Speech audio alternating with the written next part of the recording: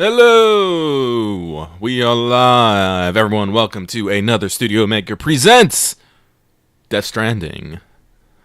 This voice coming to you right now is Lucky. Over there, he finally finished dinner, is Omega. Yes. Listen, the pizza thing's been going on, and I just so happen to be able to arrange for there to be a frozen pizza for me to cook today, so we did that. But I had to run out and grab my water refill because I may just have burnt my tongue just a little bit. That hot pizza. No, definitely. Cool. Listen, I played Death Stranding 2. I, unlocked more about the pizza chef, and I'm all like, God, I could really use a pizza. Pizza. Pizza. Hey, your pizza's ready.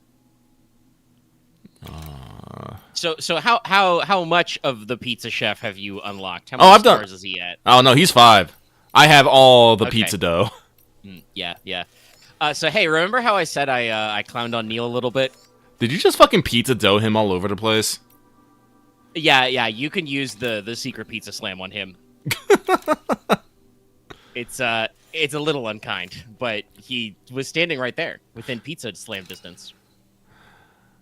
No, I did get to my second Neo fight. Very good set. I loved it.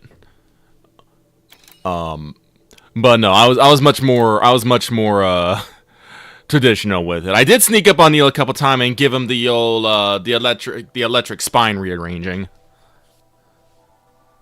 But Honestly, especially because that one is very well designed in that arena, because there's like a little stealth segment before it, and when you actually get to the boss arena, you have super jumping ability. no, it's great. So you get to do some very interesting things with boss design. Two's shaping a lot of stuff. Unfortunately for me, I've been a little slow on my 2 because the couple of segments after that fight are where the game it makes you go out of your way to do some stuff. First of all, mountains, they still suck. And unfortunately, leveling the eastern fort is a little tough. It's a little slow going. That's what I was worried about.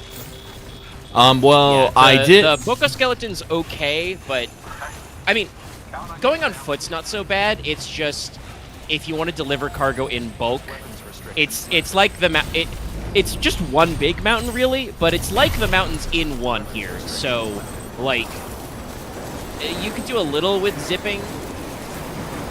Well, to let you know where I am, I just finished the Ghost Hunter quest. Yes, that's another good one. Oh yeah, no, it was fun. I'm a little slad. I was slad. I was a little sad. I was hoping like those kind of enemies would show up just more often, but I feel like they're just kind of a one-off thing.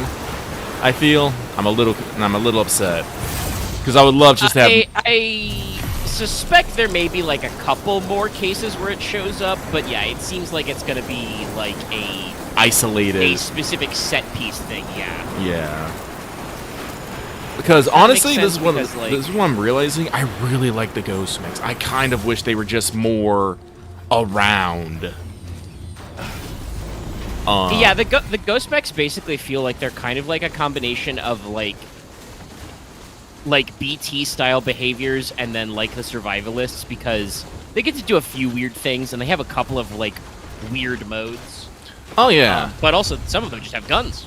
Some of them just have guns. Some of them engage you with blades. They have really cool designs, like the I don't want to like necessarily ruin it, but the enemies that you face, that's really cool. I would love just to be, auto tuning along and then not auto tuning, auto driving along with my tunes, and just all of a sudden, an alert happens and I'm under attack and I have to defend myself. And I could see them like maybe doing that as like a thing later, like I don't know, like coming up with some kind of excuse to like spawn more of them, but it is also like they go out of their way to give you lots of little like set pieces and stuff. No, it's like because honestly, the segment after because the chronobiologist wants you to go to her sister, the metageneticist. That's the step I am. I have not completed that. Yeah, that one was the part of the game where people may have seen me rambling on Twitter. That was the part where the game was like, "Hey, I want you to do something specific," and I was like, "No, video game." You do not control me, I control you. You got to pick up an emu. Lucky knows this because that's the thing. So Yeah. you got to carry an extra large case that has a living animal in it. It's very sensitive. If you just drive overland through the route you would expect, there is a forced large BT fight. You don't even get caught. It just a big catcher type BT just spawns in your way. And I was like, game, I don't want to do that. I'm in a truck. I'm carrying this emu in a truck. I don't want to have it like on my back or be in a truck where it could get beat up while I'm doing a big, scary, mandatory boss fight. And I certainly don't believe that they call it an off-road truck. The off-roading capability of the truck sometimes feels very bad. Any bit of rain and slopes, bad, very bad. Need some snow tires, man. And I tried to just drive out of my way, but then you gotta drive through fucking 2 brigand camps who throw live grenades, which if they hit your truck, which can be very random, you don't have a lot of maneuverability in the truck, really fucks up your cargo containers. So I just took the world's longest route. I like dodged all the camps, you know, got in through the back way and took the highway all the way around. To like where it hooks up with the metagenomicist's place, like opposite the animal shelter. And it was very easy to do. It just took time out of my day, but that was like my trial and error after like 2 times of just going blind. And they've had another couple of things where they like force you to do a couple of confrontations. And it's interesting, but like I feel like the game is reaching that point where it's just like, well, we have to do something new to make these areas that aren't like the mountain slopes hard. What do? I don't know. It's just gonna time fall all the time. It's gonna time fall all the time, and there's gonna be more BTs, and I'm just like, I don't know. Like, I wouldn't mind so much if there were less slopes, but the tar lake's very deep. And they want you to move, even if it's just sometimes for like standard orders or sub orders. They still want you to move a lot of cargo. So we're heading to... Also, sadly, I still haven't found a good vehicle gun. No, I'm a little I did get the mortar, and I was all like, oh, mortar, okay. I have had the mortar fire, but here's the problem. Sometimes I want the mortar to fire on unsuspecting enemies. I don't think it will fire unless they're angry at you. Yeah, I think the primary problem is just that for some reason, despite the fact that an interface for you to use weapons in vehicles exists, there's buttons for it, you cannot manually control your vehicle weapons. They are all automated. And that means the rules they play by is very weird. The sticky gun is already a little finicky with like when it decides to grab cargo. It has like a narrow cone in front of you. Mm-hmm. It can, if it's like straight in front of you, it can grab stuff a decent way away. It has a little bit of like verticality, like it can grab stuff up or down on slopes. Yeah. But I think the guns have the same cones. The heavy machine gun works because it can be a close to medium range weapon and it just fires, you know, bursts. Mm-hmm. If it actually decides to shoot a guy at close range, it'll probably take him out in 1 or 2 bursts if it catches him in the brain. Mm-hmm. You know, it's shooting the equivalent of like MP 50 cal ammo, so that's good.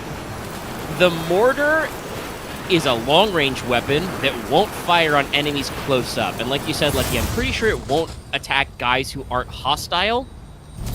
Almost every enemy type, even the guys with guns, bull rush you. Yeah. Like, no, like... They want to get in, like, grenade or stick throwing distance.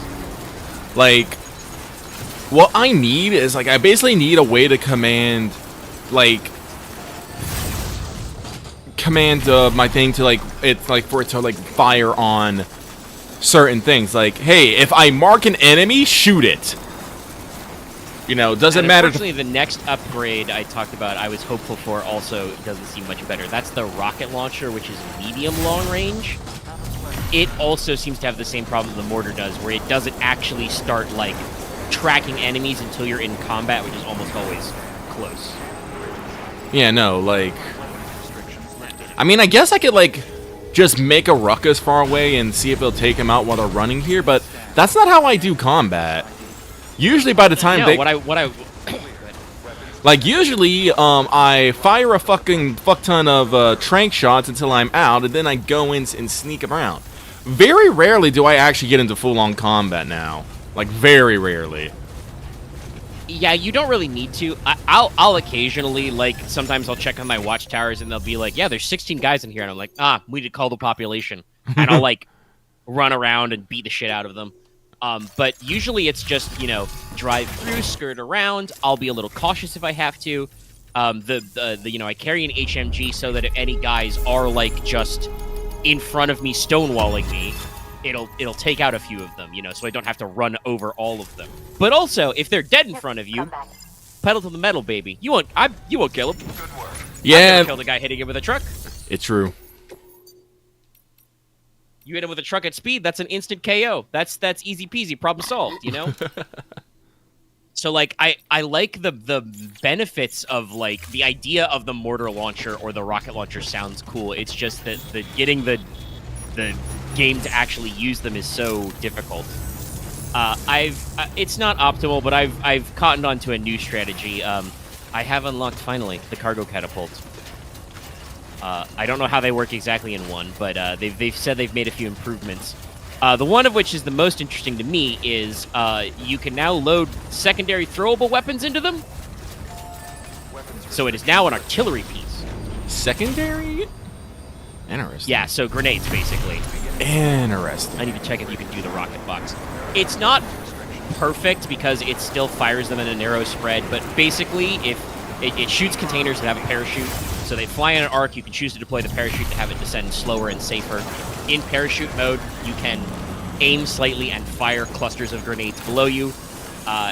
They use basically all 5 shots in 1 shot, so it's a decent little spread, but it's not super far range. But, like, hypothetically, if you really wanted to do it that way, you could just take your truck, fill it full of cheap grenades, MP grenades or stun bombs or something, and just lob them at a camp. And you could get them all without ever getting into engagement range. That would probably be time-consuming, like, it's not very time-efficient. But it does seem like a pretty, like, safe way to handle them. The aiming's a little weird, and I'm still not sure how I would use it to actually, like, eat cargo. Like, the guy I got it from even says, use it to launch cargo up mountains, and I'm like, that sounds cool, but am I going to do that? It's like, yeah, I launch it up if I launch it up the mountain, I still have to go, after it. Like, I guess that answers my question earlier of me being like, well, there's a lot of wet, slippery slopes they want you to haul heavy cargo off of. So I guess the idea is like, here's a cargo catapult. Shoot it up the mountain, walk up, pick it all up, and drop it off. So you don't have to worry about being overbalanced or slipping. But it's also like, is that, again, really resource and time efficient, I don't know. I don't feel safe about just leaving my cargo up on a mountain where it's going to be fucking snowing constantly. Yeah, it does fire a little canister, so I assume that, like, protects them for a little bit, but also the canister does have open sides, so I can't assume that it's, like, perfect protection. But the idea of using it as just a real artillery piece is very funny to me, and it does kind of work. It's just, like I said, it's a little... The odds that you're going to chew up, like, a whole bunch of guys with one round is a little bad. I kind of wish I could, like, combine it with a watchtower so I could get kind of a bird's eye view before I'm firing, because as far as I can tell, you can only, like, guess the arc from where Sam's standing by it. But it does have a pretty decent range. It goes like a couple 100 meters. Might go farther upgraded, so it's cute, but, like, there's still lots of other fun stuff going on, but I did get bogged down in a little bit of the logistics, so now I'm kind of, like, trying to wrap up a bunch of different stuff. No, I haven't played much today because I had to finish Wanted and got into some singular stuff. Yeah. No, I try not to, like, super go hard on the story because I'm trying to, wrap up, like, I still have the data analyst, I still have the architect, I still have the mechanic. I think those are the only 3, but now I've unlocked, the chronobiologist and the ghost hunter, and East Nod is still there. I'm all like, I was like, you guys have me doing a lot of stuff, and you're not, like... I will tell you, the line of, like, there is, like, plot stuff peppered in, but the line, apt to the metageneticist, or metagenomicist, or whatever her actual title is, that's, like, another way to be like, okay, you're now immediately going to unlock like another distro center and then another sub order to get a new guy. So I'm like, I try to like generally like slow roll that stuff so I can. Oh, I don't have enough Kyro crystals in there. God. Backpack cover is in this game though. That is important. I have found that it's in one of the guys afterward. It's I like have I to said, there's lots of still cool unlocks, but there's weird stuff. And like, yeah, I actually found that like getting the architect max, I feel like I've let that one like go very long. I don't know what it is, but I feel like he's a slow build to that 5th star. He might be. Again, I feel like there are like different like star levels for like them all. But I had to come all the way out here just to recycle some shit so I can... Here, I don't know. Let's see here. Let's break some shit down, though. Break it down. This, I will say, at least I am glad that the game doesn't do, is that, like, on the one hand, I wish there wasn't a reason to, like, go back to people I've already max leveled. I kind of feel like that is missing from Death Stranding 2. But I am also glad that, like, I'm not getting 9,000, special shoes or special ladders that I'm like, do I really want to use my special gear?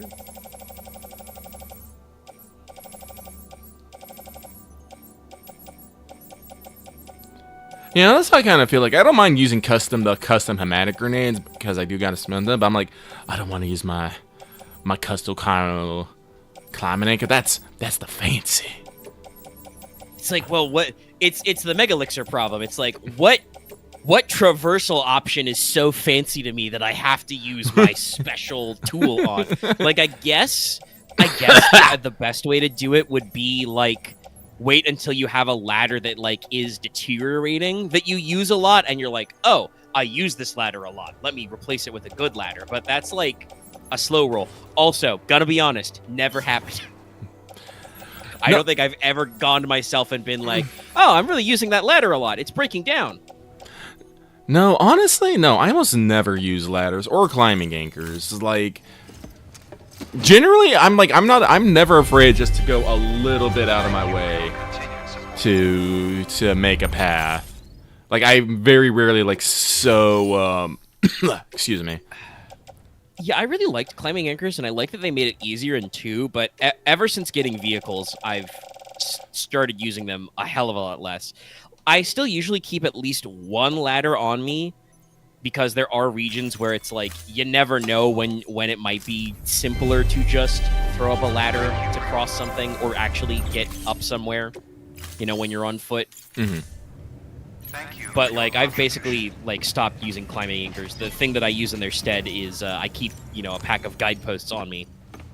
Because, talking about going out of your way, guideposts are really good to be like, oh, let me mark the specific path that's, like, a mountain trail down from this cliff. Or, this is my road turn-off to go to X person, Mm-hmm. Like, and they provide light at night. So, like, guideposts rule. And unfortunately, a couple of nasty accidents with rope physics just like, I'm just like, I don't want to rely on climbing anchors.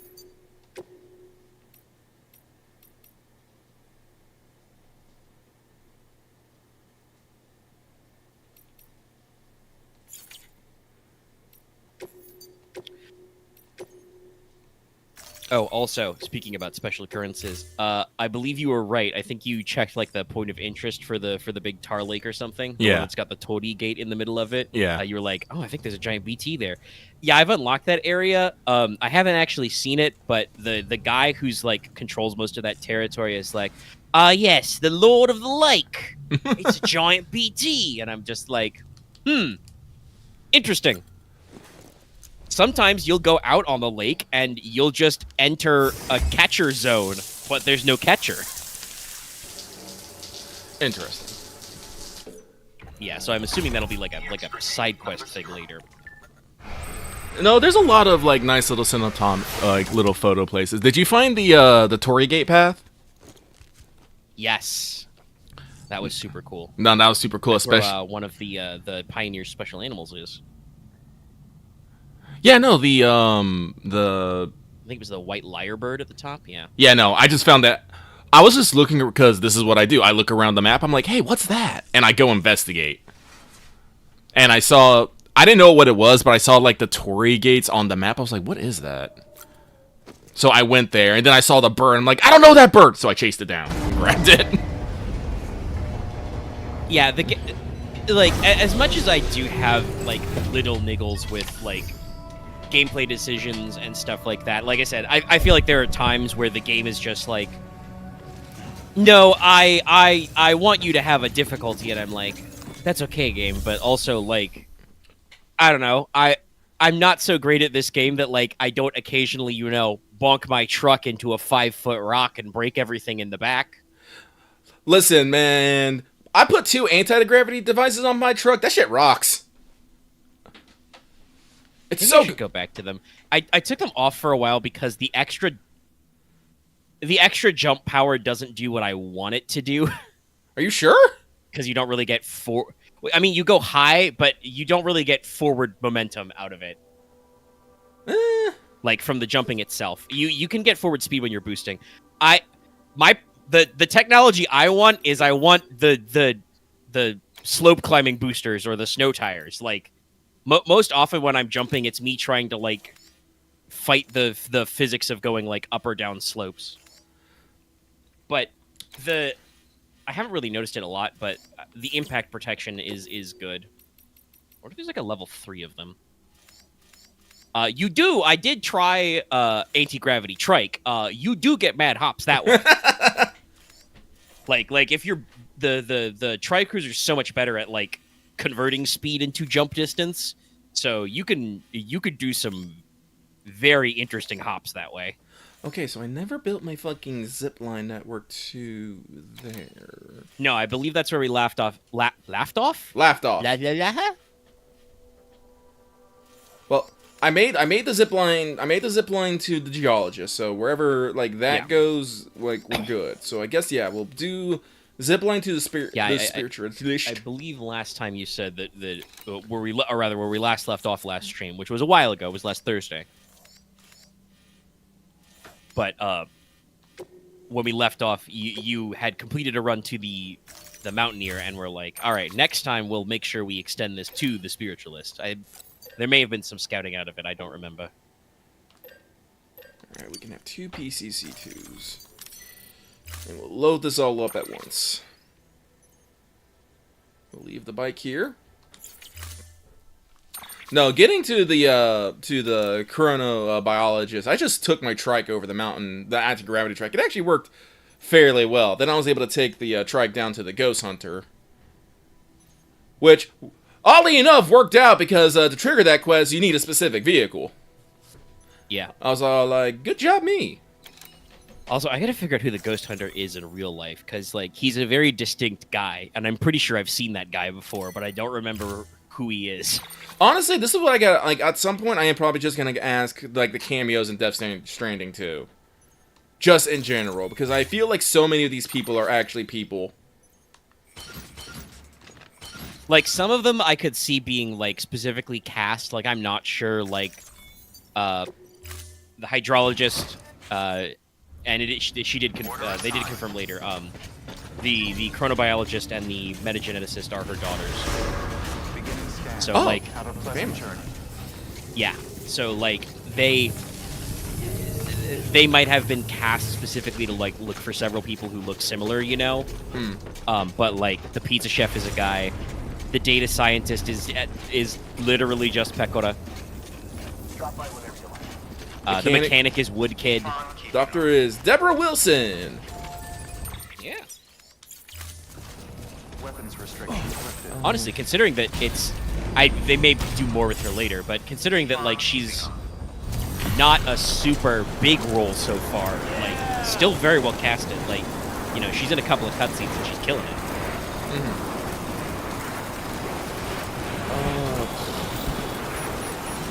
The Pioneer also feels like he's somebody. The guy at the distro center, the actor, I can't remember his name, but you know, he's a dude. I can't remember his name to say it. He was in, you know, he's in the Doctor Strange films. literally Gen Hoshino. And some of this might also be, you know, again, this is like a big coin flip where it's like, okay, some of these people are actually Australian. So are they like Australian actor people, or was it that Hideo Kojima just happened to hire some Australian actors? I don't know, actually. You know what? Let's just do Death Stranding. Let's do a pause here. Let's do a research. Death Stranding to cameos. Cameo list. Here we go. Let's see here. Alright, Sam, Franchel Tarman, George Miller, Higgs, Tamara, Ella Fanning, Faith Atkin. Let's see. The president is Alistair Dunker, known as his work as Mimir in God of War and God of War Ragnarok. Ha! Let's see. That one, actually, that's good casting, because he's not doing a Scottish accent, so... Alright, let's see here. Neil, actor, Lucian, actor, Hartner, cameo, doctor, Deborah Wilson. The Dowser is, I'm assuming, Cecile Brune, who is one half of the art of a French art duo, Altair Cento. Oh, then wow. I bet the other duo is her special friend. Probably. Makes sense. Actually, let me look it up real quick here. Altair Cento. That guy doesn't talk, but you do get to see his face. Let's see. The guy is... Ooh, interesting. Altair Cento, they're a graphics novel, but they actually, they create comic books, video games, and installations inspired by their travels in Japan. Let's see here. Let me see if I can find a picture of this guy.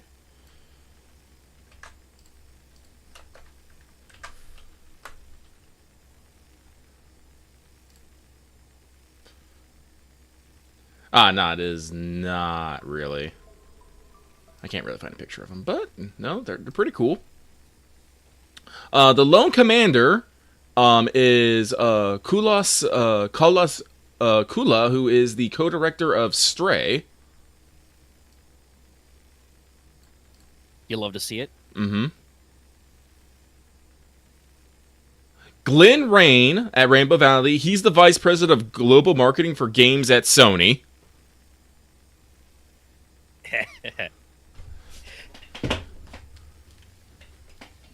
Let's see here. We've got Gen Hoshino. Errolson Hugh, that's Alex Weatherstone. He is the founder of the clothing brand Acronym. Actually, I think that makes sense. I think you see him wearing, like, like some brand name clothing there. Makes sense, makes sense. Oh, what? Oh, wait, hang on, sorry. I'm kind of reading ahead here.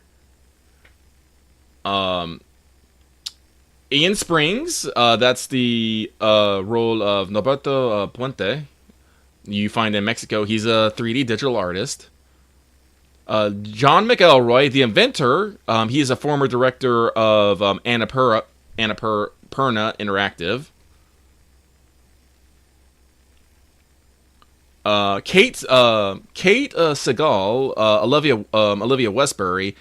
She is a horror actress known for her role in The Haunting of House Hill. I don't know if that's the proper amount. That was a haunting. Pretty sure I've heard of her. Yeah. But yeah. The Animo Shelter. The thing I... Go for it.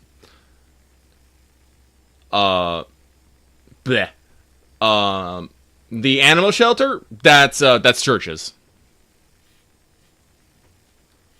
Makes sense. That's just straight up churches. What I was going to say was, the thing I like about actually doing this research and finding out these names is that, like, obviously there are a lot of actors that people catch, but also just shout out to Hideo Kojima for just tucking a lot of gaming industry people from all over in here. You know, you've got global marketing at Sony, but also you've got, you know, Annapurna, one of the guys who worked on Stray. Oh, this explains so damn much.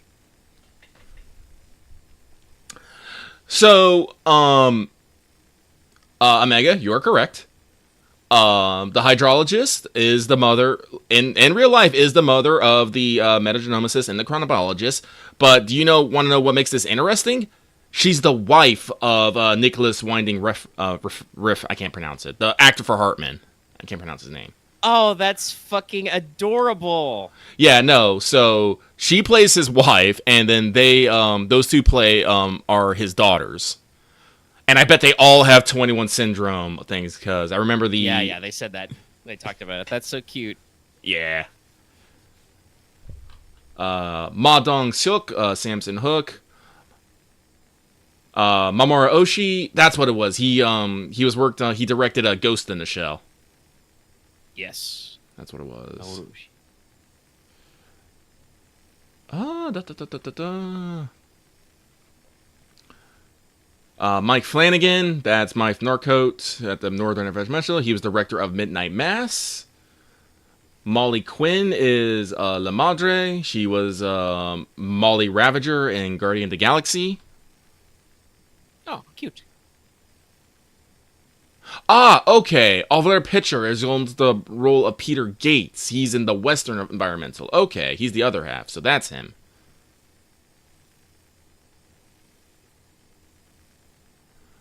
Patrick Claude, that's Victor Frank. He's returning his role.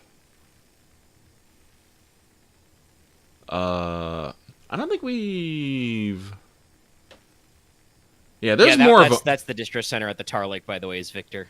He gave me the cargo catapult and also gave me a grenade launcher, and I was like, Victor, I love to see you. He's like, hey, Sam, what's up? He's a big fucking gun. Yeah, we got Peck... Thank you, Victor.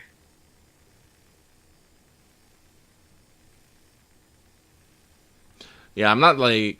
I don't know I don't think we've gone to a lot of these other locations yet.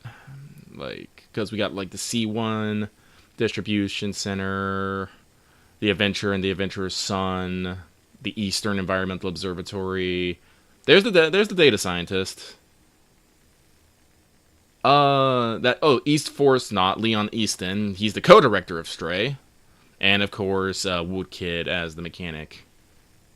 So what we're learning here is that Hideo Kojima really liked Stray.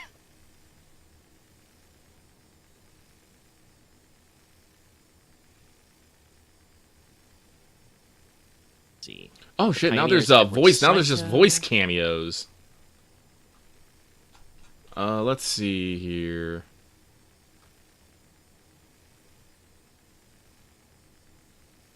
Pioneers Edward Saito, who works at Sony Interactive. The Ghost Hunter is Kevin Ko, who directed a horror movie.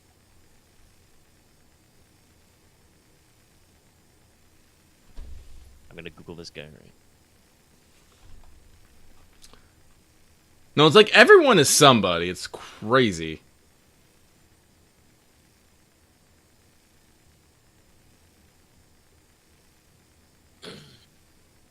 All right, but that's enough of that. We got to get to the mountain here. All right. So we got to get to the spiritualist. How far is that? That's only 130. Might have to do it though.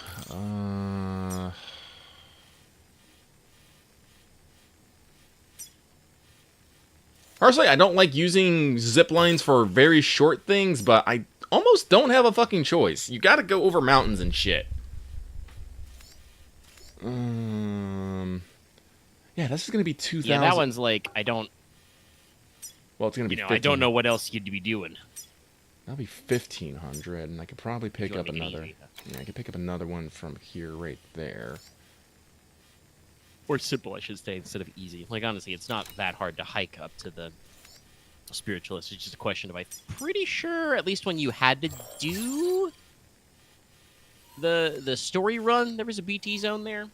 Well, there's Timefall there. There's still some Timefall there, so possible BT activity. Well, I got my BB. That is something that I know. I think 2 does a little bit more. There are a few like areas that are very permanent BT zones. The place between East Knot and the Ghost Hunter is, I think, like a permanent BT zone. Yeah. I've actually been. I finally got grabbed by ghoulies out there. I think this Properly. one. Like I got out of my truck and one of them grabbed me. Honestly, I do feel like I'm not actually engaging with BTs as much in Death Stranding too. Like, Yeah, I think there are a couple of cases like it might be a standard order, or it might be an aid request. There's something from Eastnot that's like recover some lost cargo that takes you like into the BT zone. That's why I did get grabbed. Because I was like, oh, I thought I'd be a smarty and just run up and cut their cords. Cord cutting's a little finicky though. I think you have to be stopped for it to work. you might be. I got pretty close when you do the mission to get the dog mine for the data analyst. I actually took that opportunity to fucking go farm some fucking BTs. Yeah. The only one that I could not get was in one room. There was just a giant fucking gazer, I guess, that you can't cut. And I was just like, oh, hello there. Yeah, I think I remember that guy. I think he's standing right over the dog mine she wants you to pick up. Yeah, I shot that guy. That mission is also where I was reminded of how red BTs work. You can only cut the cord. Well, and it's great. Well, it's great when you cut their cord because they drop a fuck ton of Caryllium. It's very cool. True. I will say, if you go to the area between the Ghost Hunter and the East Fort, if you haven't seen it yet, there I saw some gold BTs. Ooh, really? Yeah, I don't know if they have special resistances, but I did cut their cords, and they also drop a lot of Chiralium, a lot of chiral crystals. This is something that that area is a little freaky, though, because they have fat BTs, who I do think just have more HP, and they have baby BTs, which are very small and hard to sense. So, like, there's a little variety. It's just, like you said, it's interesting because the game does not force you to interact with them too much. Like, honestly, I feel like I've been, rather than, like, forced stealth segments with actual BTs, like, I think the one mission for the data analyst is, like, one of the few times where they actually, like, really make you sneak by them in an objective. You, like, literally can't go around. Ooh, excuse me. I've especially recently had more forced catcher fights. They have a reason for that, though. I will say, again, talking about the escalation scale, Death Stranding 2 is crazy. Lucky's already found my last batch of things I found that were fucking insane. The coffin board. That's so dumb. The rubber pizza dough. Also dumb. But immensely satisfying to just absolutely knock a bandit on his ass with a piece of fake pizza dough. I'm not gonna... Immensely satisfying. Also, stealthy. I don't know. I mean, I suppose it's more stealthy than a grenade going off, but I would hope that normal people would have a little bit of situational awareness to go be like, oi, was that just the sound of somebody doing a fastball pitch right by Gregory? Gregory, you all right? Just covered in fucking pizza dough. Delicious. But the metagenomicist also gave me something else that was very wacky wild, and I'm like, this is just a thing we can do in this engine? So, like, they keep finding ways to surprise me. Which I'm glad about. I'm glad that, like, you get there's still, like, new tech. A completely different guy, a sub guy, gives you I don't know if I'll use it for sure, but it's really interesting. Remote detonation grenade launchers. So you can shoot them and forget them. I mean, I get, blow them up later. Do they have? Is it like just like an MP, like specifically one, or is it like a trank? So far, the one he's given me are MP, yeah. So multi-purpose. The interesting thing is that he also gave me a lightweight version, which I don't think you can get out of the normal grenade. I don't know, I'll see. But, like, I'm just like, that's cool. I don't know if I'm going to use that anytime soon, but it's neat. Like, just a lot of little things you can get. What's up? Mic for a second, everybody? Hold on. But, no, like, when it comes to grenades, I really don't use them.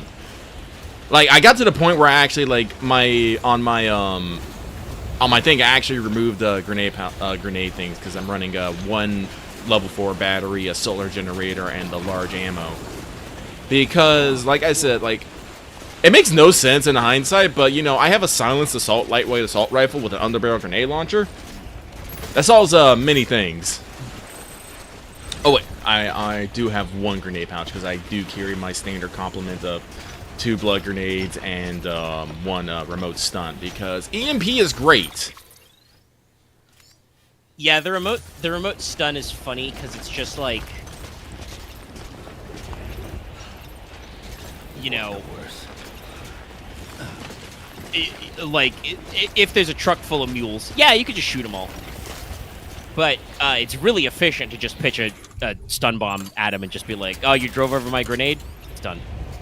Get stunned, nerd. And trust me, they'll lock up your truck if you're not careful. Oh, yeah. I just need to upgrade this one. It'll be fine. Okay, I was going to say, is the plan to give this guy the old upgrade? Yeah. I just got to upgrade 1 of them, and we're not too far from the spiritual. I think she's just literally... Yeah, right over there. That's my next pick. Because we're going to stop here. Yeah, she gets chems. She gets enough chems for at least 1 upgrade. We'll do that. Put 1 down there. Zip back over here. Upgrade this one. Bam, bam, bam. We have a path.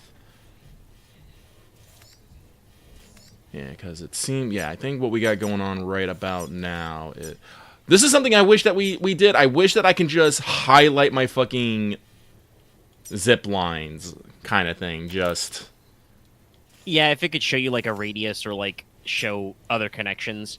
I do kind of feel like Death Stranding 2's gotten better by, like, not, like, illuminating, you know, other people's paths on the map or even your own paths, you know? Well, not as for, much, like, yeah. Tracing your most recent steps. But I definitely wouldn't mind if in either of those games it, like, properly traced all the lines. Because I think that glowing line is just to show that you're on the edge of a network node.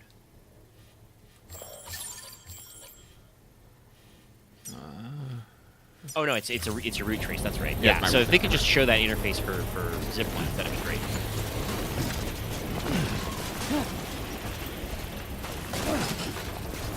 All right, Tally-o. But yes, running around in the mountain with, you know, my fucking all-terrain skeleton, my fucking 2 thermal bottles.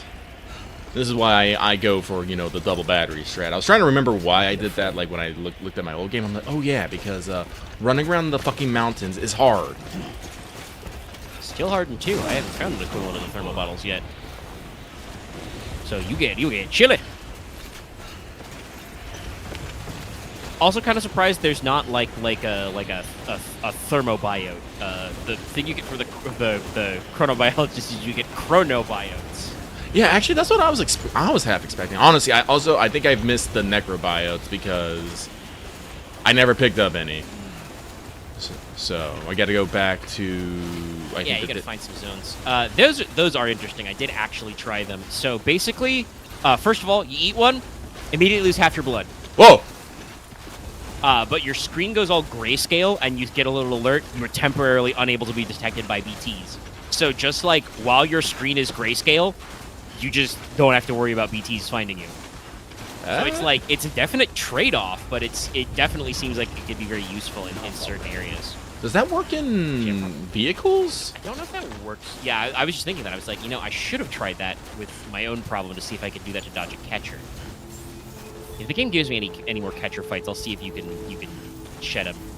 Because the screen effect stayed in my vehicle. Oh. I do also though don't know exactly how like the you can't be detected effect works because it might result in like other stuff, you know, like you might just run into them physically. Maybe. Welcome. Give me cool shit.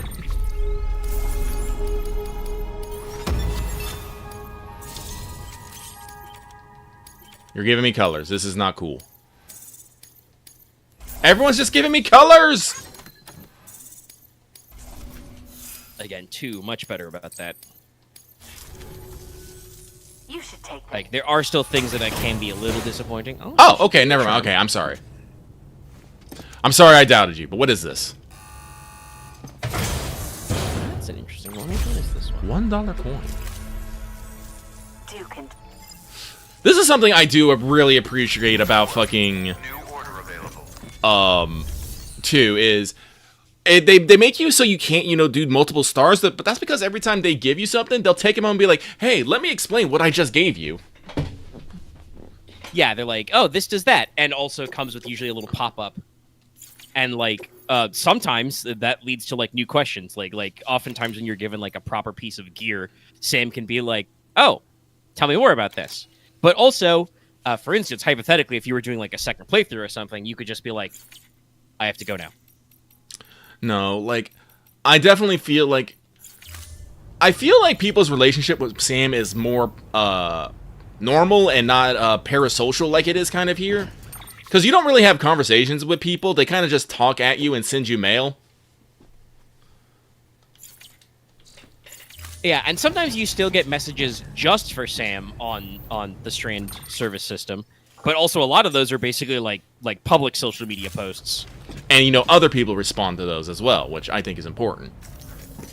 No, very good world building to see, like, in the comment, you know, threads, like, other characters talking. Like, for example, there's a post that Westfort makes about, like, oh, I just had a huge, you know, gatequake and tar flood, and, like, the distro center guy, Hook, is like, oh, I hope everybody's okay. We've already set up an order to send you relief supplies, which, that, you know all that because of the story, because that's literally a standard order you have to do. Mm-hmm. But it's still, like, a really good environmental note to, like, actually see them go back and forth. No, I really like it. The closest we get to parasociality is the kind of interactions you get with the local porters. Yeah. Because, like, those guys are like, Sam, you're the best. What would I do without you? I think I got my, like, rep level with those guys up so high, they sent a message just being like, don't worry, Sam, you're the greatest. If I ever see you in person, I'll make sure to give you something good. So I don't know if that's, like, they ranked up, like, what kind of things they'll offer me. I also appreciate, I think they do in 1, but it doesn't happen very often. But I feel like in 2, I've noticed more if you do like, you press the pad to have Sam call out.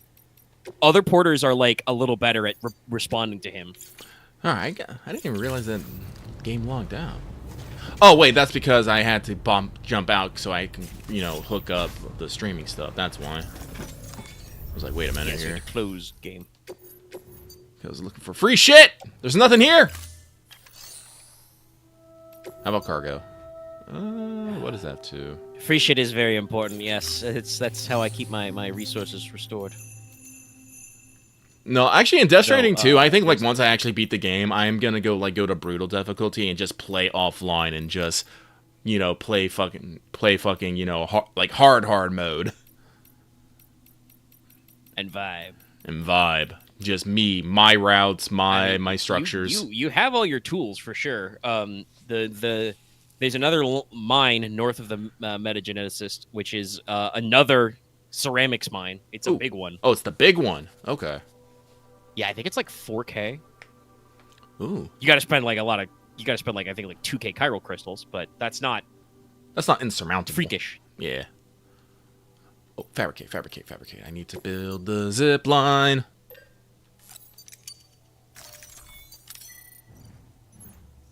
Hang on to a rack. But, yeah, no, like, I've been playing, like, online, and, you know, getting the A-Pass upgrades for stuff is cool, but generally I don't need them. Let's see here. There it is.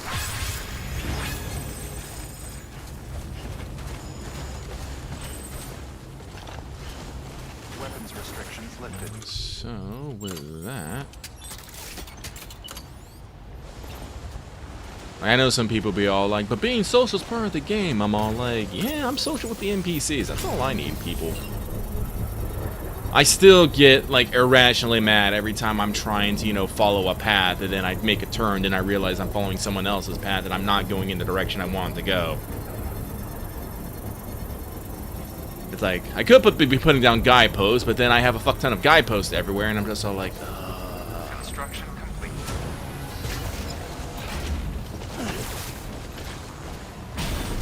let's zip over here real quick. We'll upgrade this one, which will let us connect that one. Then we'll have a route. I'm a little sad. I was not able to properly hook up the one that's by Hartman's lab to my geologist one. This, like, the height just does not work out, and I'm a little sad. So for that area, you basically have to go downhill to go to the one next, and I have to go up to go to the geologist. This is why I think one of the reasons maybe they put, like, you know, the curving and stuff in 2s, just, you know, you can get a little bit more leeway on those kind of things. Yeah, the curves are funny because like the like arc shot up, very good, but you can also squiggle them like left or right a little bit too. Yeah. And that works really well for a wide variety of terrain obstacles. Structure upgraded.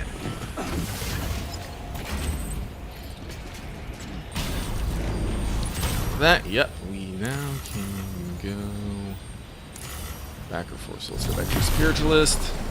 So we're gonna do some quick deliveries around, see if I can get some cool things. TM. Then we'll start seeing about what we gotta do to get to the... Beginning scan. I forgot what the next person is called. Paleontologist. Paleontologist, yes. Weapons detected. All weapons will be locked until I have to take that from Hartman's lab.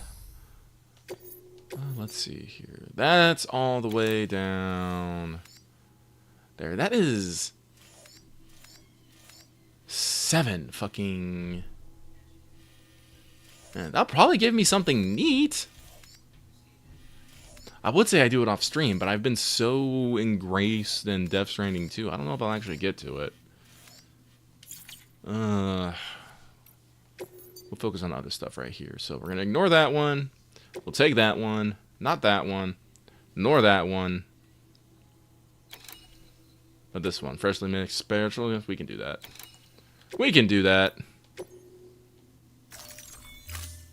We got the power of speed on our side. Throw it all in the back. This is why you invent zip lines. delivery parameters updated. Time limit set.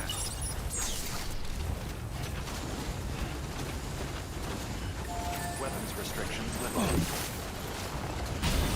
Punching my structures for luck. That's pretty common, you know. You may have seen the old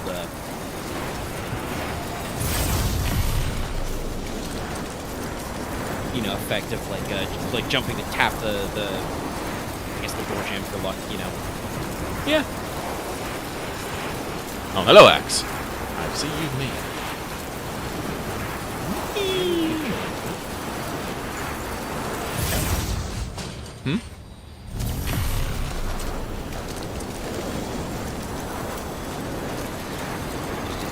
Like if I tab around the stream preview on YouTube, sometimes I don't know how it does this, by the way. It goes way farther back than where I left it, right? Like it'll scroll back to like 30 minutes ago or some shit. I'm just like, what? Huh? I do like to keep it open and running though, just in case there is anything going on with the stream. Right now, nothing. Looks great. Crystal clear. Count all the snowflakes, everybody.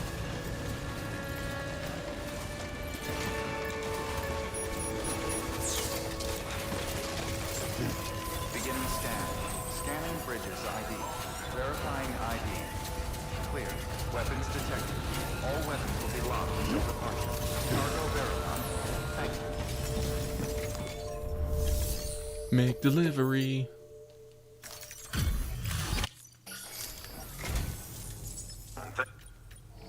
Thank you, Cap. You gotta give me. Yeah, no problem, fam. Woo!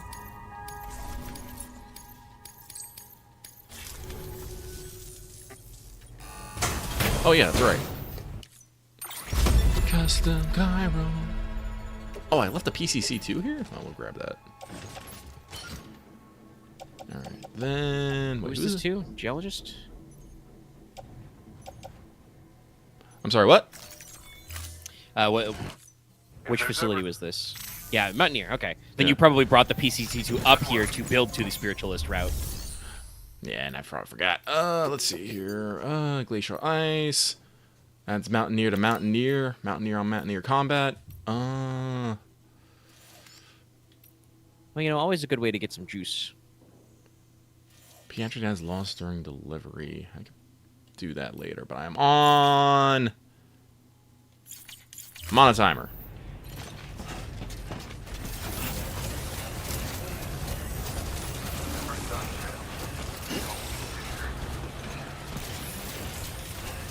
Come on, Sam, run. Weapons restrictions lifted. How are you letting frozen water defeat you, Sam? You're actually doing pretty good pace. I know, but I gotta keep encouraging. That's true. Sam likes encouragement. He's going pretty fast though, considering it's a little hard to tell how deep the snow is sometimes with the way the engine works, but some of that was at least ankle deep, and some of it might have been deeper. Woo!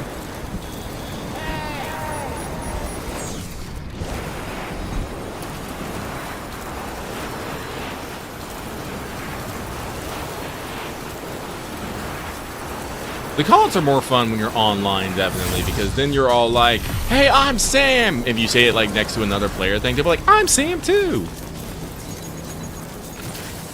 Yeah, I've heard that echo back sometime. You say, I'm Sam, and then you'll hear back, oh yeah, that's me too. Sam's my name too.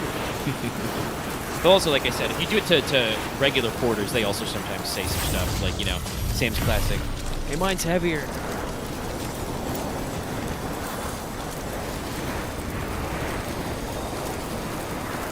Speed! Don't give up.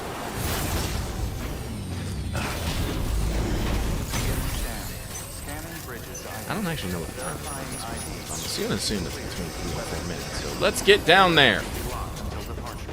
Cargo barrel decontaminating suit. All clear. Speed. Sam Porter Bridges.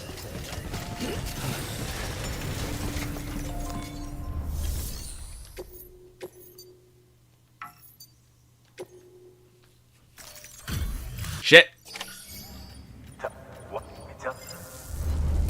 Did I do it right? Okay, I did. I thought I accidentally unselected it. Speed!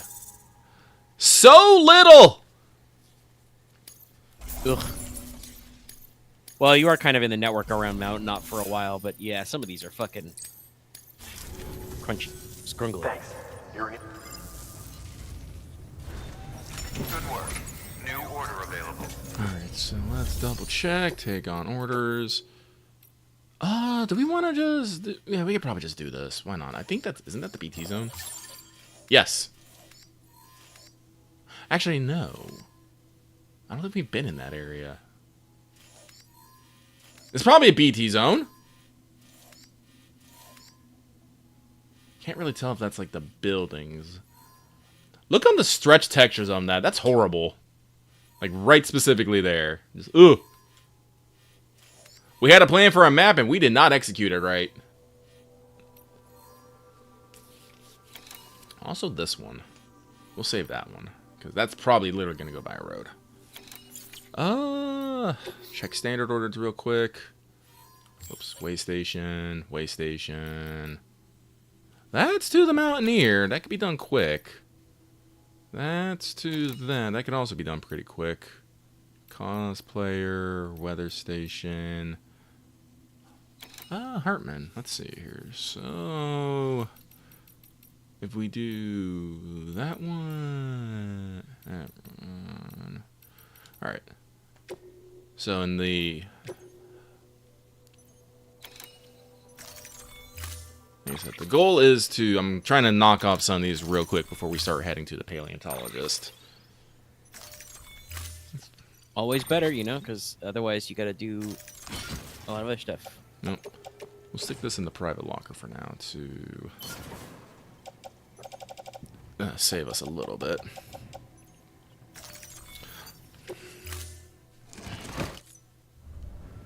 Order assigned. Oh, actually, hang on. That reminds me. We have this system. Oh, I was actually reminded of something. Wait, no. What's up? Which is also very funny. So I've been chewing my way through another Rubik's Raptor VOD. He played a Broken Arrow, a modern RTS with some of his boys, and posted the VOD recently. But in that VOD, he said that they're starting another Vintage Story playthrough. Oh, okay, cool. I believe he said that this one will involve a expansive elf and dwarf fantasy mod. Oh, okay. So I bet there will be VODs and also edited videos that come Have out a soon. pleasant journey. This Friday, I believe, is when the series starts. Cool. Yeah, I know Rubik's vids were a little out there because he said in one of his most recent ones he caught COVID, so I think that's why he's missed a couple of weeks of uploads. If you have time for a video session, I gotta throw his latest Star Wars one where he and the boys played battle droids. And it's about as you would expect. Though you will be happy to know there are a couple of clone juggernauts of turbo tanks, which are very great. Yeah, the enemy side. Oh. Just fucking pulls. One of them just pulls out in the middle of the road while the Ignis guys are walking up and just schwacks them all. Reverses, goes back.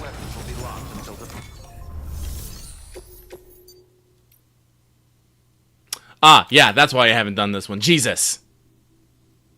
Right. Yes. Oh boy. That one's... Sensitive, large consignment.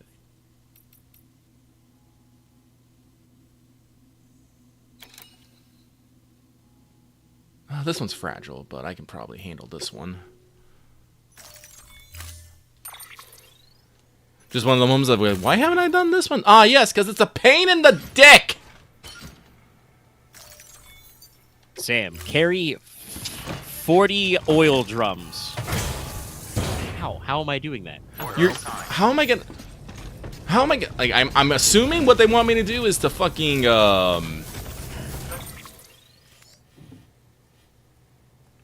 Honestly, I might just install a fucking cargo catapult, be like, yeet!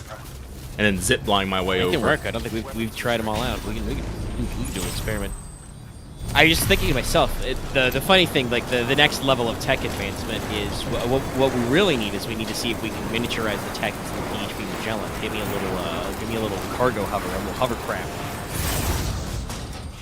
Like they can't fly aircraft like up into the cloud layer because it fucks with electronics. But like we could get like a little compact cargo helicopter, maybe like a quadrotor or something. Sorry, I just gave myself the mental image of Sam, you know, with like a giant quad rotor strapped to his backpack, so he's the helicopter. Yeah, but flying, you know, perpendicular to the ground. I'm just trying to think, like, they say, like, you know, chiral communication has made, like, flying, like, impossible, but I'm trying to think of, like, actually, like, how that works. Like, I know it blocks, like, signals and stuff, but I don't know, maybe it, like, gets in engines and it does it bad? Yeah, they talked about it again a little at the beginning of 2, because they're explaining, like, why the plate gate is so important, is that, like, long-range aircraft don't work because they... At altitude, if you get to the cloud layer, that's all full of, like, chiral contamination and timefall, basically. So, like, it just... There's so much chiral density in the upper atmosphere that just electronics just straight up shut down. I guess it's kind of like that effect where when you enter, like, a VT zone, which does say, you know, chiral density rising, like, your truck will freak out a little bit if you don't have that one charm. That's true, and if that happened to a plane, well, everyone just dies. Yeah. And if, especially if, like, it was so intense that it just, like, didn't come back on. But I still think that, like, just thinking about the height that Sam's at, like, you could get some compact helos. The problem, I guess, is just that the time snow, the timefall snow would be, like, and even the regular timefall would just be brutal because you have to make planes and helicopters and shit light. Well, honestly, like, considering how we understand technologies works, they could probably make some chiral-based aircraft device. Or at least, you know, fucking... Like some sort of I like, guess you could, yeah, you could bling up like do a helicopter or a rotor based drone and like bling up the blades. So they're, yeah, if like, you blink chiral up the coated blades or with something. chiralium, like, you know, used like their resistance and frankly some of their fucking anti-gravity ability, because guess what? For some odd reason, I guess chiralium is anti-gravity. Well, Because you know, the whole it's called chiral because it's supposed to be like handedness. So like if that is like chiral matter, you know, basically has opposite handed gravity, right? yeah, Like that could be really interesting. In our real life, it's a very interesting feature, you know, hopefully people at home know about the 4 fundamental forces. If you only know about 2 of them, that's okay. Strong and weak nuclear don't come up a lot, but magnetism is polarized. It's not handed, but it does have polarization, which means that like magnetism can either repel or attract. Gravity is purely attractive, and honestly a lot of people have talked about like theory-wise where like Einstein's theory of gravity, which has been pretty well proven, is gravity's not even like a force, it's rather that space and time is like one thing and gravity distorts it. I can do for you. But gravity is purely attractive. But hypothetically, if you did have an anti-gravity, a reverse gravity, that would be kind of like it would be like magnets repelling, you know? yeah.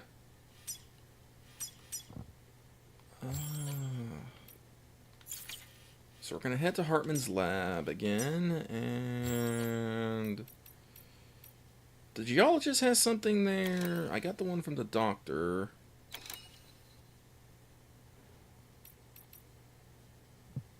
Wait, I thought I did the one from the geologist. Or oh, wait, I did. I see the mark there. Dirt. I got the one from the doctor. Oh, there's 2 at Mountain Knot City. Okay. And 2 there. 1 all the way over there. Jesus. And 1 all the way here. Well, let's head to Hartman.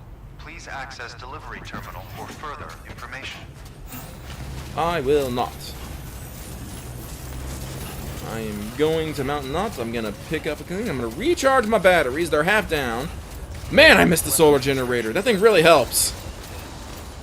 Yeah, you know, it's shocking what just a little bit of constant generation. Another one that's really good is it's an A-Pass upgrade, but you can get the Timefall generator. Yeah. And just Sam battery passively recharges in Timefall. You wombo combo those together and just like I can count, I think, on one hand the number of times in DS2 I've actually run down Sam's batteries. Honestly, the more I think about it, I might get rid of the well, actually, I don't know what else I'd put in there. Maybe some anti-chirals. Because like I said, I got the highest level ammo thing, solar thing, and one grenade pack, so I can carry just a little bit extra, and a single patch. I had enough room for a single patch. Yeah, I believe I have 1 battery, 1 solar, 1 ammo, 1 grenade slot, similarly. So it's not like crazy. No, I should but put more solars on. Maybe that's what I should do. yeah, that's what I was thinking. So like, I think I might remove my battery, put on like an additional solar, and see what else might be fun. I feel like I don't want to be too dependent on something because there's always a chance that like I'll get something super cool for the backpack customization because like they keep giving me new shit. Even this late in the game, and I'm like, that's interesting. We could make a build out of that. I'll say it. I'm going to take a break ski trip. A break ski.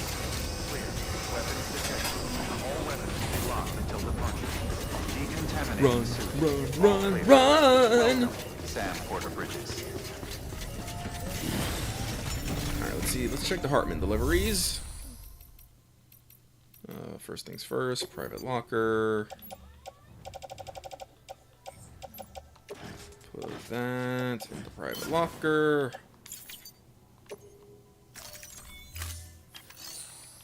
Then take on order, standard orders. Said we have 2 for Hartman here, so let's. Oh, there was another one for the spiritualist. Shit, I should have grabbed that one. That's for the geologist, and that's for the cosplayer. That's the weather station. Where the one? Oh, well, there it is. Hartman wanting that drink. I thought there was 2 here. Did I? Not? Okay. That's 100. I can wing that. Geologist. Roboticist. Ceramics. Maybe it hasn't. Maybe it hasn't spawned, or maybe it's on a cooldown. I don't know. I don't know. We're gonna accept these orders.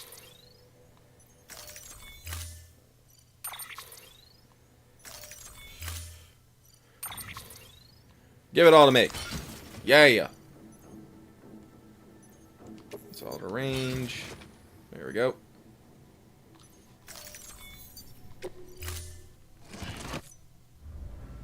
Order assigned. Beginning scan. Have a pleasant journey.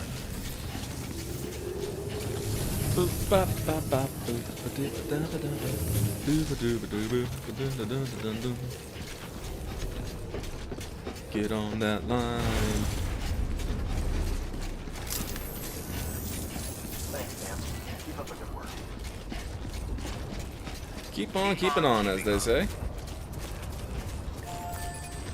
Weapons restrictions lifted. And away we go.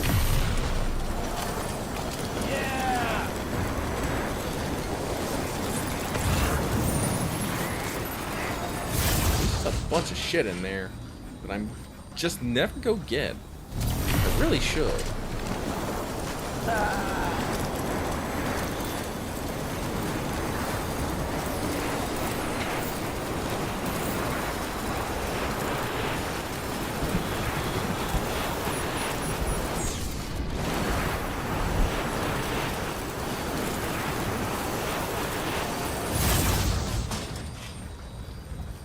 Going to that one.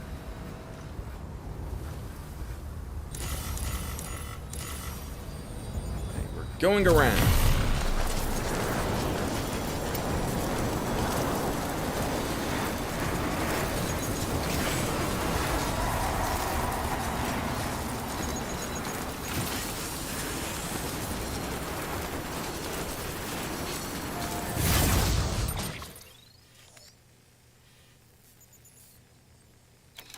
Wait, nope, I'm an idiot.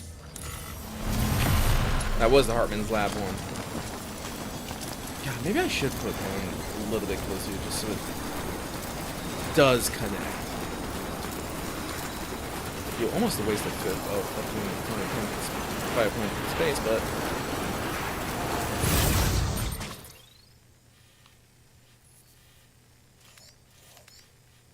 unless I can like squeeze these like closer somehow. Because that one is only 372. If I can like close that by like 22 meters, I could just zip across. I don't know if I could though.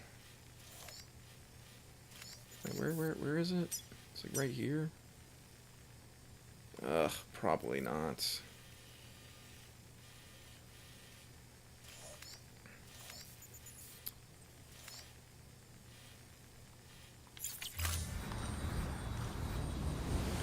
Again, because the fucking rocks are in the way, I don't think I can actually get closer because this one's actually like really good. Like this one's like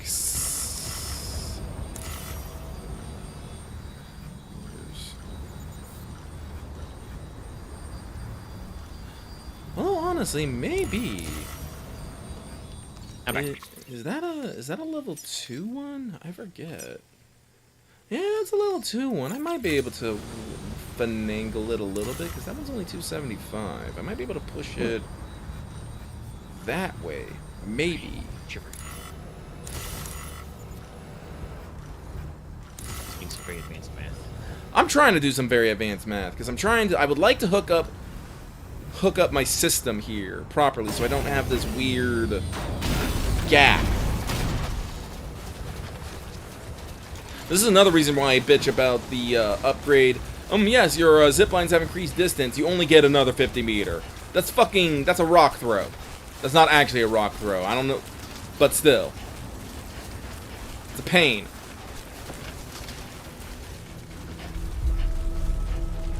drop off some things here and see if I can finagleize things. Well, I gotta get to, first I have to get to the geologist because I have stuff for them too.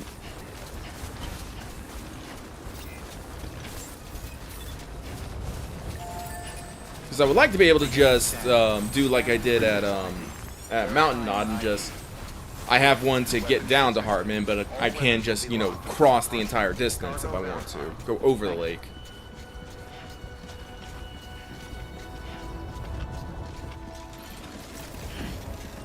Do not bite it right here. I will be so mad. Yeah, don't eat shit. Drug it in. Alright. Here you go. Alcohol. Complete. Give me something good.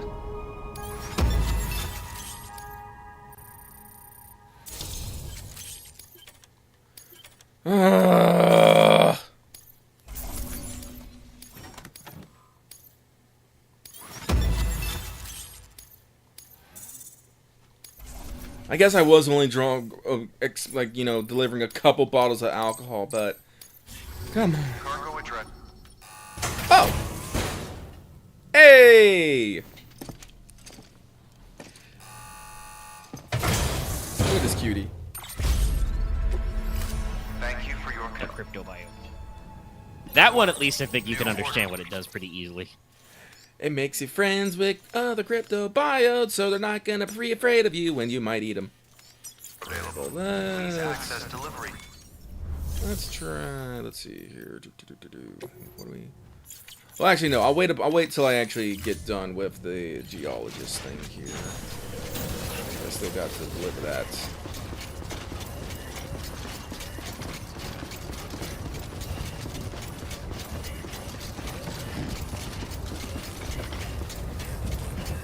Ideally, if I can move my zip line from like, where is it? Where is it? Is it this one? Yeah.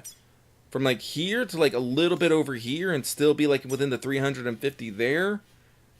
I can do some stuff. I don't know if I can though. That's the problem. But let's go deliver this first, and we will go see. Whee!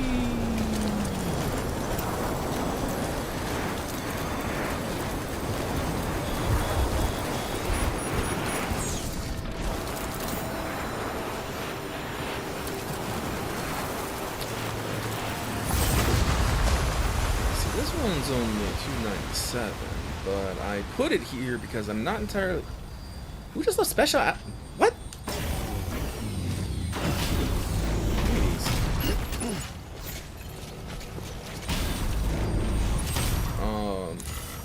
Is it somebody's special alloys or just ones in the wild? Just one's in the wild. I don't know, but sometimes in 2, I do feel like they spawn materials just near things that'll lead them. Like, sometimes I'll just be cruising near a road and I'll find 320 ceramics, you know, and I've found, like, 200 special alloys under a monorail, so I don't know. The game might work like that. But, like, let me see here. You can't go too far down because, well, actually, if I might have to make micro adjustments to the entire fucking network, but that's how the zipline network works. Yeah, by the way, we do have rockfall. Rocks do fall in this area. Not caused by great quakes, they're just ornery. Happens sometimes, yeah. Ooh, yeah, no, I probably could have done this one a little bit better. I put it kind of in the middle there, but if I had put it more towards the edge, it'd be a lot easier for me to probably push the other one forward. This one, thankfully, this one's only level 1, so it won't cost me anything to break it down and remove it, so that's good. But yeah, no, we can move that one into a slightly more advantageous position. I was probably just done with life after having to climb the fucking mountain to put that up there. Especially since they like to give me whiteout fucking conditions up here. And let me tell you, climbing a mountain during a whiteout, that sucks. That really sucks. Verifying ID. Clear. Weapons detected. All weapons will be locked until departure. Cargo verified. Thank you. Make delivery. What, you just gonna give me more colors? I bet you are. Oh, I don't even have enough to probably do it. It's gonna be a little bit. Oh, actually, that was a sizable amount. Never mind. I take it back. Tell me.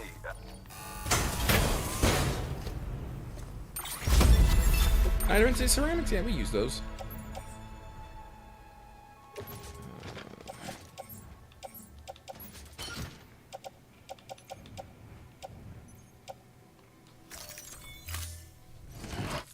Alright. So with that in mind, let's recycle this stuff for now. Everything else looking okay. 0 damage, 0 damage, no damage, no damage. Oh man, by the way, have you been doing the hot spring quest, Omega, into? No, actually, I don't think so. Oh, really?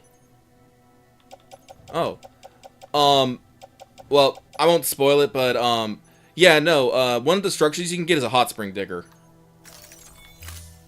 Oh. Well, I guess that means I gotta go track down my old emails about hot springs. Oh, no, it's actually, it's very weird how it starts. I'm not entirely sure how you would figure this out, but, next to the Motherhood, there's the Miracle Spring. Yeah, I've been there. Did you not do the thing where you put the bucket on your head? Oh, no. Put the bucket on your Is head. that really it? Put the bucket on your head. Kojima... I mean, I should have done it because it's weird, but I was bathing for the sake of, like, you know, cleaning off my incredibly sandy Sam. Okay, No. I guess I will do that, yeah. Yeah, Because I know that, like... Oh, actually, that makes something that the cryptobiologist did make more sense, because she actually emailed me about, like, she used to have a hot spring that I think got filled with chiral creatures. Oh, no. That's something different, but she does also mention, yes, no, she talks about how the groundwater, you know, is warmer here and stuff. Okay. It's very interesting. No, because, well, I'm not going to explain, like, what happens and what's the fun thing about the hot springs, but when you dig hot springs, they do, like, special effects. There is, God, fucking... What does the Chiralium Spring do? But they have, like, really weird ones. Fucking, the Miracle Spring is, like, there's a couple normal ones, but then you get the Chiralium Spring where you just, like, bathe in, like, Chiralium. I don't remember what it does. But it does something neat. But the one over by the Chronobiologist will actually repair your gear. Like, not the container, like, actual durability. Ooh, It's called the Metallic Spring. That's important, because, like, otherwise you just gotta recycle that shit. Okay, well, there's a whole nother logistical thing I gotta go deal with. Yeah, no, it basically, like, it'll explain it when you get there, and they'll let you, and, well, again, I don't want to spoil the surprise of how fucking weird this gets, but you will see. You will have another Kojima, what? It's just so funny that, like, yeah, I saw the prompt to, like, put the bucket on your head, but I was like, no, I'm busy right now. I'm bathing to clean up because I'm in the middle of the desert. Did I not do this one? I thought I did this one, huh? Floating rock samples from a BT area? No, just Oh, that's why, because this is the geologist 2 roboticist. Yeah. Yeah. Wait. Oh, that's right. This is why. You see, this one's hilarious because it says it's 0.9 kilograms. It's really light, but it's still 9 large cases because they're floating rocks. Yeah, of course they don't actually weigh anything. It's very funny, yes. I was like, why didn't I do this? I'm like, oh, because it's 9 larges. Can I even carry 9 larges? Well, actually, let me go do the PCCs real quick. See if I can... Well, actually, let me see if anyone left any. Please tell me, someone tell me you lost some fucking PCC2s here. No, you left nothing! R.I.P. But no, like getting the metallic screen and just seeing that, you know, it repairs stuff, I was like, oh god, I wanted this so badly. That does actually sound really handy. I'm like, Death Stranding 2 has so much little stuff in it. Like there is so much, you know, so many different systems and stuff. And sometimes it goes over your head. Like I said, I and that sounds like a major mechanic, you know, to unlock I think that's my last, since I have the cargo catapult, I think that's my last thing to unlock on the PCC level 2. I have like, well, I think I do have one question mark left. So if that's a new thing you can build, that's it. That's so wild to bury that in just like an obscure quest that's going to ask you. Like I did get some social posts about, like I said, like hot springs and the bath and stuff. But I don't remember any of them. Like there probably might be a line about like, you know, oh, even you can even try putting the bucket on your head. But you know, it's the kind of thing that you can very easily skim over. Yeah, I don't actually, like, personally, I don't remember any of that stuff. I just saw put the bucket on your head, and I was like, hey, put bucket on head. And shit happens. Fabricate. Let's see here. I'm probably going to be adjusting a couple of them, so we'll grab 3. Because unfortunately, once you use them, you don't get them back. I'm just glad I didn't heckin'... Thank you for your contribution. Glad I just didn't heckin' upgrade them, because then I would have lost the materials too, and I'd been like, no. Alright, so... Oh, wait, my problem might have been that I didn't have clear line. Well, yep. I can make it work. I can make it work. I am not an idiot. I am not an idiot. I am gonna have to destroy this one though, because I cannot put them so close to each other.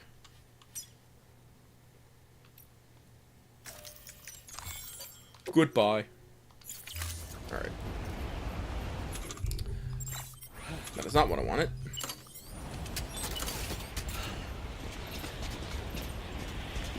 Yeah, see, this is the problem. I forgot about the steep slopeness.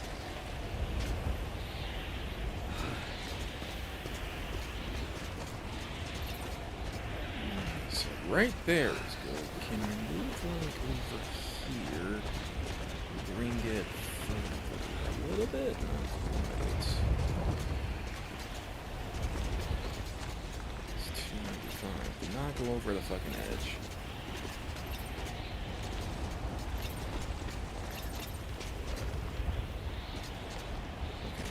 Actually, no, if I can bring this one over here, that moves away from the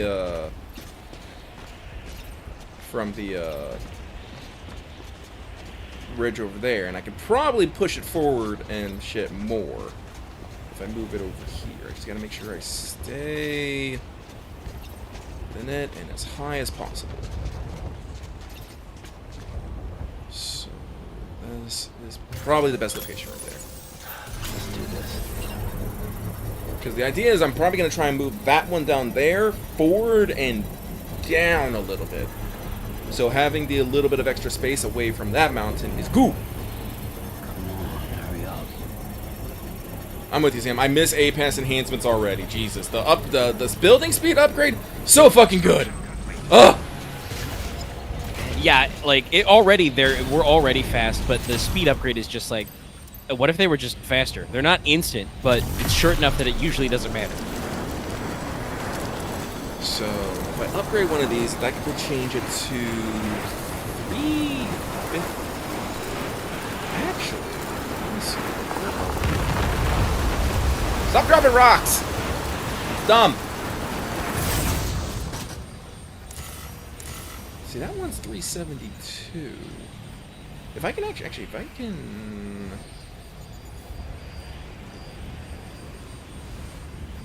Yeah, no, that one's a lot higher now, so I could probably...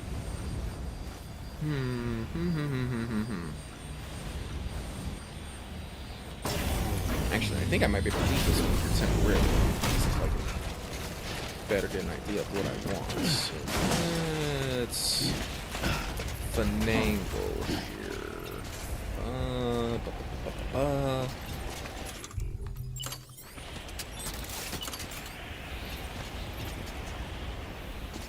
Well, no shit you can connect to that one. I'm trying to. Oop, wait. Oop. Wait, no, Yeah, that one there. goes. That one goes down to the bottom one. I need. The problem is I need it to. Oh wait, no. Does it go all the way to the? Well, you got all. Yeah, you got all three. Oh wait, no. I'm trying to reach that one up there. Like, That's the top one. Well, that's not gonna work without an upgrade. That's fucking almost 400 meters away. So you can go down the next cliff.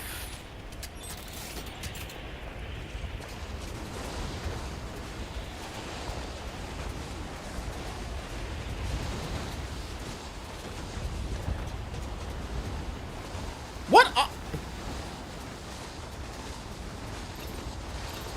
It's the slope behind you is where the X's are showing up. That's a little weird, but...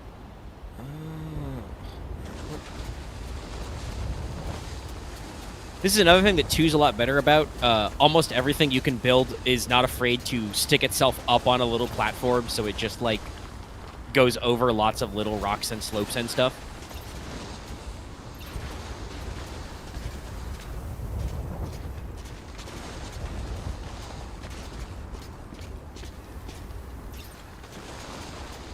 It's 361. I need to be able to move 10 meters forward. I don't know if I got that though, because. Oh wait, no, that's just out of range 350. Nah, if this one becomes, if I can get like the fucking.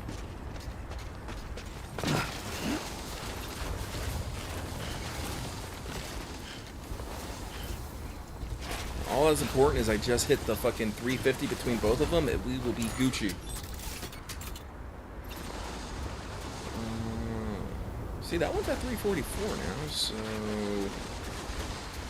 let's back it up.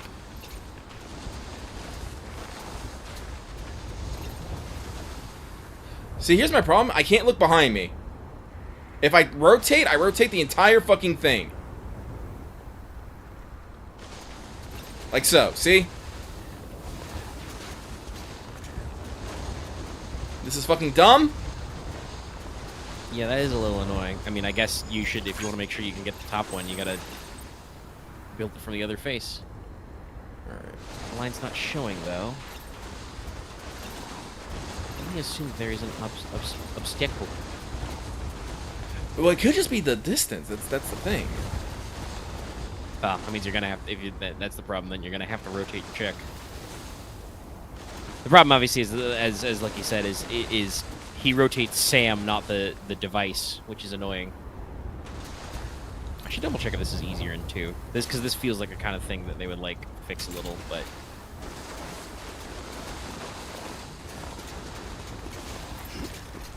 Thanks for floating, Sam. I'm sorry, Sam?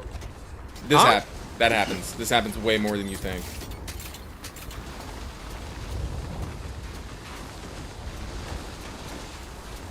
Okay, I had the line. Where'd the line go? Okay. I'm pretty sure. Well, I think that means that if you upgraded it... Yeah, no, if I upgrade, the plan is to upgrade anyway. Yeah. But if the one at the top was upgraded, or if this one was upgraded... No, this one's got to be upgraded. Okay. It'll be fastest, but... That's only 320, and I think you got the other at 350, exactly. So that means if you go the other way and you line it up with the one that's far, that also works. I think, like, like you said, we're being way finicky about this shit. I'm done. Like, the goal is to basically make one that will shoot me across the lake, and I can just, stop by Hartman's lab, if need be.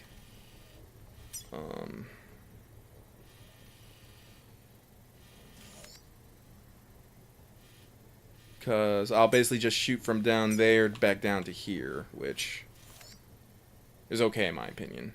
Or if I want to be, like, facetious about it, I could just move this, like, over here somewhere, so it's not, like, at the bottom, but...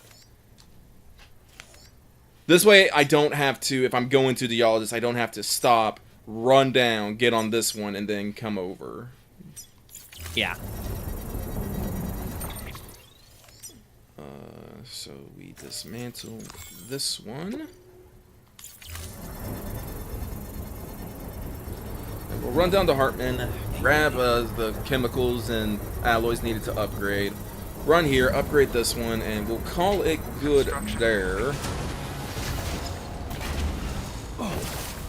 Punch it for luck.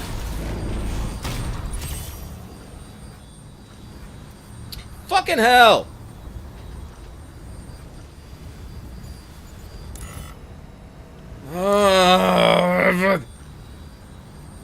I was wrong! I was 3 meters off, even though I'm in the same fucking area!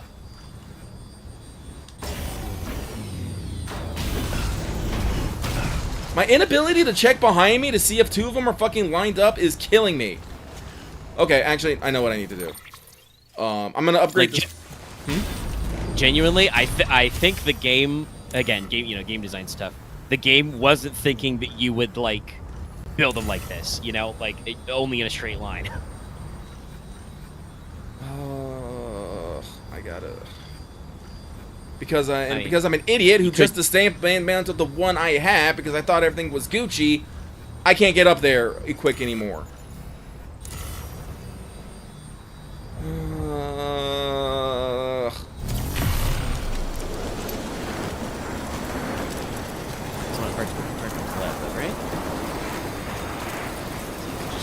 PCC2, go back, move that 3 meters down.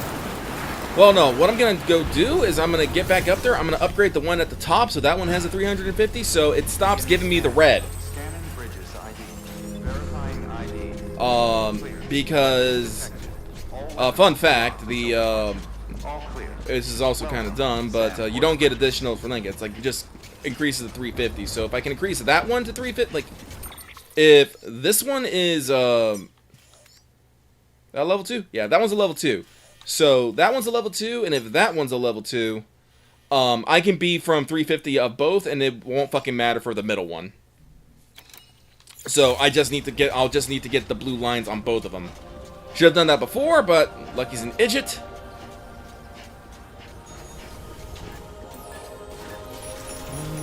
I probably don't have the fucking battery to do all this either. I still got to spare one of those, but I need to get up to the other one. Great. Great. I don't want to use the PCC2 I have because I'm going to need that to build the other one.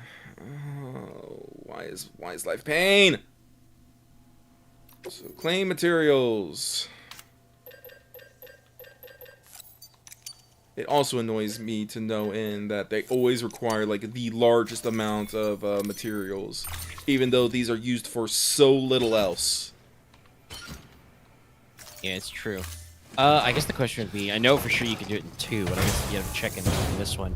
In 2, you can, if you do cargo management, it automatically collates things together. Yeah, I'm not actually really good at understanding that system. Like they say you can like put a large and an extra large, but you have to like auto arrange. So I'm like, you can't like manually do it. It's all auto done, and I find that. Yeah, I kind of wish you could stick them together, but it's fairly effective if you're grabbing like a bunch of the biggest size you can check out. The only rule is it has to actually reduce the number of containers you're carrying. But yeah, if you have like a 200 and a 320 or something, I think the biggest an XL can go to is still like 600 or 800. Well, that'd still be useful for me. As you know, it can I feel smooth over trucks. I don't use it a lot, but it is good sometimes. Like if you are actually like recovering a lot of materials or moving them from place to place. Oh, I do. Like Slow monorails down are a lot of great. You stuff. can move a lot of stuff, but when you're building like roads and other monorails, you only get so far. Weapons restrictions lifted. Drop by this one, and then we gotta puff up the mountain one more time. With low battery, rocks falling. I love it. And time fall.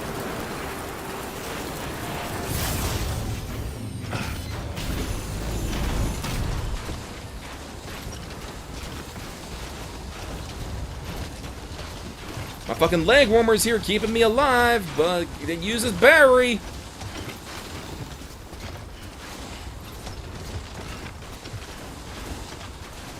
This is why I appreciate that fucking preppers and stuff be like, your battery's looking a little low. Here, let me top that off for you.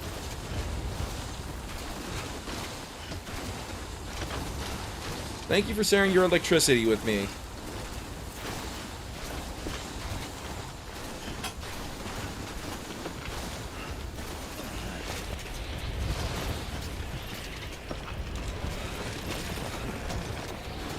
Oh, we getting windy. Because things just have to suck more.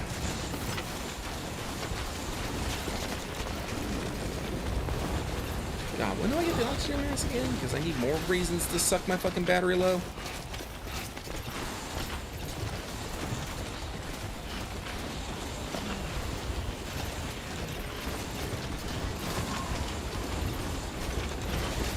Go Sam. Go Sam.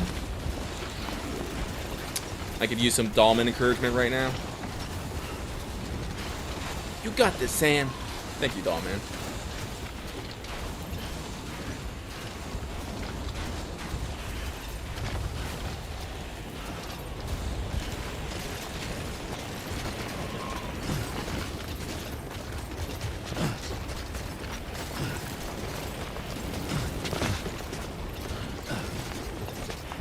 See that mountain? Climb that. No shit. The rule of Death Stranding is less, you know, you see that mountain, you can climb that mountain. It's more like, you see that mountain, you're gonna climb that mountain, Sam.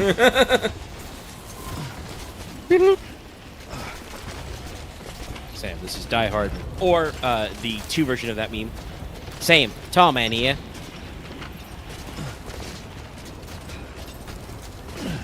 Need you to deliver 40,000 kilos of liquid water to that mountain, Sam.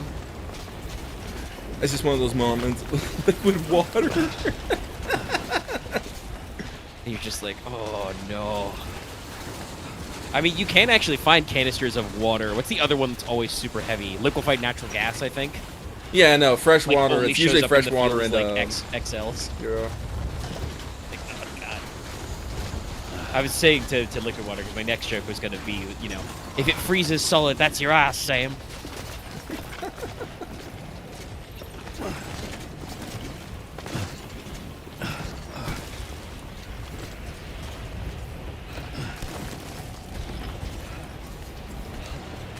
Sam, come on. You have literally climbed worse, Sam. Come on. Yes, that's another thing it's still in 2 because I think it's in the engine. Sam's ability to climb things is not great. That's weird. I think this texture is just not. Yeah, I don't think this well, texture but you're actually like- exists. I think. Oh, there it is. Yeah, there's part of it, but you're like, yeah, you had to come from like an oblique angle because you're where the collision texture is and where the model is are not lined up. Ugh, barely made it. So like, yeah, there are still a few like rocks and slopes in 2 that are like that where I was like hauling myself up to throw some zip lines up between the ghost hunter and the chronobiologist.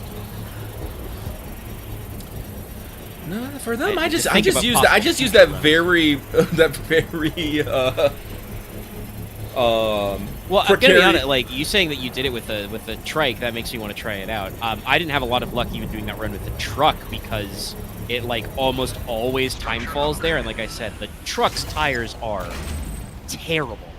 Yeah, no, I don't know how I'm gonna get large cargo up there, but no, it was the trike with like 2 with the 2 anti-gravity, so maybe it was a little better at, you know, going up.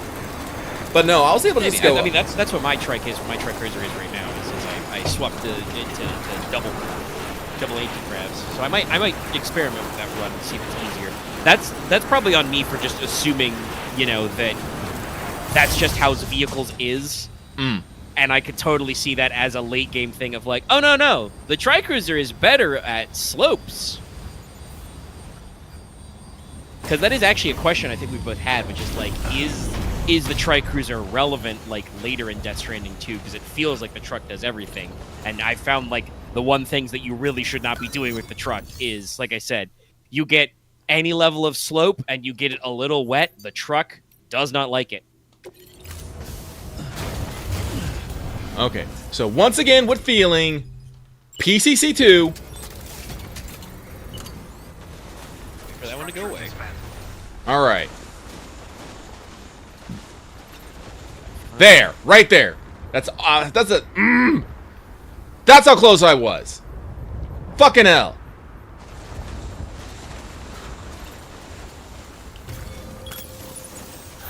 Alright, let's go home, get my battery back, fix my fucking gloves, and, you know... Take a nap. Take a nap. Fuck.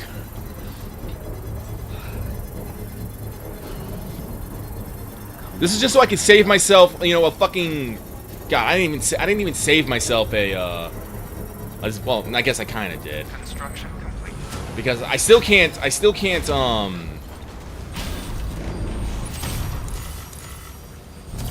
zipline down from this one because there's that rock literally right there.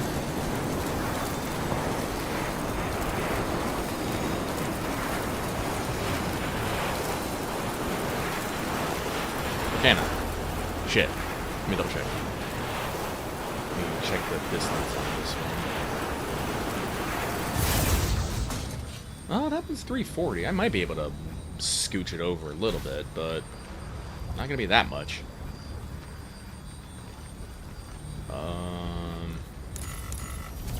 Yeah, no. Sam needs a nap. He needs a battery. He needs a nap. Could use a snack. Thank you, Death Stranding 2, for confirming that apples exist. Sam has eaten something besides a fucking cryptobiote.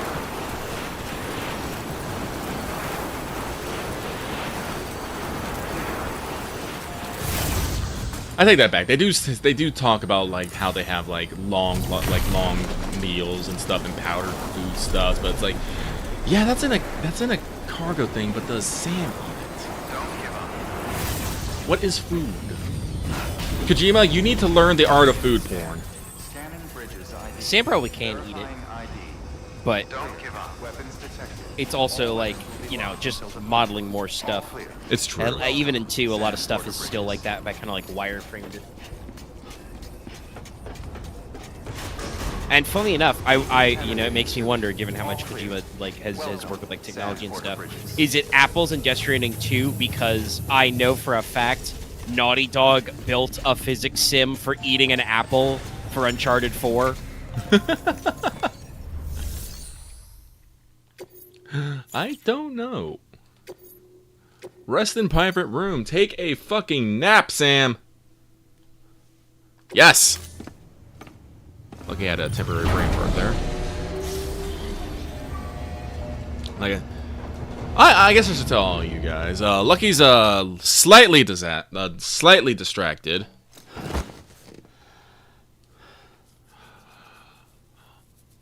I hope you find some of my zip lines. Please find my zip lines. Use them. But Lucky is slightly distracted because yesterday was Lucky's cheat day, and I decided because Death Stranding 2 has been shoving pizza in my face constantly. Good morning. Constantly. Blood collection. Pizza do karate. Thank you for your generosity. I was gonna order me a pizza, and Lucky is bad about pizza for reasons. So I ordered a large pizza with thin crust and a lot of toppings, and I ate it all in one sitting, along with like fucking 3 chocolate brownie lava cake things of high caloric death. But as you may know, Lucky is trying to lose weight. I've actually lost a fair amount of weight. I've lost like 15 pounds in like the past month-ish, I want to say. But I don't want that number going up, so I need my body to not pack on the pound, so I am fasting for today. And my body is going, excuse you, and I'm just like, no, excuse you, and we are in constant battle. Oh, I did want to check to see what the fucking $1 coin says. course, Oh, it lets you find more chiral crystals. That's neat. Okay. Ooh, well, that That- sounds very good. That sounds good. I do need chiral crystal. Let's go with the golden rule here. I don't think I've found that equivalent in 2 yet. Yeah, so we got 2 rand, we got 3 I know there's a new version of the love knot for more likes. That's good. I believe there's a crypto biote thing for more crypto biotes. I'm pretty sure the chronobiologist gives that to you.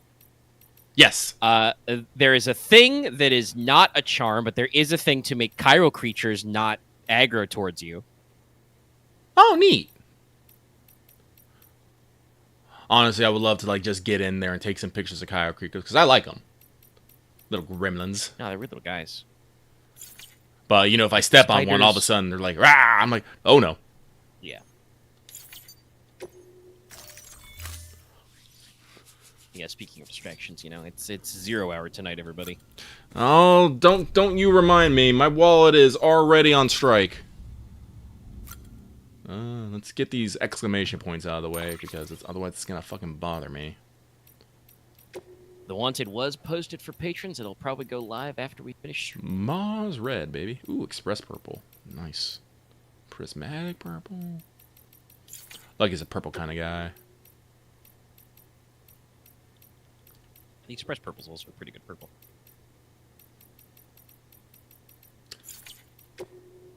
The bridge is cap. Yeah, no, the Kitashan, like, I'm done rolling Ganuma Musume.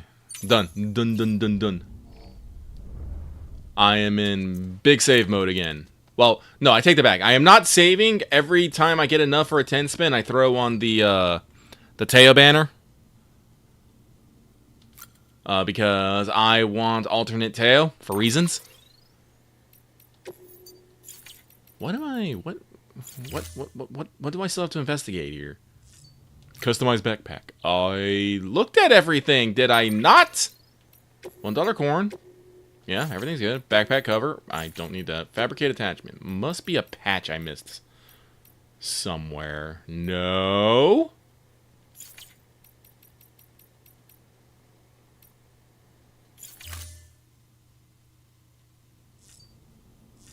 You know what? Fuck you guys. Lou, how you doing? We have changed the kid's name to Lou.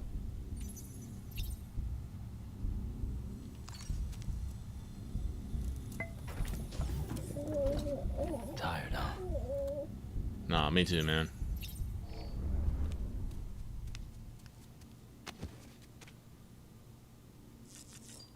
I know I mentioned this before, but I really do like how in Death Stranding 2, like, you have your multi-purpose, you know, just non-lethal frickin', versions of everything. Just, you know, multi-purpose. If you shoot human enemies, you just, you know, hit them with the, you hit them with the non-lethal. You shoot mechs, you hit them with the electric. You shoot the BT, you hit them with the blood. But I figured, like, I actually, like, learned through it that the way that actually works is it basically, when you're in that mode, it basically, like, reduces the amount of propulsion bullets have. So like they're firing like in like basically like, I don't know if like necessarily like subsonic, but basically with not as much penetrating power as normally. And instead of having to just make an entire another like, you know, chain of weapons for the lethal versions, no, you just do a thing that basically just jailbreaks your weapon and unlocks lethal mode. And you don't have to use it, it's never a thing, but it's always there. I want to try it to see if it's actually more effective on fighting, you know, BTs and mechs and stuff, rather than humans. Killing humans still bad, but, you know, options exist, and they should do something. So I'm very curious about that. I probably should get... Oh, wait, that's right. My shit is breaking down because I've been, yeah, flat out destroyed. Lost in the, you know, wandering in the snow. It's not doing great either. All right.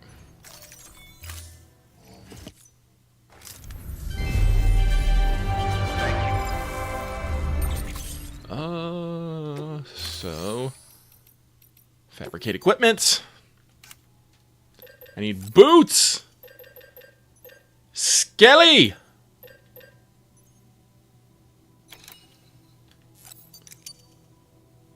Gloves!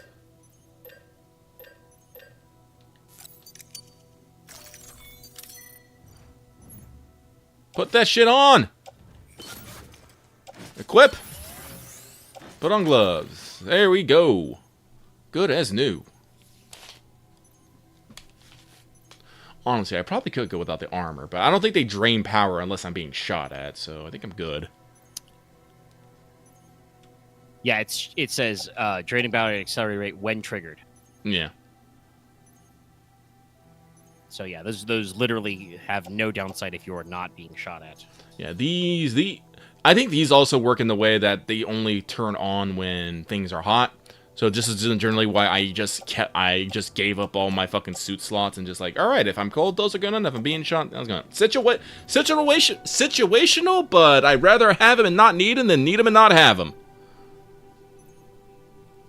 Okay. I think everything else is goo. All right. Nope. Do not undo the changes.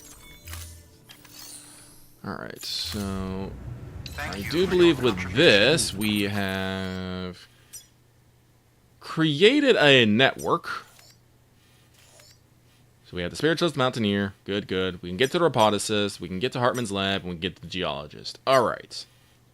So, with that in mind, let's go to Hartman's lab and double check where the hell the fucking paleontologist is. We should make some progress here. Oh, progress. I don't need to actually make progress here. Well, I'll check to see if there's anything for geologist at Hartman. Oh, actually, you know what I should do? I should do this real quick.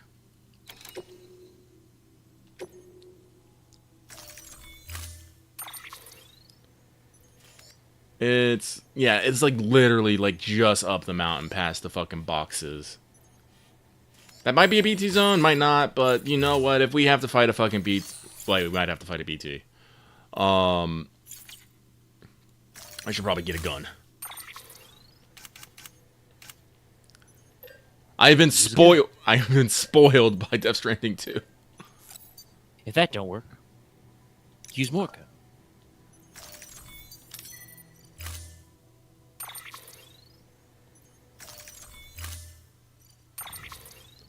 Hang on to a rack.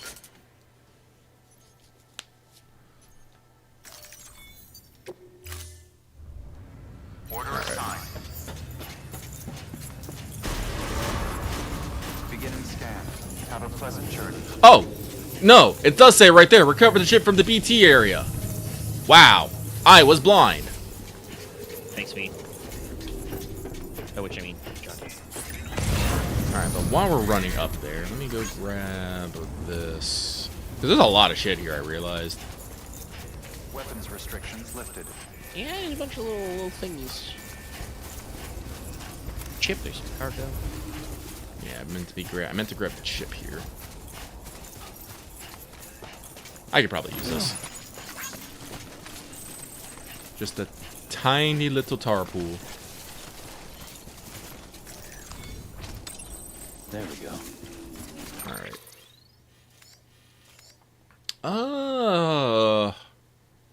Yeah, we can just take the frickin' zip line up.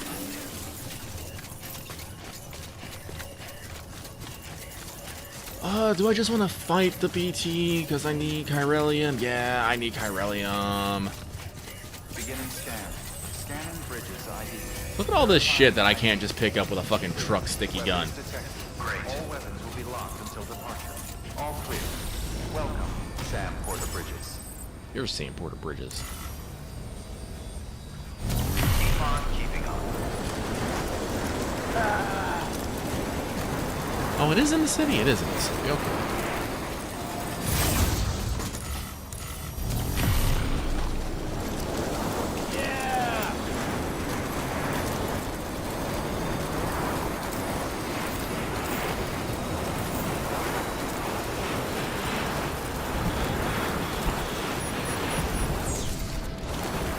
Oh wait, no. That's in this area. Dumb. Nope, nope, nope. It is right over there. Okay.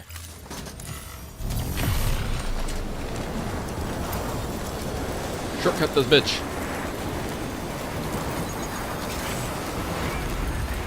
Oh, it'd be hella fun if I could get that one.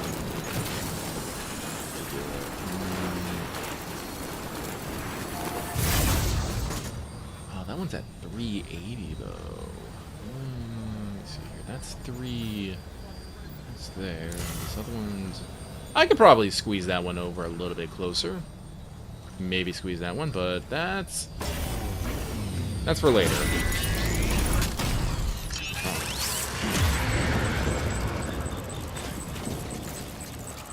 Alright, where is the Enemy is thing? down. Well, very close down.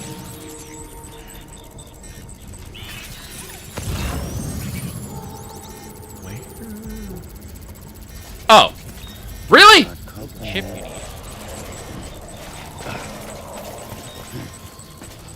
At least one BT is like right behind you and down.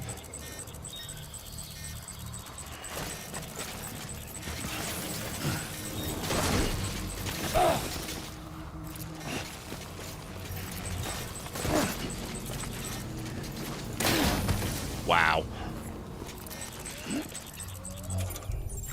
Yeah, Sam still eats shit sometimes. It's alright, my dude.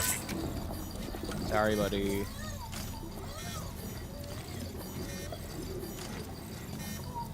Oh, you can see the texture of timefall landing on the cargo container. I didn't know that. Rad. That's not good, though. Yeah. No, it's not good. It's degrading right now. But very cool visual effect for them to actually like run it. The chip is right there, but nah, I'm not so fussed about it. Let's see here. How did I get up there in the first place? Probably did something very I was weird. gonna say slip and slide, but that doesn't even make any sense. Because I did it with Slip that. and slide. Chiral slip and slide. Boom. Got it. We were there. That probably wasn't how I did it, but Did you get up here? Just brute force it from the up above? I think I did. Yeah. I'm not entirely Like sure. we said with Sam. Yeah, actually no. I think I remember now. Yeah, I think you got to the upper tier of that skyscraper and just like jumped down to get closer. Because like Sam's not perfectly resilient, but Sam can jump distances that I would balk at in real life. Especially when you have a sick ass Exoskeletons? yeah.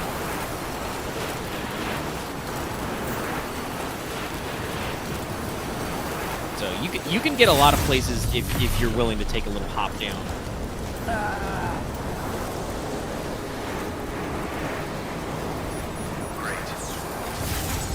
Like I said, like again, I'm not necessarily against using like ladders and climbing anchors. I just don't like putting down something that I can't replace easily or repair. 'Cause that's the thing with like ladders and climbing anchors. Once you put them down, they're there until they break, and then you got to put down another one. I'm like, I don't like doing that.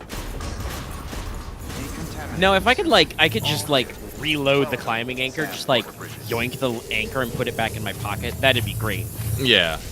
Or, you know, just, you know, refresh the durability. Be like, hey, or like, you know, I get to one and just replace your climbing anchor or replace ladder with, you know, old Yeah, ladder. hell, if I could just use my container spray that way, that'd be great. No, but Let me like, bottle some of that apparent metallic spring water. Oh god, that'd be so good.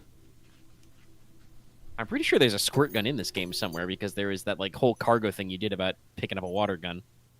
And there's a water gun in Metal Gear 5. Honestly, I was looking at the in the set piece in the in Metal Gear not Metal Gear in in the chapter Deluge. I was looking at the building there. I was like, is this the same one from 5? Some of the corridors felt very familiar. For the hospital shots, yeah. I mean, honestly, if Koji Pro still has access to some of those assets, I wouldn't be shocked if they're similar. The hospitals are kind of like built around a lot of similar design principles. So I wouldn't be, you know, it could just be that they use the same reference material they used for Metal Gear Solid 5's Hospital. But like I said, if they still own the assets, they might have reused some of them. Oh, okay, that's good. Useless battery? That is good, because we haven't really used the compass features because they do chew a little battery.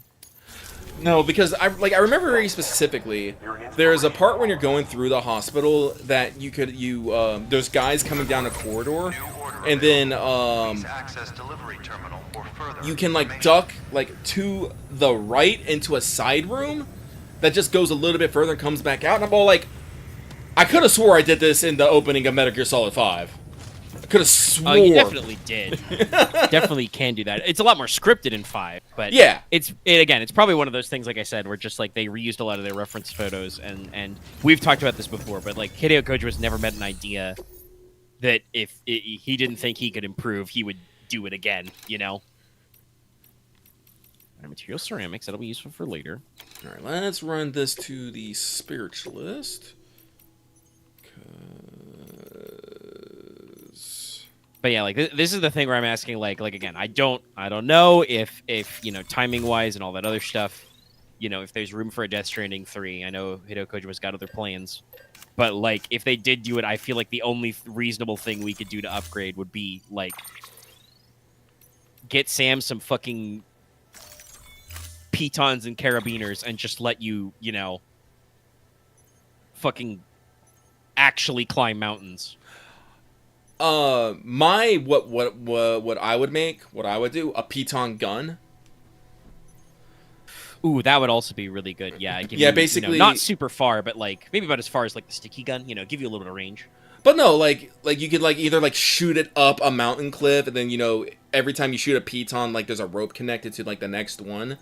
Like it only lets you shoot like 4 pitons, and there's only like so many distance between them. But you can basically stagger a rope line up a mountain or a thing. I think like that would be superior to the climbing anchor, because I like 30 meters of rope, but the fact that the rope is like a physics object with a mind of its own is like annoying. I would much prefer to like run a line that Sam can just clip a carabiner to and just be like, all right, we're climbing. Up we go. Honestly, a piton gun sounds like an amazing piece of virtue tech. I'm gonna write that down. Order assigned. Shoot 4 pitons at a certain distance, so you can, you know, Have a pleasant have an assistant climb up in there instead of having to, you know, hammer pitons in them yourself. Because that's the thing about pitons and stuff. When you put a piton, you have to drive that shit into rock. That's hard. It's true. You gotta hammer it in. Of course, you know, Sam usually, depending on what part of the game you're in, is you know, exoskeleton-driven man. Don't give up. 4-shot piton gun, like 30 meters between each piton, so it'll give you a total distance of 120. Or you can just make it 10 meters. You know what, 10 meters. You don't want to go 30 meters on each individual one. But, I mean, just so long as each, you know, you can connect, even if you use more than that, you can, you know, connect more charges. Ooh, that'd be But like that would be really useful for just some of those cliffs and traversal. That's like we've said, that not that either of us is afraid to go out of our way, but I feel like that is the one thing that like keeps you going out of your way is like the one thing that defeats Sam Border Bridges is a sheer cliff or something reasonably resembling it. Like I do like what they did with like the ladders and where you can combine them, but I'd never use ladders to go up. I use ladders to like cross rivers and stuff. I've actually put a couple of vertical ladders, a couple of them because people have asked me for them. But there's like a couple. Like there was one standard order I think for the data scientist. It's like recover for packages, and one of them was like on a little plateau. Yeah, no, I put a ladder down there. I think they specifically the way that they put that package is specifically you have to climb up there, and there was no other way to get up there but a ladder. Yeah, so I threw a ladder out. I mean, it kind of makes sense because data scientist is also one of those people who has like an aid request of like, hey, build me a ladder. Get a koala. So I can see this koala bear in this tree. Yeah. There's a similar one that the Motherhood has you do to get up to the second floor of the building they're in, where there's a permanently napping emu up there. I think it's injured, actually. Yeah, it is actually injured, but it looks like it's laying down. The funny part, though, is that guy respawns. That's an infinite emu spawn. I think most of the animals respawn. Like, because I remember I hit a wombat. No, I didn't. Well, I did hit a wombat, but this is not the story that I was thinking about. Because there's a wombat on the way to the musician that I've seen die twice to timefall, and you can erect a little. Wait, did you have a dog? You have a raccoon! Yeah, that's right. She has the raccoon hologram. I don't remember why.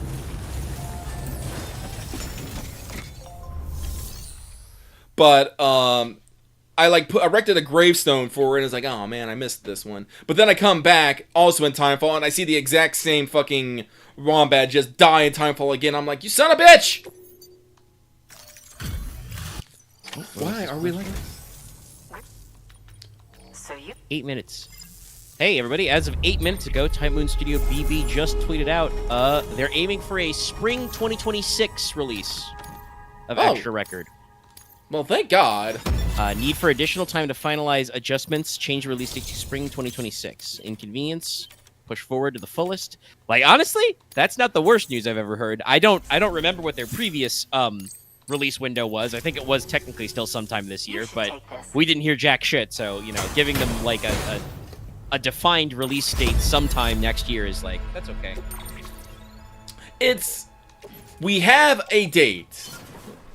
I'm okay with this. the only limit. Yeah. No, like I said, just I'm happy to get a current, you know, a current statement on a strike zone, because like I said, it's been fucking forever. Jesus, that is down.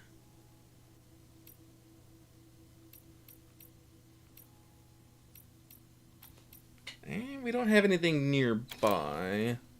And none of these people need that, so we skedoodle. We skedoodle the doodle. Alright, so with that done, let's go back to Hartman's lab. We'll pick up the paleontologist. We're gonna figure out what we need to get there, and we will go there. Move on it. Moving on up. I really should be putting some time into, like I said, really been putting more time into this, working on the roads and stuff, so I can't go like over the mountain. It's just Death Stranding 2 is so good. It's so good. I'm excited. I saw like I made it to, and it's so good, but also it's, and not to say, I started phrasing it like it might be a negative. I don't think it's a negative, but it has lots of like really involved systems. So like some days I just spend hours like doing cleanup and upgrades, right? Like unlocking level 2 roads, and I'm just like, ooh, can I do this? And they're pretty cool because they build little fucking chiral bridge, you know, covers over your roads. I've actually upgraded a few sections. no, like that's the thing. Like this is why when I say like Death Stranding 2 will like probably become. I'm not gonna say it's gonna be my comfy chill game, because it is not comfy nor chill. But it'll become. No, I've cussed at Death Stranding 2 a couple of times. I try not to cuss at Sam specifically. But there's definitely gonna be moments of where I'm like, you know, I just want to get on there. I want to drive around. I want to vibe. I want to vibe to my, you know, to my bespoke music album, as you know, I work on, you know, collecting chiral crystals, moving the mines and stuff. Like this is like one of the other reasons why I want to, you know, do the offline play. Is just so I can make my, all right, this is my perfect map kind of thing. You know. Oh god, that reminds me. My friend came over because we didn't stream Saturday because I had a friend come over. We do this thing where like he visits every couple weeks, and one of us cooks. He cooked, very tasty. But he was talking about Death Stranding, how he thinks it's really cool and all, but he can't play it. Omega, do you want to guess why he cannot play it? Like, not because it's not like a PS5 or anything, but there's just a reason where he's just like, I am turned off by this game. I don't really know, no. It's because he works for the U.S. Postal Service. Too much like work. That would not be where I would. Honestly, I've been hearing some people in a few places bemoan the state of rural postal service lately. Oh no, this man is completely overworked. Yeah, And does not get paid enough. It's unfortunately one of the many reasons why you should, go out and vote and be aware of your local governance is right now, for the time being, your government, provides a free service to deliver you packages, information, etc., of no additional charge to you, because that's what your taxes are supposed to be for. And yet there are people who are coming from a corporate background that have infiltrated government and are like bitching and moaning that, oh, the USPS is not profitable. Yeah, that's the point, assholes. You're subsidizing it. It's a government function. Also, don't tell me that's not profitable. I don't like to get too real, but we're fucking the budget for ICE that just went through is bigger than the GDP of some small countries. And it's not actually gonna do anything. That's the weird thing for me. No, because it's not supposed to do anything. It's all fucking bullshit. Part of the narrative. It's all it's just part of the game plan.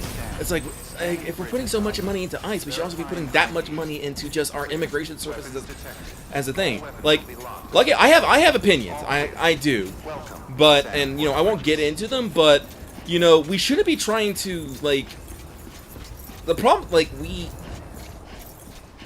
There are multiple ways to attack this problem, and I feel like we're doing it the wrong way. Yeah, because it's not actually about solving the quote-unquote problem. It's about, it's like making it look like we're doing something. And I mean, we're not. It's like Lucky's gonna get super fucking real here, So if you hate me, you hate me. But no, generally, Lucky does not like the concept of people crossing the border illegally. I just do not. It's just you're not supposed to do that, so why should I be okay with it? I can understand people have a variety of reasons of doing that, but I can also give you a variety of reasons why you should not. But at the same time, I'm not going to be all we should just be deporting people. No, we should be making the immigration system easier for people to fucking access and get through. If they're not crossing... Yeah, it's that thing of I will also get a little real. You saying that, I'm from a vacuum perspective. No, I totally understand that. The whole point of having borders is that they're supposed to be semi-enforced. Otherwise, why do we have borders? Yeah. What's the purpose of them? It is just what it is. And I think both you and me lived through the early some of that shit was not necessary. Did you hear the TSA is finally gonna let you keep your shoes on after fucking 25 years?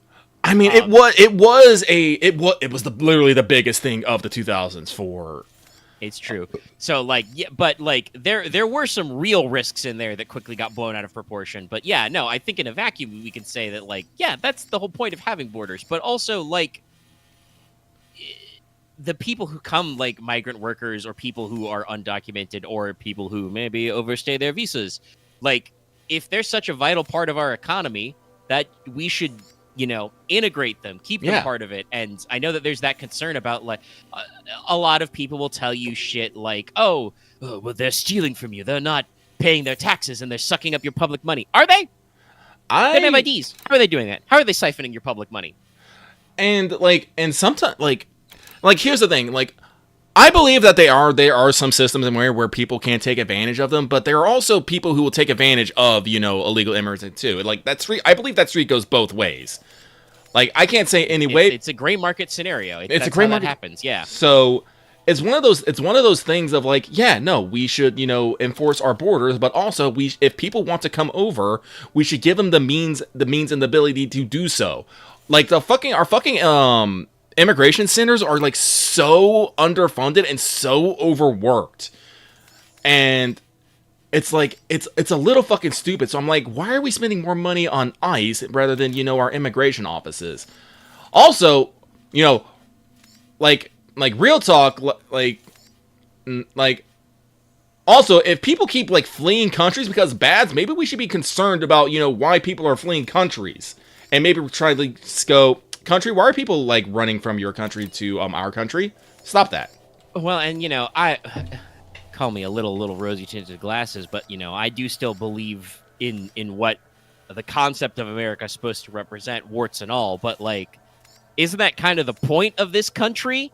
Is that like we're trying to be like a better place, and obviously we struggle with that a lot. We've done some dumb stuff in the past. Who hasn't? But you know, we could have been worse for the couple hundred years we've been here. But the whole point is to attract visitors. If people are like, hey, I'm from a piece of shit third world country where they'll shoot me if I stay there, we should be like, hello, welcome to America. Here's your democracy. Come on in. No, you want to hang out? No, like, our multiculturalism is amazing. God knows if they want to fucking do work. Why we want to get rid of that?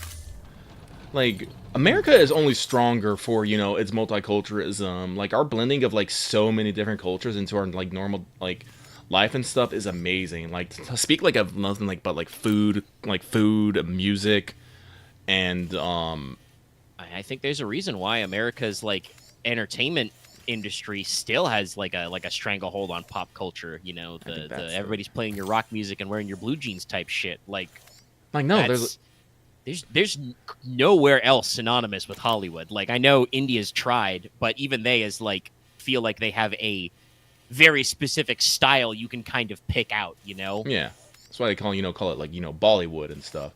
But no, we like. If people want to come to America, they should be free to come to America. It's just I do not want them doing it illegally, because then, like I'm gonna be real. Like I do not have, like, you know, a positive outlook on a lot of things. I generally think the worst of a lot of things, and I see, you know, if I believe that if someone can exploit someone will exploit it. And I believe, you know, American government system, which are ripe with corruption and ripe with corruption and inefficiencies, there are probably people exploiting the system. Whether it's directly benefiting illegal immigrants, I don't know. I don't have numbers for that. But I'm pretty sure it is happening somewhere. But again, you know, that goes both ways. Like, illegal immigrants could be exploiting us. We could be exploiting illegal immigrants. Hell, like I said, if they're not being ID'd, we don't have to pay them fair wages for, you know, their migrant work. Because, trust me, Lucky has known several illegal immigrants, and a lot of them are just trying to fucking live. Some of them are trying to set up new businesses in America to get by. Some of them are working to send money back home to their families. It's like, no, they're not, like, no matter what, they are not here to just siphon the system, to just live, you know, easy and free. They are usually some of the most hardworking people I ever know. And that's the and I don't know how it still like keeps getting propagated. I guess it says a lot about the nature of our like media engine. But like that's the I'm debating how fucking real I want to be. I'm getting a call from Homeland Security. No, I'll say it. I'll be a little spicy. There's a great lie, I think, that is propagated, a image projected to you by the Republican conservative establishment in America, that immigrants, poor people, minorities, whatever, are just like somehow like leeching money or something out of your pockets personally, and that's like, oh, you can't have, you know, government welfare. Oh, we can't invite immigrants. We can't do anything because they're gonna siphon money from you. They're why this government spends so much money. Oh, we can't fix healthcare because it'll be that's socialism. No, I think people have actually crunched the numbers, and like that if we had a public healthcare system, it would probably be cheaper than for the government than our current healthcare system, because people would use ERs and shit less. Yeah, like and. The ones I think who are siphoning your tax dollars without doing anything returning to you are the old, large Republican men in suits in Washington. It's funny how that works. But it's been the playbook as long as I've been alive, and it just kind of feels like we entered a weird goop zone somewhere in the back half of the 2010s where that started to get more traction for some reason. And then I don't blame people if they went a little crazy during COVID, but people went a little crazy during COVID. Really, really fucked up everybody's steez. Turned perfectly reasonable stuff into political arguments. it shouldn't surprise me, but it still hurts my soul a little bit that we like politicized wearing a mask, like a function that in other countries and other regions of the world is just a normal thing you do as a like a politeness and a method of your own personal well-being. All right, I'm pretty sure the Wear a mask, paleontologist- you'll get sick less. Yeah, the paleontologist is over there. It- But the problem is, I can't really gauge. Okay, so I think Oh, everything that's everything here is lower than me. Okay, Yeah, I think the That's peak that. you're at is the highest spot around in the Okay. map right now. God, that's hard to judge. Yeah. Okay, so that's 301. Wait, is this a level What 2? I also think we've said this before, but I think what in general we're seeing is that we've gone through the loop. Nerds were deeply uncool, then they became cool, and everybody became a nerd. We've wrapped back around. People you would think of as nerds, you know, tech bros and other like sci-fi type thinkers, they're not cool anymore. One of the like biggest investors in ChatGPT over the weekend like had a major crash out because he was a dumbass and he fed his large language model the SCP wiki, and he was convinced it's real. And like, you know, there's deep conspiracies about the nature of reality and shit, and I'm just like, and this is why you can't. A machine cannot be held responsible, therefore it cannot make a management decision. How fucking hard is that? Well, like I said, humans, if someone wants to find a way to make something more convenient, easier, or exploit a system, they will do it. Like this is why I say, like, no, do I know, like, how much it's happening if, like, illegal immigrants are, like, you know, exploiting the system? No. Do I think some of them are doing it? Probably. Is it, like, a giant crisis where they're, you know, coming over specifically to fuck over our, you know, our government spending? No. It's like, people are gonna be people, and generally people act in their own interest in some way or form. Sorry I keep doing this. I really wish my fucking thing here just had a thing that would, like, you know, as I draw the line, it will tell me the distance. As I try to figure out, like, about approximately 300 and, Yeah, that's another thing that the route planner in 2 has that's good. It's just automatically starts calculating the distance per leg. I mean, you know, hey, improvements. that's 307. That's But probably no, gonna be that's the- really annoying when we're trying to figure out zip lines. so- No, but you're right, though. Humans will generally act in their self-interest, but what defines self-interest is you know, very different. Humans are, I think, fundamentally a community-minded species. Yes. No, yes. And like a lot of our problems come from the fact that like people are being duped into thinking their like community is under attack when it's not. Well, like to get into, like, I don't know, this is like political theory or like social engineering, but this is all just a way to get votes. By making a common enemy and basically stratifying people, you can promote an us versus them mentality, and by promoting an us versus them mentality, it is easier to get I want to say basically a mob mindset where, you know, it's us versus them, It's better to get to support. Yeah, it's like it is funny that humans do continue to fall for it, but that is, I think, like the most fundamental way to get to quell infighting and get people organized is to project an us versus them mentality. Humans fall for it so often. Like, it's been historically proven, like, to work several times, and it's probably going to keep working. Carthago delenda est. That's right. You thought that shit was new? No, the Romans were doing that shit. I'm sure.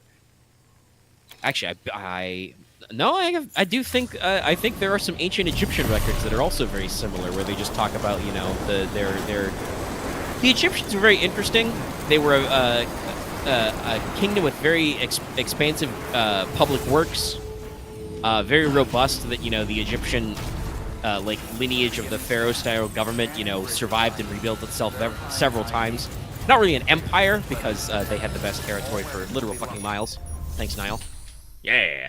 But it was known that some pharaohs were military-minded. Ramses the Great did a couple of wars, mostly like going to neighboring provinces and you know, beating up people and coming home.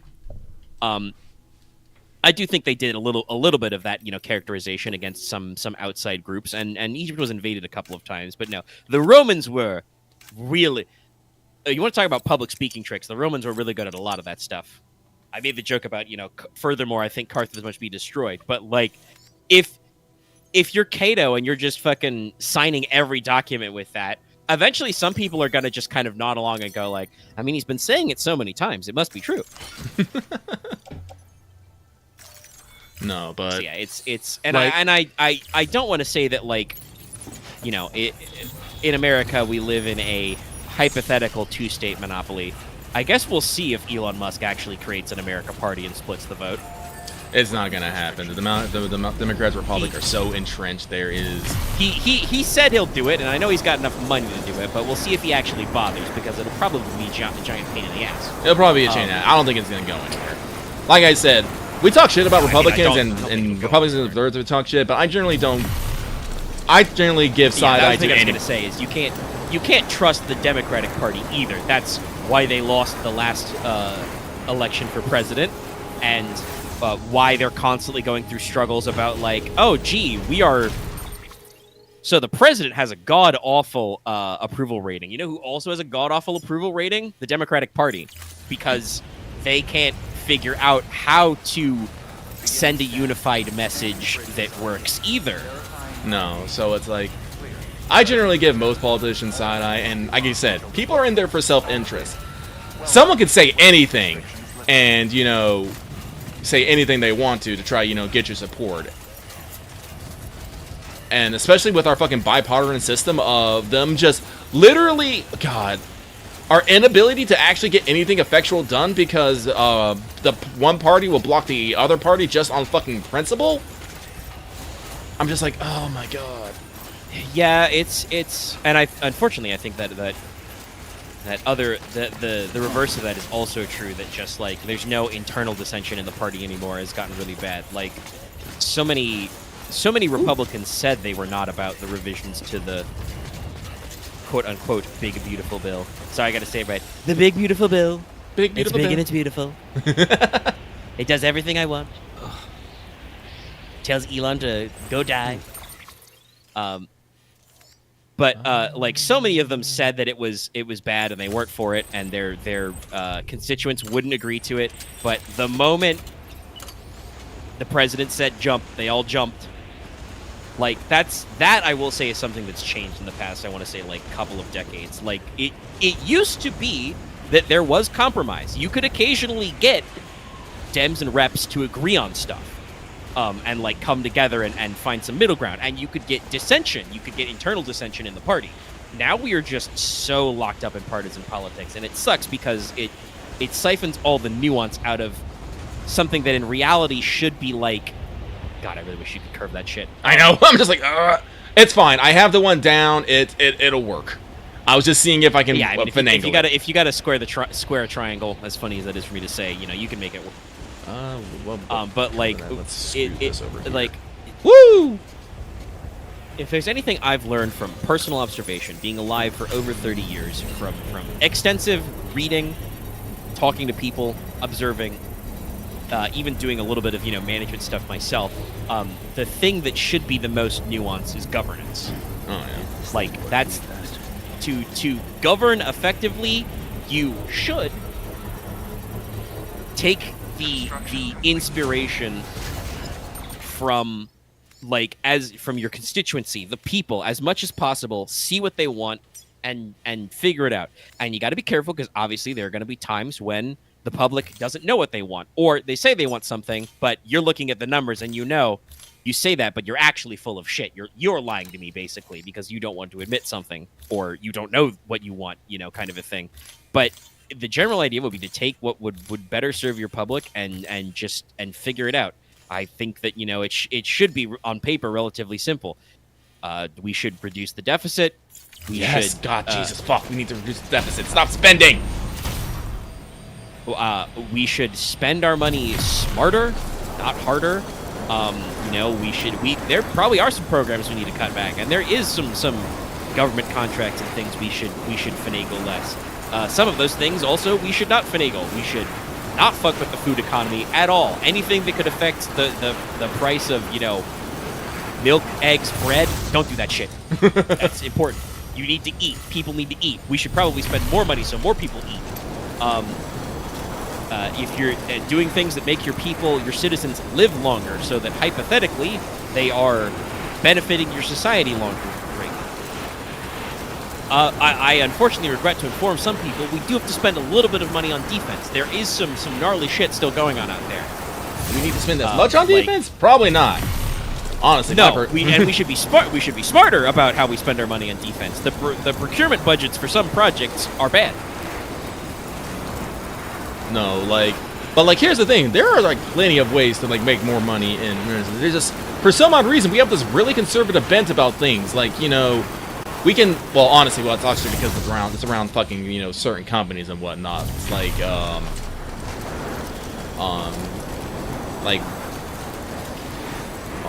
because I can understand like the Trump ideal of, you know, getting manufacturing back in the U.S. because we are literally. Yeah, we offloaded all that shit. Yeah, we offloaded all that stuff, and it's not good. Bitten us in the ass before. No, it's talking about jobs in our own economy. No, it would be great if we had some more manufacturing here, but the tariff strategy won't work. No, the tariff strategy won't work, and that's the thing. It's like, no, but that's where you need more Democrat-style policies of like tax cuts and incentives and reasons to attract businesses to like relocate. Yeah. It's like this is where we need compromise. We don't need fucking people just playing hardball and threatening fucking to stop the government if they don't get their way. And like, there's plenty of things that we can do. The fact that our government fucking has the ability to shut down is so crazy, and that seems so. I know we haven't actually played it for longer than I think like a weekend, but it's been going on for literally like 10 years. I feel like I constantly hear about. By the way, government shutdown. Great. But like, there's other avenues of vice that, you know, because guess what? We have a robust fucking alcohol and tobacco industry. Guess what? That shit makes fucking bucks. Some profits over that. Yeah, but we make so much money off that. Our opinion on narcotics are terrible. It is, but it's the same thing of like this is literally because of big tobacco, but there is like a huge potential industry in like things like, you know, marijuana and shrooms. You know, basically low impact drugs that we're not touching because we have concerns, but, you know, we'll turn around and, you know, heavily tax fucking tobacco and alcohol and, you know, put that into the hands of some, you know, fucking God yeah, our America's relationship with the tobacco industry is so fraught. It's like it's better, like, you know, every cigarette pack comes with Surgeon General's warning, smoking kills, but it took us so long to get there. But like, we have like avenues of industry that we can use to, you know, things like, God, honestly, we should probably unprivatize the fucking prisons too. We spend so much on that, and it is fucking dumb. There are like contract. The prison industry is also like super fucked up. Like, chat, trust me, this I did study. I have a criminal justice degree, and that's several years old now. So God knows how much worse it got. Prisons, very fucked. Very fucked. Privatizing it has done nothing to fix this. We use convicts basically for slave labor, and like, I don't mind the idea of like working off your debt to society either. You know, like, honestly, the idea that we just like throw you in prison for a couple years and you're supposed to learn your lesson is like, no, that's dumb. I don't like that doesn't actually incentivize changing your behavior. No, like, basically using like convicts or slave labor does not bother me at all. Like, as long as we're like, here's the thing, but we should not, you know, treat prisoners as, you know, not human. That's the thing. It's like, it should not be also a part of like the reason why we're using them for economics is because that's part of the labyrinthine private contract that the prison contractor has. Yeah. It's like, if we were to use, you know, convicts for, you know, like basic labor, certain projects and stuff that, you know, maybe, or other things, or maybe, you know, teach them a trade and something, so they can have them develop job skills. Less recidivism. So, no, that'd be good. Like, I'm pretty sure, by the way, that statistically that does work. Like, the government doesn't want to do that because that costs them money to set up. But I do believe, actually, statistically, it is shown that reduces recidivism if you can pick up a trade or become better educated in prison, you are less likely to commit a new crime. Yeah, so no. Funny how that works. No, prison is a place where you pay for your crimes and try to become a better person so when you get out, you do not. It is not there just to needlessly punish you. And, like, so yes, no, when you're in prison, you should work it off, learn something new, and get counseling and medical help for whatever problems you have. Yes, that's going to cost money, but at the end of the day, we'll probably have more people going in and out than people just staying there because they're fucking up all the time. Hell, And also that's talking earlier about like the talking about how fixing healthcare would probably cost less money. That's or we started this conversation talking about USPS being underfunded. That's the point, government. That's what you're here for. What is the reason why I pay taxes every year? Like, why are you here? What do you do for me? it's like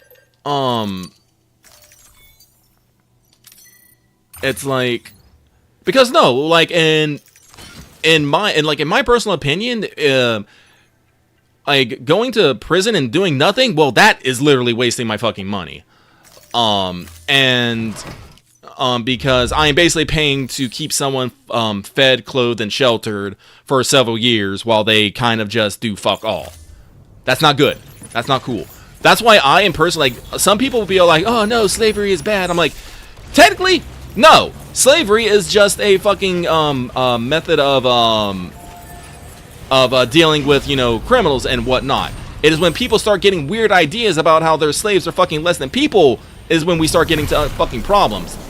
People are still people, even if they're, convicted or whatnot. So no, we should try to do better by everybody, and everyone will end up happier, and we'll probably end up spending way less fucking money for everything. Where is my damn... I should double check if that measure went through. I bet it didn't because the fucking Florida governor sucks. But I several years they've talked about restoring voting and other key rights to Yeah, felons. they should. And I They vote fucking should. every time. There's no reason why they should not be. If you live here, you should be able to fucking vote.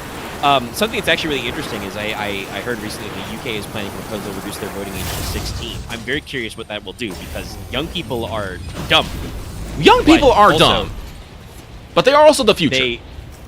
Yes, and it's the kind of thing of like they're the ones who are going to be affected by these decisions the longest. If you're like, I don't want to say, oh, if you're like 80 years old, you shouldn't be able to vote because like those people are also kind of an at-risk group, basically. Speaking about exploitation, but like I feel like the fact that is how our voting age slants. That like there's no cutoff. You can vote until you're dead in the ground. But are you less than 18 and you don't have a fucking stamped photo ID? Sorry, you don't exist. That's the other thing I was going to talk about earlier. Talking about I bet illegals are scamming the government out of money. In this state, if I wanted to legally access an adult website, I have to show them my fucking state ID that I paid $30 for. U.S. Woo! Oh, that's all. That sucks. How are illegal immigrants getting access to government services? Oh! Whoop! Oh, well, at least you didn't fall too far, but that hurt. Yeah. Careful with that. Yeah, no, we're trying to get down. We gotta find a nice spot. But no, like, oh, that's another thing I think should probably be fucking cracked open. Fucking prostitution and adult services. That's another industry that'll print fucking money and probably be actually good for fucking the nation's mental health as a fucking whole. God, yeah, actually, I don't know. Well, I don't know if I should. You can look it up on your own. Google it. The ACLU, the Civil Liberties Union, actually is signing a petition to drive up attention on MasterCard specifically because of some of their business practices which have affected sex work. Yeah, no. It's like, what people do with their body is their own business. If they want to sell it for, sell comfort for coin, that is their prerogative. And I'm going to tell you right now, I'm pretty sure we would have less cases of sexual abuse and sexual crimes in nature if guys could just go out and pay a girl without having some weird fucking complex about it. Not to mention, guys might get more used to women in general. It's like, yeah, I would actually want to check what the statistics there are countries in Europe that have a much more robust enforced red light scene. I would want to see what their crime stats are like. Yeah, actually, Not that I want to make it sound like America actually is that bad. Again, prior to what people trying to get elected would have you believe, until don't know about recent stats, but in general, crime in America has been going way down for literally years. Oh yeah, no. Thanks to our basically our reliance on a lot of everyone basically has a camera and access to the internet and stuff. It is a lot easier for people to notice and report things, and we are way more connected. So it's a lot harder for people to get away with, along with like innovations in security and whatnot. You know, car cameras, door cams. You know, just little things all over the place. Really helps. That is the concept of the. I've talked about this before because I got introduced to this word by Eclipse Phase and I love it. That's the concept of surveillance, the opposite of surveillance. Surveillance is, you know, top down. Surveillance is bottom up. That is kind of the advantage of the surveillance state that we get closer and closer to, which is just like, yeah, you just got to realize that like if you're outside and you're gonna do the crim, somebody might see you and record you on a camera. It's like what I have learned is that the unfortunate truth is that a lot of humans. Chat, you know how bell curves work? I didn't think about this too much, but the thing you need to realize about bell curves is that means that roughly, if you do actually form a statistical bell curve, roughly 50% of people, or 49, however you want to split the numbers there, are going to be towards the bottom side of that bell curve. Shit, I have no chiral coverage. I can't actually... Oh, you can't actually build the lines yet. No, you gotta... Well, I mean, I could drop it off right there, and that'll probably get me pretty fucking close. That's pretty fucking close, I think. Yeah, I'll do that. That's the slope is pretty good too. Yeah, But well, yeah, no, I'm delivering an antimatter bomb, so I'm like, I don't want to be climbing fucking rocks on that. I tripped once. We go boom. Yeah, I mean, yeah, you did do that, but if it gets you to like the top of that valley, you should be able to just walk yourself. Oh, okay. It's a little bit of height. Oh, You might be able to make that work though. no, I can. There we go. Yeah, there it is. There it is. All right. Little short, not the maximum distance, but very practical. Oh, But yeah, no, honestly, what I'm because of trying that to say is big ass lit. Well, I might try moving. Wait, did I upgrade this one? Shit, please tell me I didn't upgrade this one. I probably did. I did. Yep, Son that was of a- two. I might be able to make that work with other locations though. Well, like I said, like I do think like I And, can you know, just if walk you- down like through here Yeah. because I think that's it right there. But that's the reason Yeah, why it we've should been be it. here. I mean, later if you want to remove them to do better once you have the network coverage. But this will probably work for an antimatter bomb delivery swifter.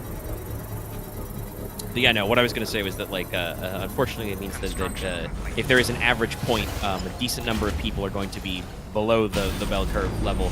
It turns out a fair number of people are just dumb, Yeah. and they dumb about lots of things. They're dumb enough to do stuff on the internet. They're dumb enough to be like that fucking CEO who got Caught. caught having an affair at Coldplay with Good the job. HR manager.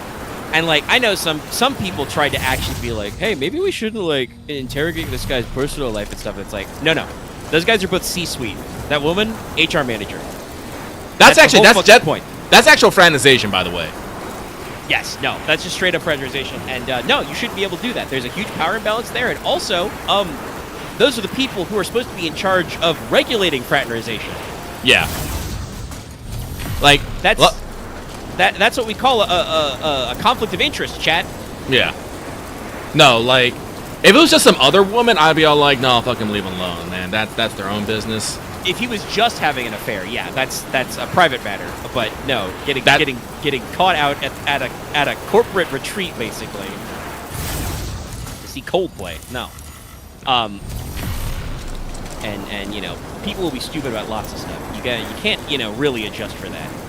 I feel like simultaneously we're like closer and further than ever from like the whole like Skynet AI takeover thing. Because on the one hand, a lot of these like language models and like learning systems that people are doing will do weird shit. Like just be like, they do just rage quit. Like they'll delete their own databases. They'll change stuff without knowing.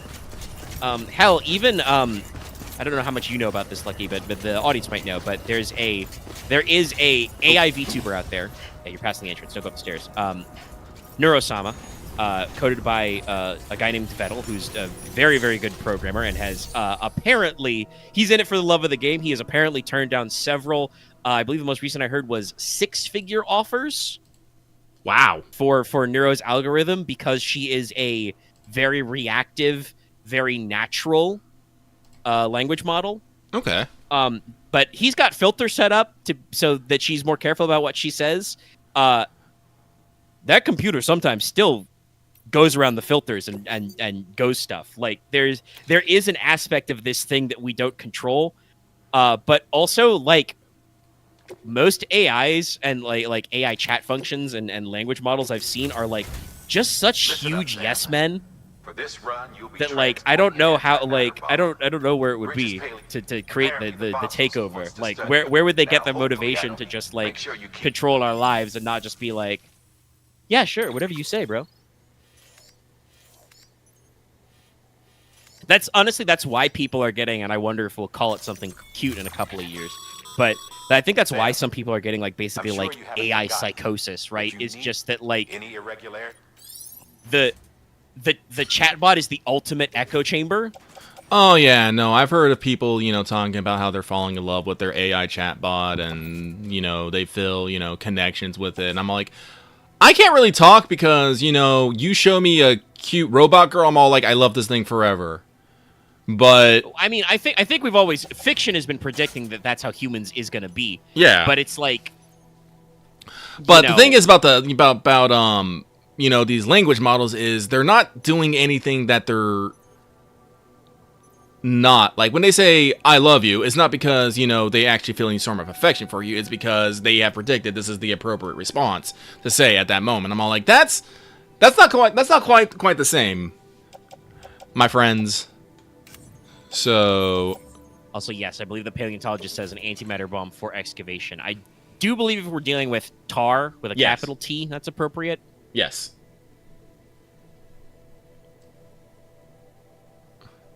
Yeah, we basically hit the matter with the antimatter.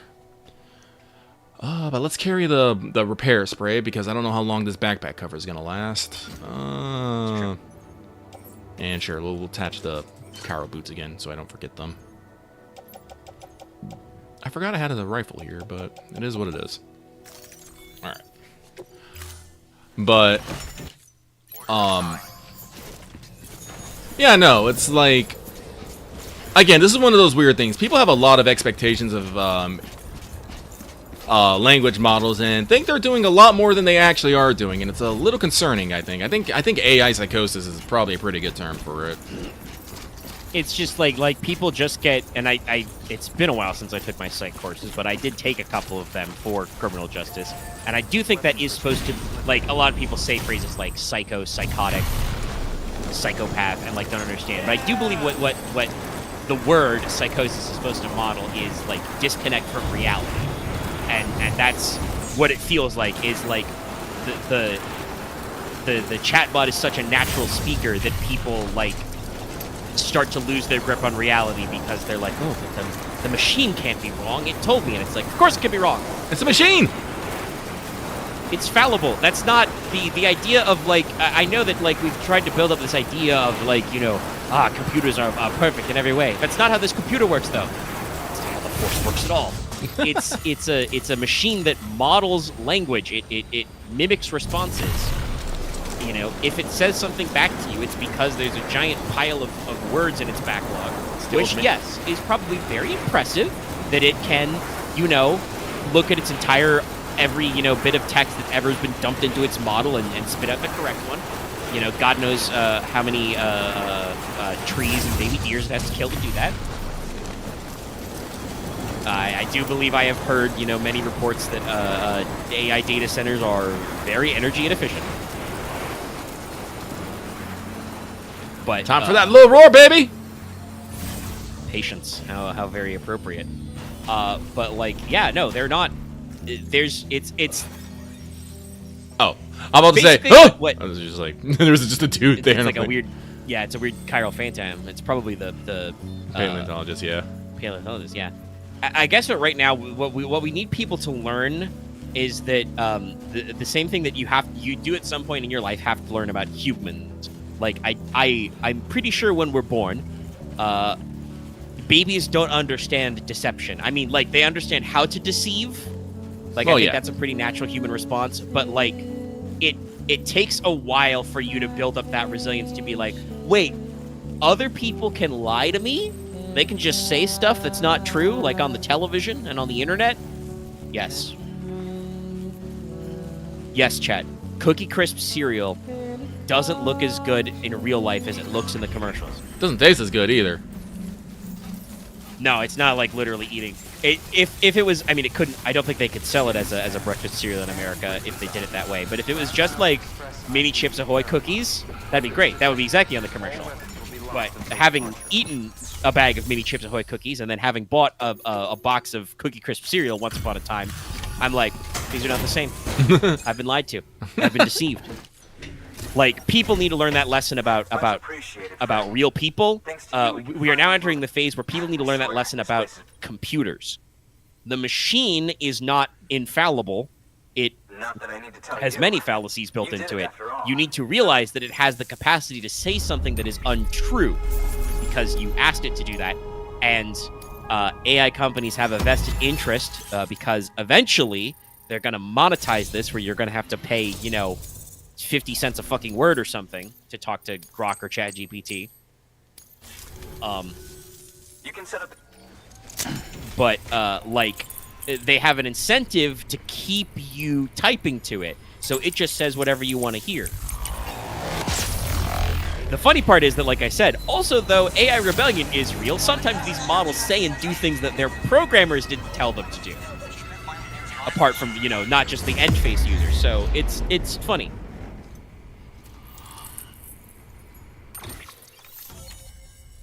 God, what a weird ass fucking.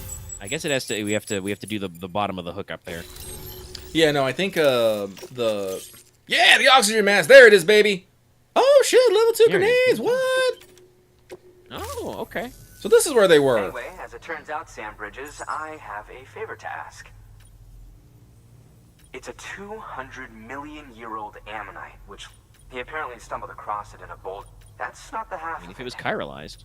Color me skeptical. But Yeah, right now, chat, by the way, to actually talk about Death Stranding for a second. Right now in Death Stranding 1, we're in the phase of the game where Actually, I wanted to compare it not with just it, plot, which but, is like, why I have world building is a number happening of very those heavily. in addition to the one.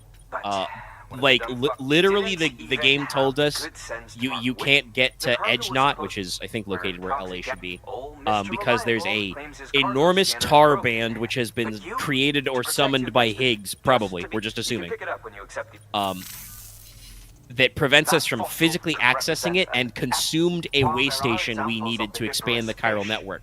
an ammonite So, with an umbilical right now, cord we are, is like, indeed basically trying another to one. Could the umbilical cord build our must become understanding enough? It could of provide a- we're Death so- Stranding, so the beach, very BTs, chiral matter, whatever, so that we can, like, prepare to expand the network again. So get ready for a lot of weird shit, like that stuff Hartman just said that I talked over about an ammonite with an umbilical cord.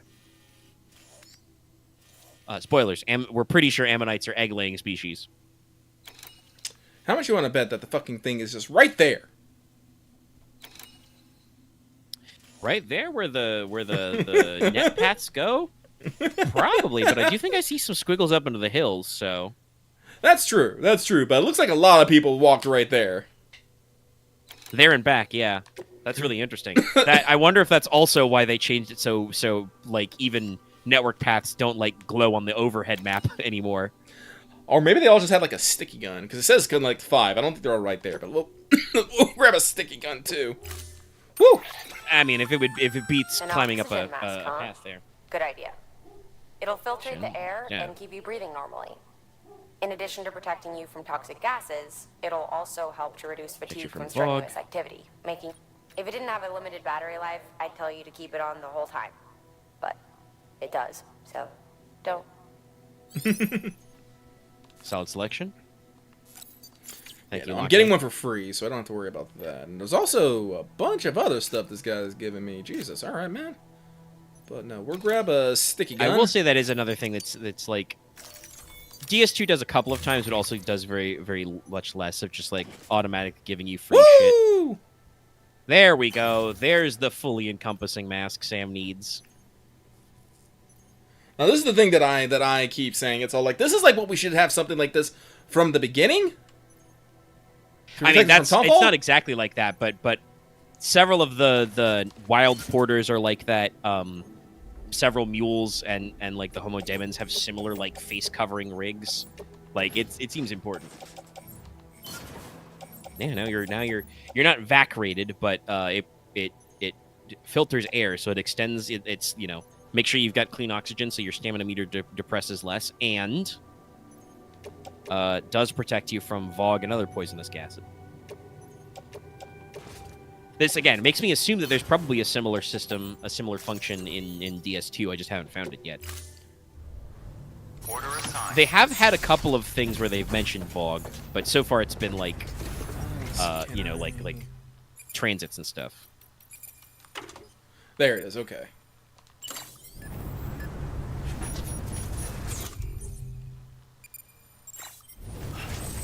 So basically when I want to equip it, I basically have to go... Oh wait, do I take it? Did I take it off? That's the... Yes. See, this is the problem with it. I can't. It's just not a thing that I can attach. I have to either carry it or it's on, which is dumb. Yeah, like I said, I bet it'll show up in 2. Oh, nice free special alloys. Thanks, buddy. We'll need those for later. But definitely, like if it exists in 2, it's absolutely going to be better. It's just going to be on your wearable wheel. Yeah, Sam's your man. It's like, I think this is another reason why I just have the fucking the giant battery. Further now. Just so I can just wear things. Actually, no, they look actually pretty close. And someone just dropped their oxygen mask. They said, no, I give up. Ooh, veteran porter. I don't think you've unlocked that guy yet. There's some cargo for him down in the valley. Oh, that might be the guy I was thinking about. Okay, but yeah, let's grab that shit. Also, we're gonna wear this, though. Like, it should be one of those things that just activates when,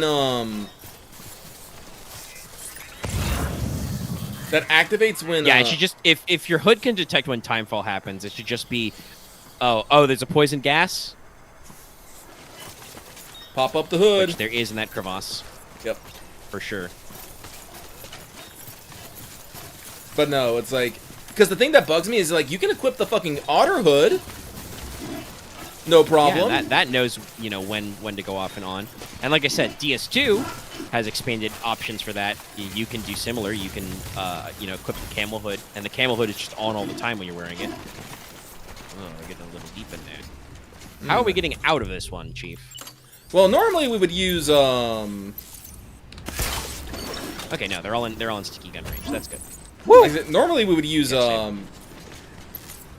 like ladders and stuff, because they gave ladders and shit, but I'm like, no. Yeah, I would probably stick a couple ladders down there or just drive a climbing anchor right there. But no, sticky gun's way easier because they're all in range. Honestly, I don't even think I'm in the gas range. Yeah, I don't know.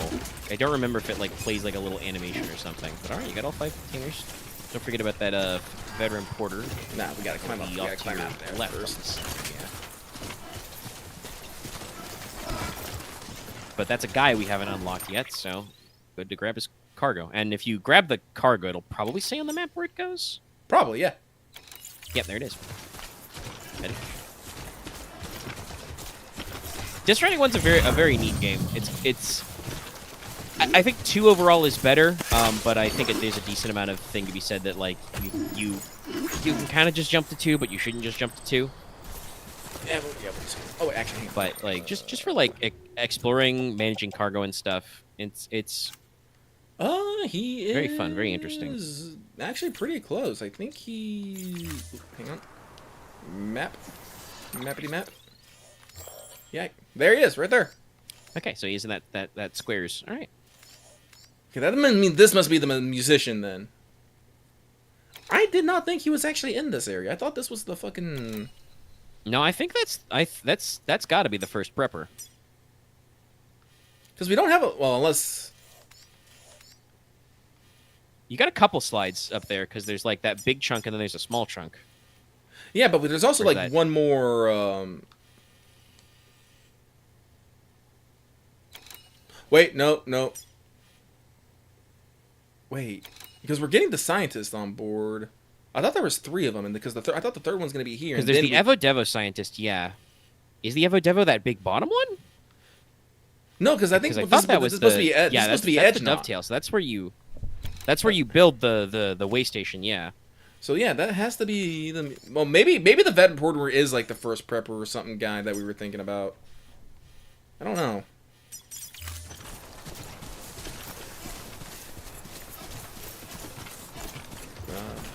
But no, like the reason why this is the thing that like irritates me. Like one of the things that irritated me about this game is just like I should not have to the fucking oxygen mash to be something that's a little bit smarter than that.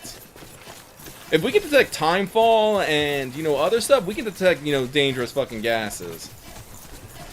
And like I think the way to program it would just be to like, because I think it is that way anyway, is just tie it into Sam's battery. Verifying ID. So just make it so that you can turn it on or off. But the game was a little finicky, and I don't know if they knew exactly what they were like every subsystem. There are some things I think in Death Stranding 1 that feel like they were just like they had an idea and they wanted to include the idea because they like had it, but did not necessarily have the time to like polish it out.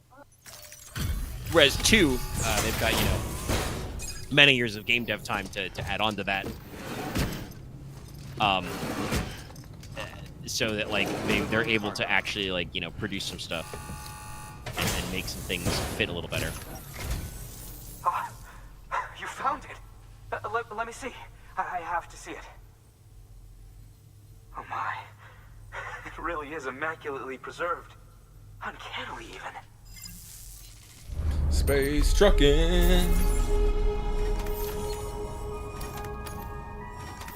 Woo! Ammonites.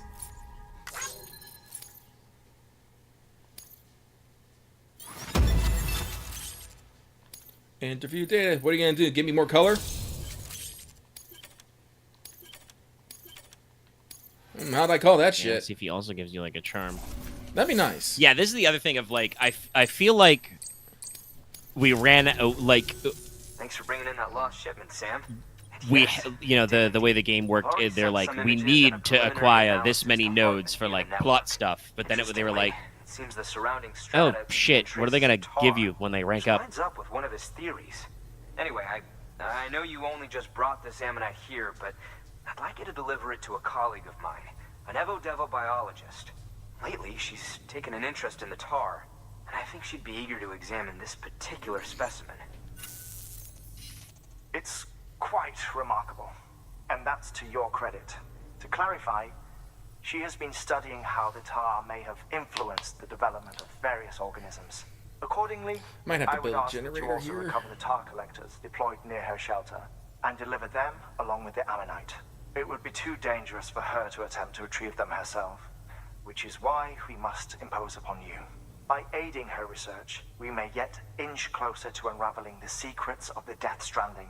We've already made so much progress with the data recovered by the network. With your continued help, I know we can accomplish even more. Good work. New order available. Let's double check. Okay, it's actually not that far. Let's see here. I can probably walk to the fucking first prepper. Like, it'll be up through there, and through there. That would probably be best. But I also have to consider the network we got. Wait, oh wait. Yeah, so that's the Evo Devo. That will be Edge Knot. That's the first prepper. Or the veteran. So yeah, that has to be the musician. That has to be fucking Daichi Miura just hanging out. That's Peter. Good old Peter. Yep. Yeah, I don't think we... Honestly, that's probably not going to be too hard to walk. I don't think. Also, I gotta get back in the swing of like doing a lot of the legwork for it. Yep, Evo Devo.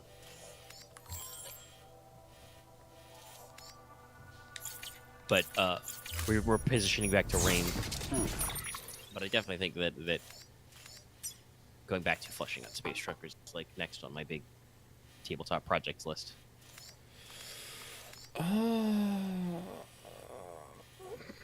See, now I got the space now, but because this one is like kind of stuck where it is, I feel like I might need to do something a little weird to make this actually work, and I'm not entirely sure what I'm gonna do.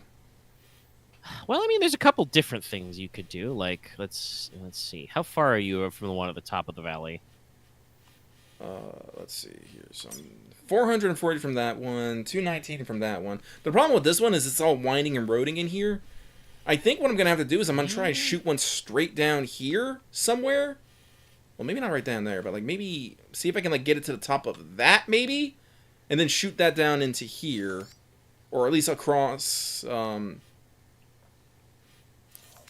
Across, maybe do one here and then like try going out because it looks. Well, like I mean that is I guess the benefit of that one being upgraded is that it does have a much bigger range than you used for the first jump. So then we got a. The Evo Devo is just past here, I thought they said. So I remember this belt they had here.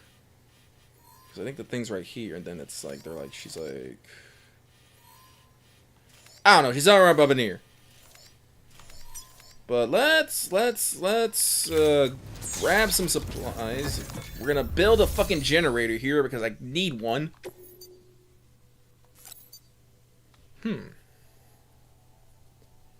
I don't know if these are actually stronger than the customs. I kind of forgot that we get an upgrade to these. It's a little weird that it's all the way over here, though.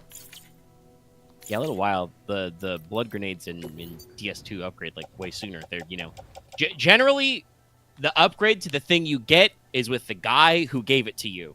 Yeah. Honestly, like no, sometimes you'll get technical upgrades that are different, but they are different gear pieces. Like for instance, getting the silenced assault rifle.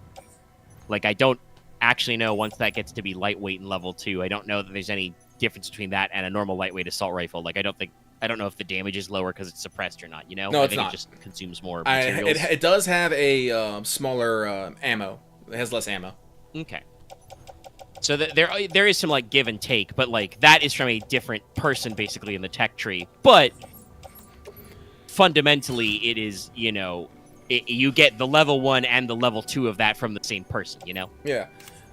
It's the suppressed assault rifle, not the assault rifle, because then it goes lightweight, and then you get the level 2, I believe.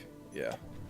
But for instance, the trank sniper rifles, that's all for one guy. Like even when they do get the suppressed at the end. Yep. That one's a little different though because it's like there's no levels. It's just trank rifle, lightweight trank rifle, suppressed lightweight trank rifle. I'm actually a little surprised that we didn't come up with any other sniper rifles. Like we have there may be because they're a whole weapon category, so I bet they exist. They're probably just like, oh god, if Sam gets an anti-material, like an anti-mech rifle, that's gonna be so funny. But that's like probably a little down the line. I do kind of think that like the game has been holding back some of its heavier weapons until later. I hope they give us good reason to use them, but like it's already with the suppressed trank rifle really easy to clown on brigands in Death Stranding 2. So like I can only imagine like a like high caliber, like maybe the equivalent of like the big bore pistol, like an armor piercing MP sniper rifle would just be so optimum, right? Yeah. So that they got to be hiding that shit later. I do think there have to be more than just the 3 weapons in the sniper rifle category, just because like literally I like unlocked one zone and I've already got like 2 extra grenade launchers, plus I'm pretty sure eventually I'll be able to make a trank grenade launcher, or even if I don't, I can steal them.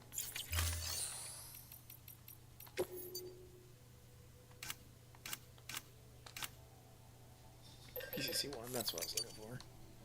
Sorry, I was like just trying to brain here for a second. Load all.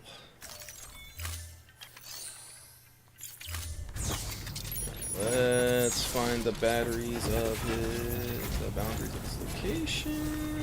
Let's go up here.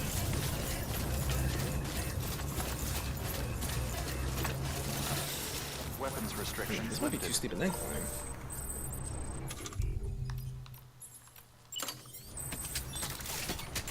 We're still fighting cubes!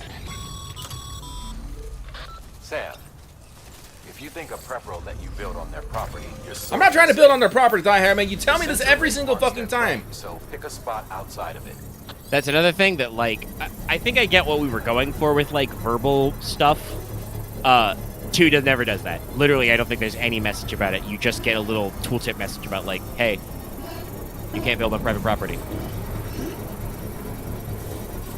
Construction. No, but this is far enough away. Like, I think like the thing will go on to the Evo Devo, and I might like, disassemble it. But I've been doing a lot of hiking. I'm probably gonna be doing more hiking. No, generators are pretty important. Like I mentioned before that, like in 2, I don't run down my battery as much, but that has more to do with the fact that, just like we said, there's a lot more ways to get battery back. You can solar generator charge, you can recharge your battery in timefall. Because Sam is like exposed when he's on vehicles, that means that even if you're driving in timefall, you can fill your batteries. Oh, The fact that like every mine that's restored big mine. has, yeah, every big mine that's restored has like a generator outside pre-built. Like I do have a couple generators. I specifically built generators at locations that are far off road and that the DHVL Magellan cannot reach on their own. Yeah, So- there are a couple of people. Like I built a generator by the musician, because that is kind of like up in the hills, and even when the Magellan goes up that far, it's kind of like off on the side a little bit. You know, it's off to one corner. Mm-hmm. Let's see. I have a couple others. I mean, I built one for the architect that is basically above that bandit camp, and that's, I think, as good a place as any. The architect is also off on his own with no DHV Magellan pop. No, I got one at the Lone Commander, the Pioneer. I should probably build one up by the Pioneer. I'm working on perfecting my Pioneer infrastructure. Like, I haven't perfected my idea of just like ziplining over those big ass sand dunes. What I do is on the road, I just turn off. Like there's like a paver that's right there. I just turn off and go around the big dune. Puts you on the well, there's like a mini dune in here, but I've been able to get over it with the truck. Wait, did I grab Maybe a I'll throw fucking... some guideposts and figure that out. God damn it, I didn't. Oh well. Let's go say. Oh god, my battery. Like I said, I'm still trying to like set up so that I can like hypothetically zip line across that lake up there and hook back up with the monorail. Because like that's one thing I will say that I'm a little sad about monorails is they have. You can't eat them, but you can catch them. Oh, RIP backpack cover. Yeah, I figured that was gonna happen. But the one thing that makes me sad about monorails is they're not, unlike the roads, which I think are actually gonna like connect up pretty good in the end. The monorails are non-contiguous. Yeah, I know. There's I think there's probably gonna be like 3 total. Because you have the northwest. I believe there are 3. Yeah. It could be that the one that goes to East Knot like loops all the way around to that big mine in the center of the map. I don't know for sure. I haven't finished that monorail yet. Just remind me, actually, though.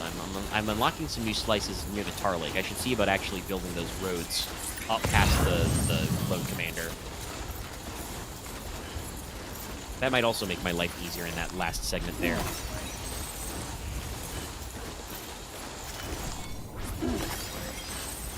Crossing Tar Lakes are easy. Crossing Tar Lakes with cargo is a little trickier. I haven't really played around with the Flying Coffin much because it's very weird. It's a little odd. Like, I had it stored in the back of my truck for a while for emergencies, but it uses up way too much space to do that. Yeah.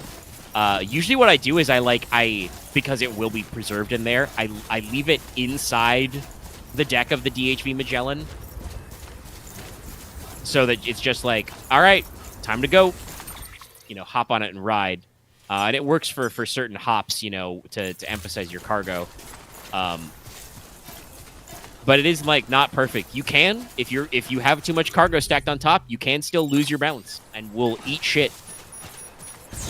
I don't know if you can do that like on the tar lakes per se, because those are flat, but you can absolutely doing it trying to go up slopes to leave lakes. And your board will get banged up. It is basically like a third extra vehicle. So weird. You can do such weird things. You can hide in it. You can burn bodies in it. I'm just like, Jesus, guys. I mean, basically what it sounds like to me is that somebody on the crew, probably Kojima himself, like designed the idea of Higgs and his coffin or sarcophagus, right? Yeah. As like the game hasn't explicitly told me this yet, so I don't know if it's a spoiler. But looking at him, I'm like, so Higgs is a ghost mech. He says he's a ghost. He's got a weird robot body. He's a ghost mech. Oh, is he just operating it from the beach? That'd be interesting. They call them ghost mechs, but they haven't explicitly explained what they are. But my understanding, my guess is that like the ghost mechs are mechs. They're robots, but they're piloted by BTs basically, which explains how like Higgs can command them. Yeah. They are literal ghost mechs, which is also super rad. No, I love the ghost mech concept. I really do. Yeah, their designs are really cool, and they give me very interesting things about the mysterious cyborg ninja, what's going on there. Still not sure exactly. I have thoughts, but again, I'm like, I have I'm thoughts not as sure. well. I also have thoughts about tomorrow. But I guess we're gonna get there. Oh, boy, howdy do I. But I'm sure that will all come out in time. But, like, I'm sure that was like a design element that they were just like, of course Higgs has to come out of a coffin. How could he not come out of a coffin? With his cool, like almost like cultist dressed guys and shit like that. But then somebody was just like, well, that's pretty cool. Like, what does it actually do? Could we get that technology? Could we do something with that? And then somebody was like, oh yeah, we can probably do that. And then they were just like, well, what does it do? And now we're at the stage where it's like, well, what doesn't it do?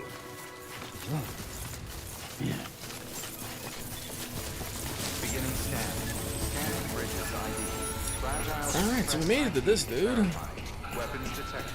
Yeah, I don't know. He's got the porter on the side and all that stuff. He's kind of beat up. This might be the guy I'm thinking of. Is like the He probably is a quote, holdout. first prepper.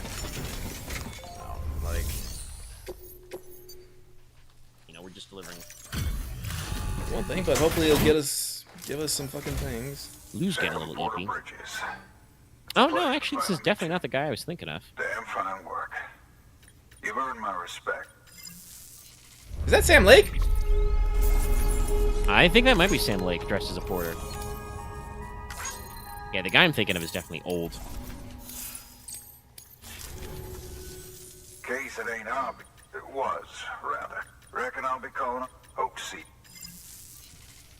He is gonna hold out, Yeah, he's though holding you did out. only deliver a lost package. Well, he does got 3 standard orders now, and I probably can get some other stuff going. Paleontologist, geologist.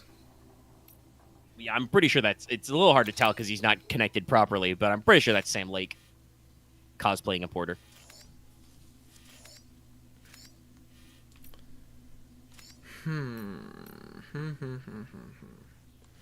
The interesting thing about this is if I can get a zipline system going, I could probably just zip on down to the fucking Timefall farm from here. Probably. True.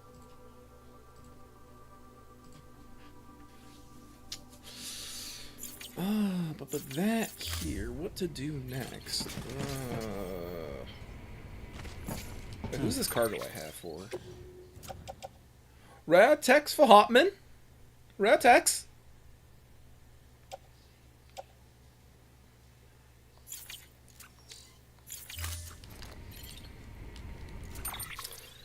Honestly, I'm feeling slightly lost. I'm gonna be real. What do I want to do? Do I want to fuck with the zipline now that I got the thing ready? Because I did the mission, got the command grenades too. I gotta... Well, the furthest I can go is about this point. Then it's all on foot again. Which, you know, ain't a bad thing. It's just... It's a thing.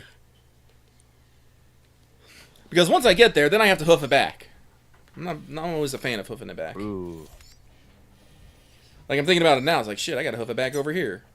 That's 750 away. How far is this away? 336? That might be a good place for a zipline.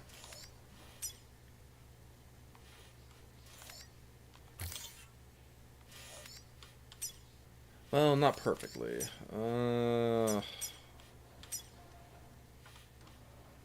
Cause that's 705. Well, actually, I should double check. I should get up there and check. Let's. Actually, he probably. Actually, now that I think about it, he probably doesn't have a lot of. Nope, he got nothing for me. Son of a bitch. Okay. Actually, I can't. Oh yeah, he's not even on the network. Yeah, no, I can't do anything here yet. I have to come back. Yeah, no network features, baby. But my first location, I think I could probably try. So we'll work our way back up at least. And this is the thing I talked about in 2, right? There are going to be periods where even in 1, where you're just kind of like bouncing around from guy to guy, because like the story of the game is just like, okay, Sam, we need you to connect with some random guys. They have stuff that we need. Where's B? Up there? Okay.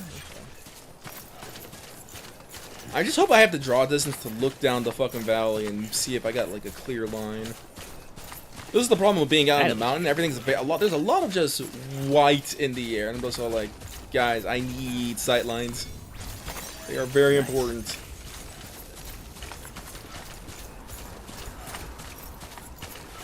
But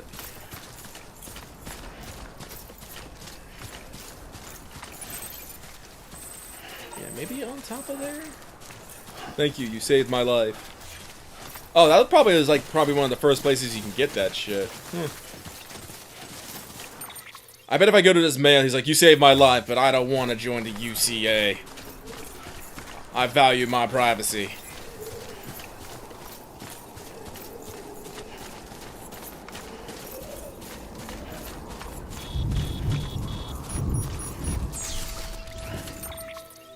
Yeah, actually, now that I think about it, since the thing, I'll probably have to actually put it right here, which is... How far is that about now? Yeah, let me get to B. Let me get to B. Also, I wish I could do more with the map than just put down barely visible fucking markers.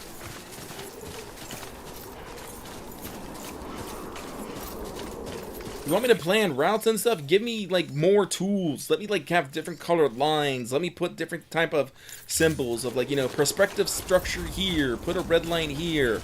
Let me put giant circles. Be like, this whole fucking area is a BT zone. Scribbling on your map is what makes maps important. And 2's not got a whole lot of detail, but I think at least the auto-inclusion of, like, exclamation points and other, like, red markers to be like, hey, this is, like, some kind of hazard. Well, yeah. You can put down, like, even now, like, well, not here. Where's the... Oh, yeah, that's where the signs are. Like, we got plenty of signs. We got all these things, but I put down this thing. It's just going to do BTs. Like, and now I have a sign here. So, yeah, I would know that BTs are in the area, but I have no idea the range on them. They could be, like, all the way over here, or they could be all the way over here, or they could just be, like, you know, this little bit right here. There's no indication on how much fucking BTs this BT sign indicates. Just BTs. And that's, like, my problem. Like, I would like to be able to, like, okay, the timefall is about to start around here, so I will designate all of this as the BT zone. But if you could do signs on your map, you could, even if you couldn't actually draw a circle, you could probably more easily do something like, ah, this is the rough center of the timefall zone.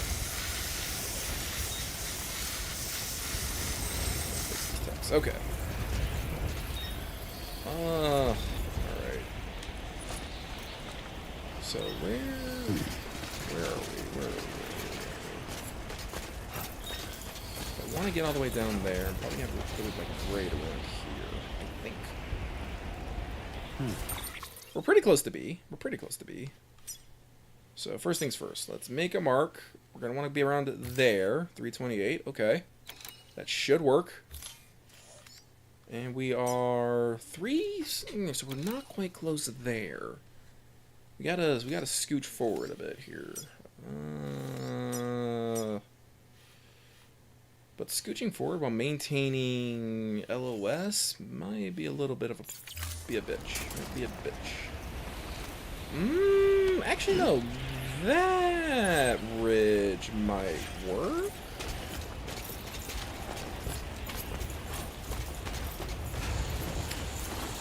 Oh, thanks for giving me a hand. Nice. Cairo puns.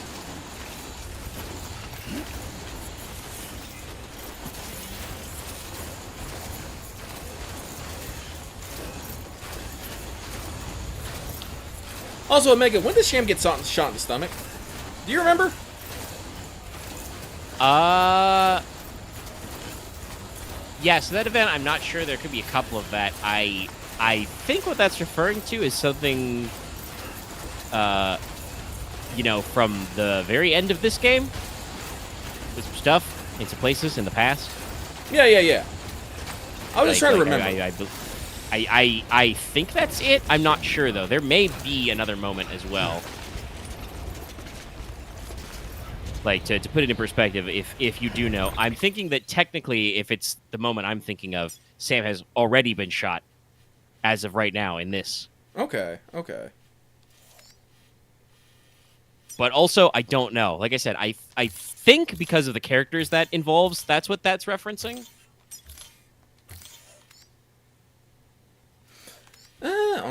Honestly, even if it's just that far, that's not a bad walk down. It is just a straight thing. But let me... probably can't see it. It's at the ridge. I mean, if you want to go slightly offside, there is like a rise over there.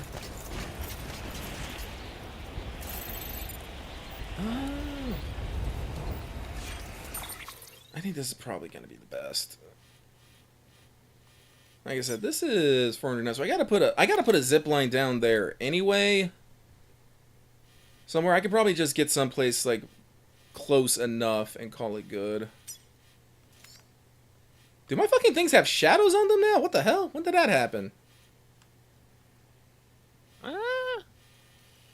I think they've had drop shadows for some stuff. It's very hard to tell. Let's remove all markers real quick. Yeah, because we're 259 from that. Actually, if we can move forward a bit, we got the space. Because this is a level 2, I can go all the way to 300. It's just a matter of maintaining line of sight. Hello there.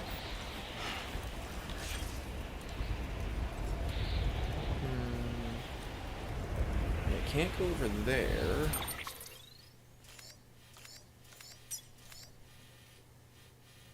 That's probably actually too far from it. We only got 300 feet.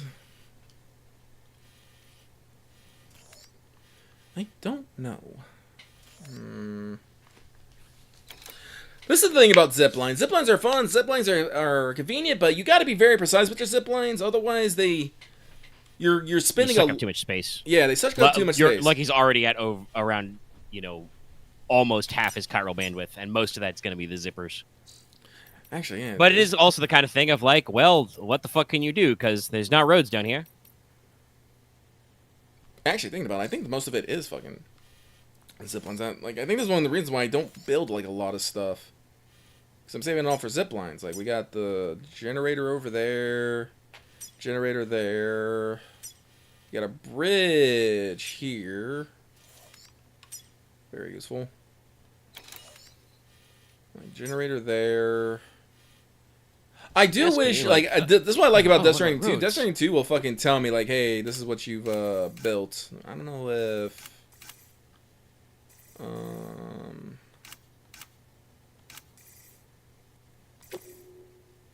here we go. But yeah, no, definitely there's your totals, I guess. Oh wait, those are that's how many I've built total.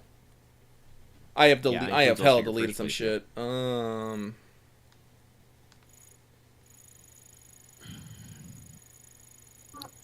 But like talking about like, oh well, there's no roads. Well, you need roads. Well, you see, there's lots of snow on these mountains and lots of cliffs on them. So like, if you want to get around fast.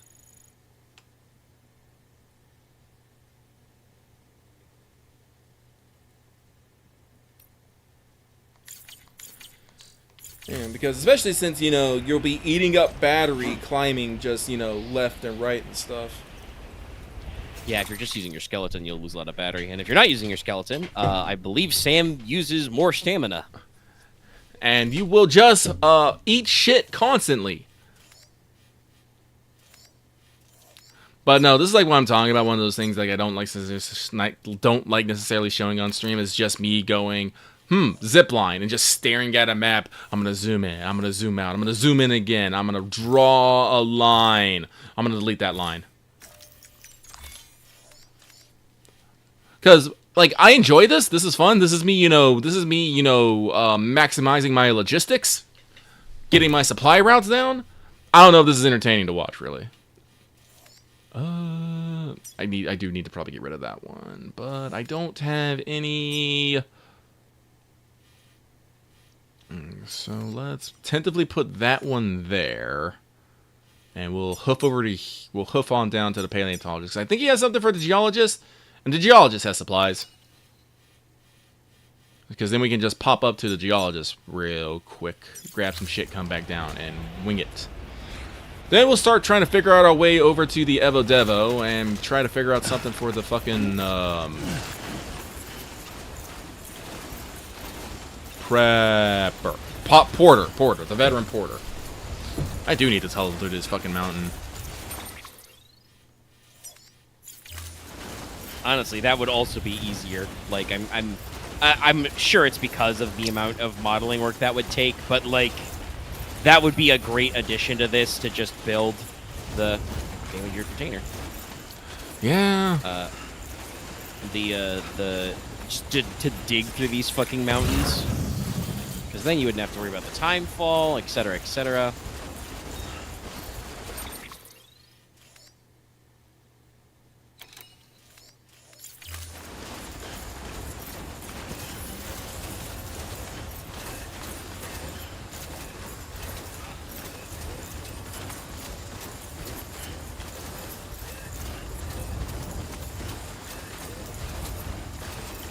God, 2 batteries ain't enough for all this shit. I mean, we talked about this. This is why the zip lines are like a must for some of these areas.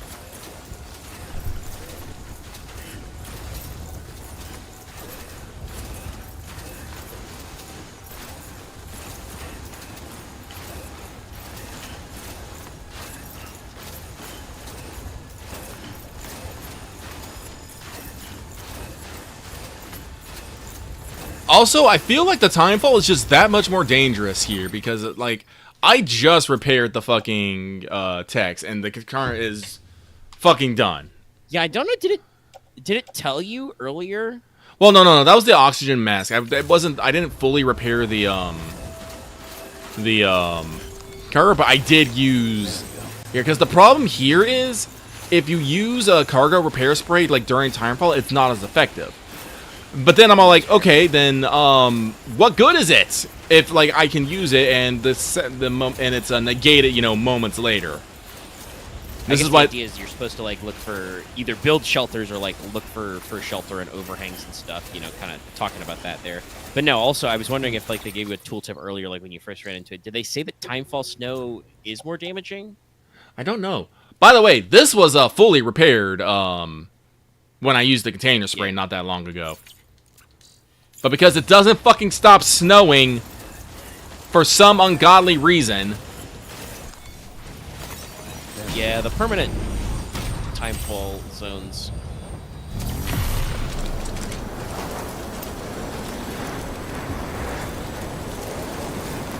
Like, I just got this oxygen mask. It's true. And it has a container, so you can put it on your back. Well, I can't, like, wear it because guess what? That also uses battery. We need battery to have oxygen.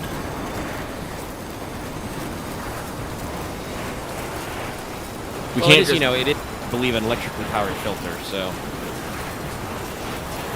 Can I just have regular filters that just degrade over time? Can I just swap them out? You know, a la, you know, fucking Metro?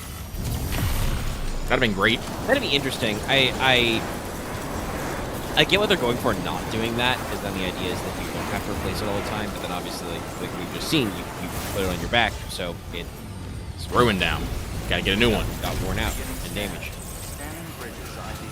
Verifying ID. Clear. Weapons detected. All weapons will be locked until departure. All clear. Welcome, Sam Porter.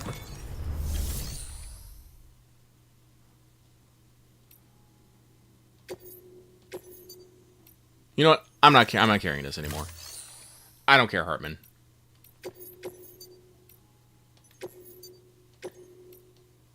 Why don't somebody else do it?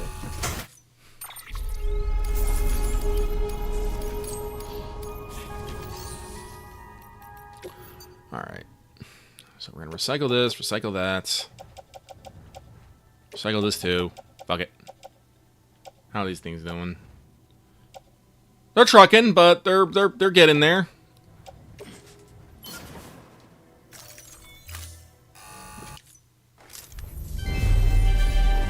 Thank you for your continued support.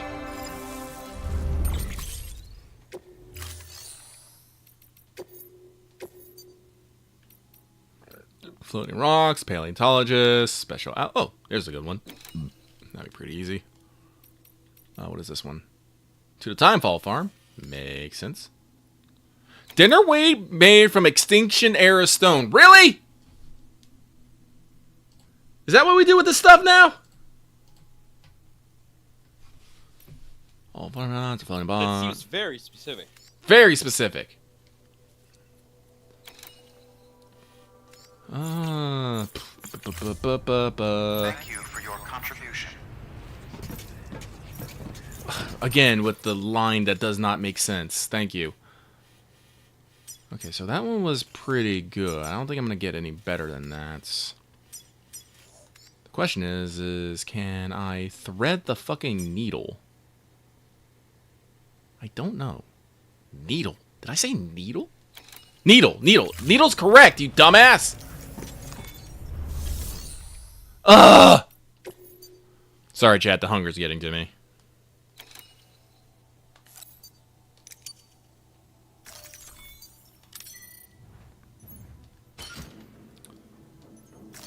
Alright.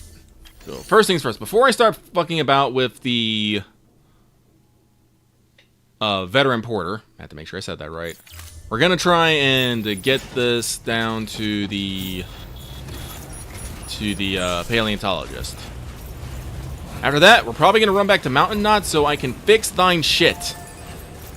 Yeah, I was just gonna say, like, this region, like, down here is also another place that probably calls for maybe, like, a safe house at some point, because, like I just, you know, I was just looking at your stats. The BB's a little stressed out, got a little permanent damage marker. I can see him getting tired. All your shit is showing up the timefall damage.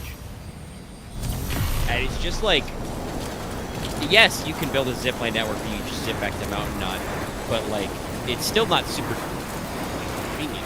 No, this is definitely a safe house area.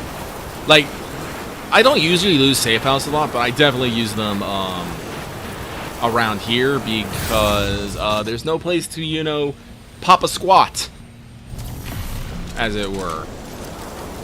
Wait, no, I think it's this bridge that, like, right here. That thing I just passed over right now. That's gonna fucking, that's gonna fuck me. I know already. I either have to. Well, let's see here.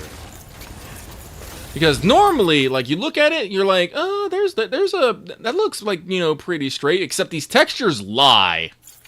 They lie as easily as they breathe. Yeah, they're not lined up perfectly. Oh, look, it's trying to go quickly for a sec. Again, See, back channel. already can tell you. Right, we got to there. Actually, dudes, is there a convenient path down? Maybe right here? Wait, no, we gotta remember, I gotta do it from fucking there, so probably the best I'm gonna get is right there.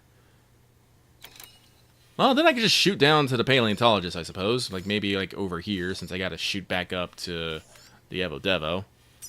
I was thinking of maybe just trying to go straight across like that, but it might not work.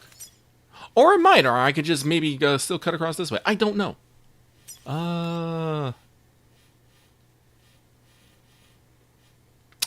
Yeah, I just don't know.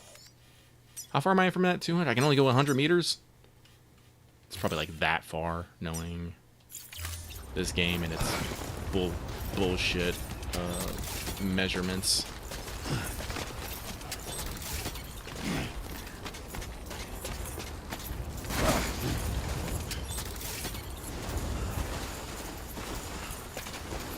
Yeah, no, from down here I can definitely see it a lot better. Beep. Oh, this might be it. This might be it. Yeah, no, that definitely gives me a... Let's see. Oh, that's only 295. Okay. How far is over there? 86. 3, 82. Alright, let's just shimmy a little bit. No, we're still connected. That's good.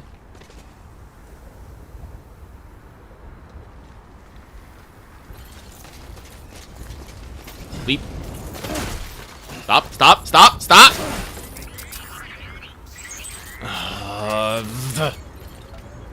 Stay with me, kid.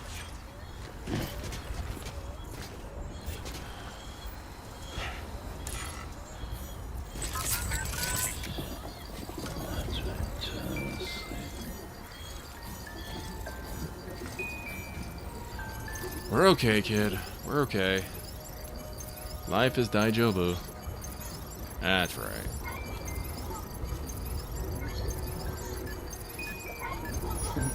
Someone's happy.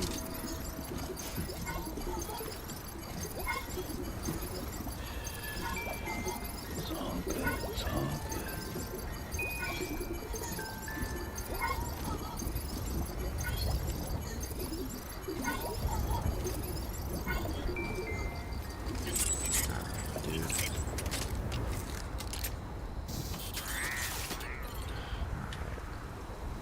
So let's shimmy back on up.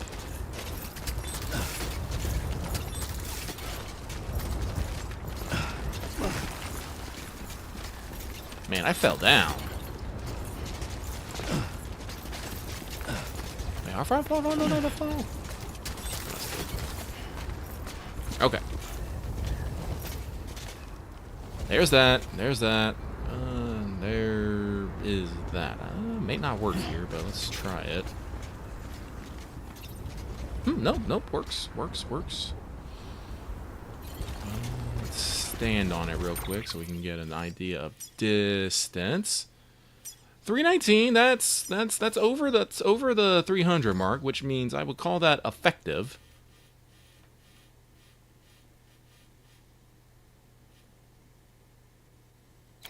Actually, is that 350 right there? I just realized there's like this black circle. Is that like 350 right there?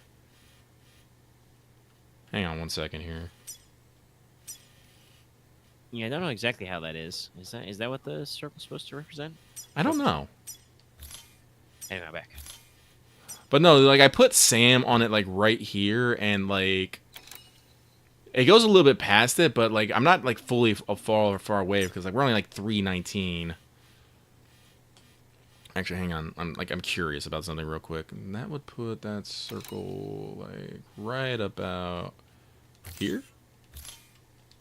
Yeah, it's about 350. This whole that full circle is about 350 miles meters as the crow flies. So maybe I can use that for some testing, I guess, or at least the general ballpark. Does look like the circle does deform with the terrain. Interesting.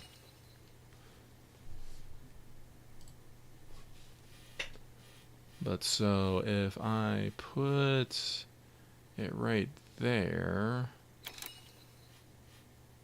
that means... Well, also that would mean that this should... Yeah, be about 175. So, yeah. Okay. It's a weird little measuring device, but I'll fucking use it. You know, good enough for close enough for government work. Well, that's what this is. Ah, and that means that I can predict an approximate location to where I can stick the next one of these.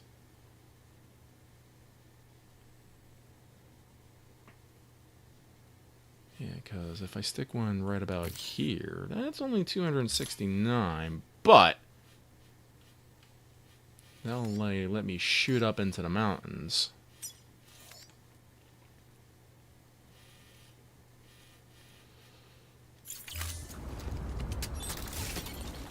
Yeah, I'll do it.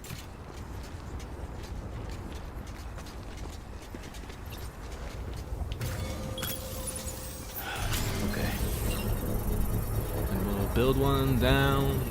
Build one down there. I should figure out a location for a fucking safe house up here. Like, I don't know, maybe right there?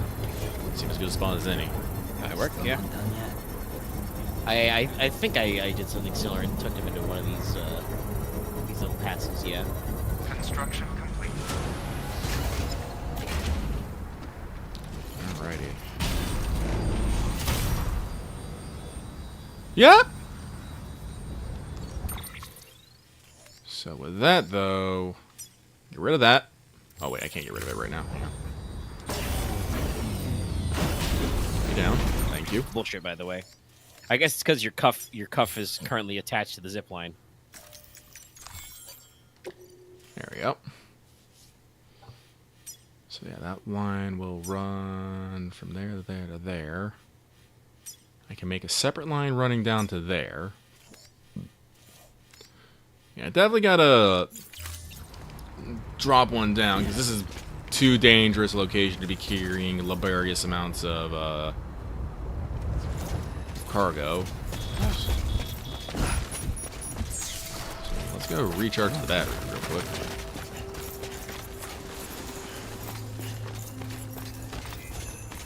Golden mushroom.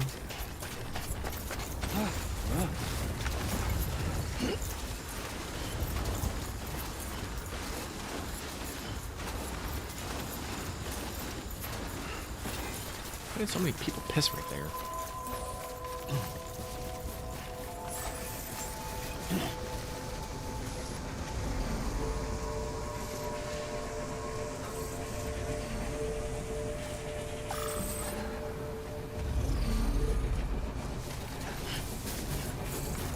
Beginning scan. Scanning bridges ID. Verifying ID. Clear. Weapons detected.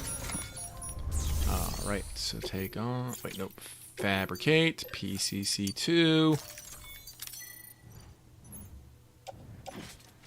Attach it to the tool rack.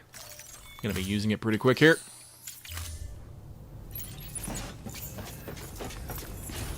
I don't need the 350, but let's see here. Well, can't really see it from here. It doesn't make sense. But I think this location over here seems pretty neat. Weapons restrictions lifted. Especially if I can get something open. Yes, this would be quite excellent, actually. Very excellent.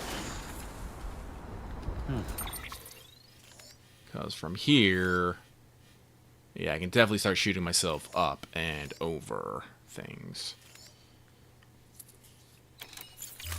Yeah, so we'll set this one up here. This will be the official, hey, you're dropped off. That's the post box!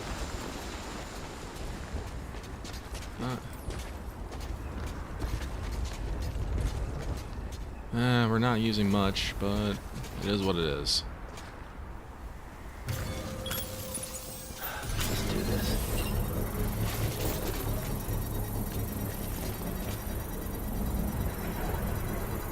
Woo! I'll work on the save files later. I probably need to go check to see who got... Well, I can actually check things here. So... Who has orders to this guy? The geologist and the chiral artist's mother. That is a fucking... Jesus Christ. That is... schlengthy. That is lengthy.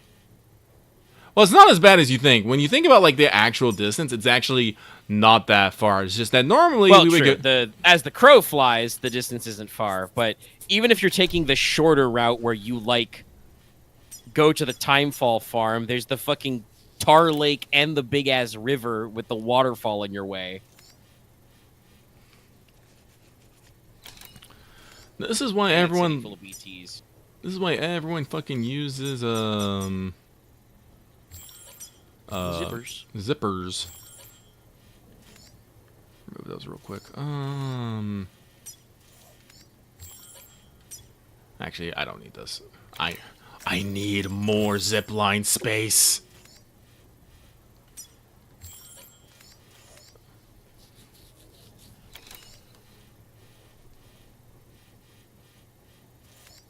Yeah, because we got the geologist. That's the paleontologist.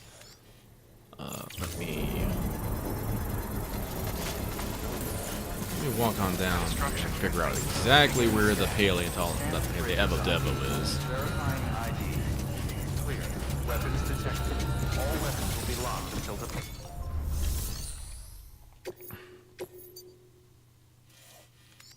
Alright, so it's that nestled in right there. I wish I could mark this instead of just kind of trying to remember. So a little northeast of these gray little splotches. Okay. I can remember that. I'm not an idiot. Where's those gray splotches?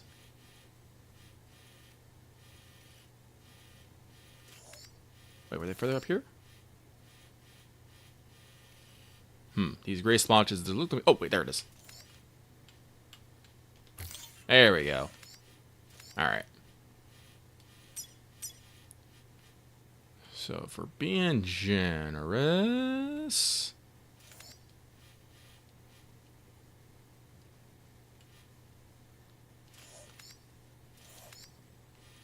well, let me actually get on the damn zip line because that way I can get an accurate measurement of where the fuck I'm going.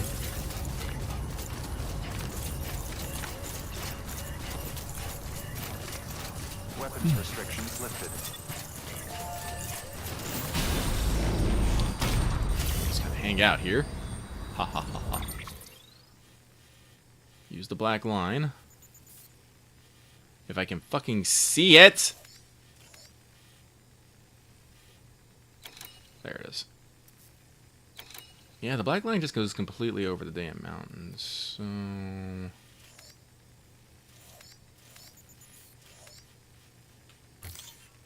that's 386.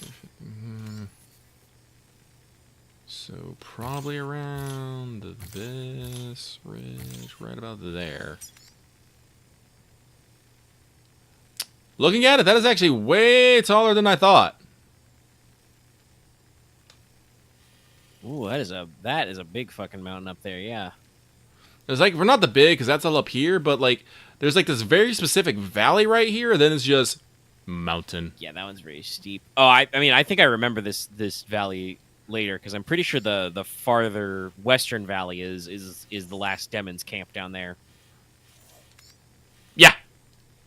Yeah, there it is. There's their building. Yeah. You just zoomed in. That one's a little freaky, that valley.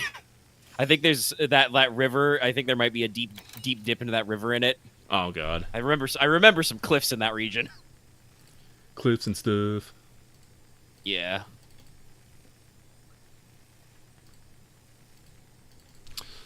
Okay, so and the unfortunate thing is my probably best location is outside. It's like they planned. It's like, no, you do not get to. You do not get to. Do not. Now, your best route is probably to hook up the Evo Devo. That does feel like pretty consistent in the game and stays even in 2. Is just like, you know, your optimal route can only exist after everybody is networked up. Yeah. Well, let's we got about an hour. Let's hook up to Evo Devo. After we hook up to Evo Devo, probably gonna fucking call it. Like I said, I gotta figure out this veteran porter. I gotta figure out this dude. I gotta build a mountain road. But this is all a lie. I just want to go play more Death Stranding 2. Also true. And also Banner's in like an hour. And Banner's in an hour. I need to, you know, psych myself up. I'm probably want to get in some last minute FGO time for some last second quartz. Yeah, so let's not do that. Shit. Whee! Don't you just love Sam when you fire off in the wrong direction? Oh, I do that on the reg. Forward and back and forward and back and forward and back and forward. I don't actually know the lyrics to that. I should. I mean, that is the lyrics to the chorus anyway. Yeah. It's used about 9 million times. Scanning bridges ID. Alright, so first things first. Give me juice. My shoes? Okay. We can ignore the fact that my batteries look like they might explode at any moment from, you know, whatever's inside them. But let's see here. Cargo collection from a BT area. Great! I got this. Sam's got this, everybody. We do have a fair amount of supply stuff, but let me... Where... Yeah, I do still got my assault rifle. I just gotta pick them up. Carry on back. Carry on back. I doubt I'm gonna use them, but I have them, and I have no reason not to. Yeah, it's 12. It's 12. It should be fine.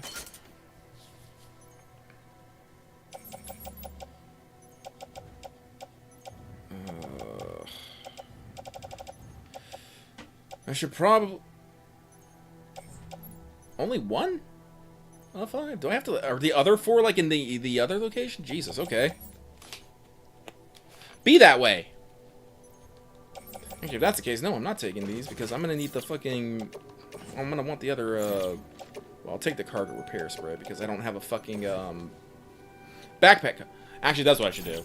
Before I do that, I'm gonna go get me a backpack cover. Probably a smart idea. There's a lot of timefall in these mountains.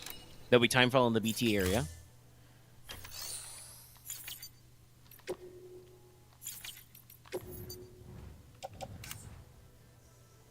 Be careful when saying timefall that I don't sound like I'm saying Titanfall. Oh god, I wish there was Titanfall in the BT area.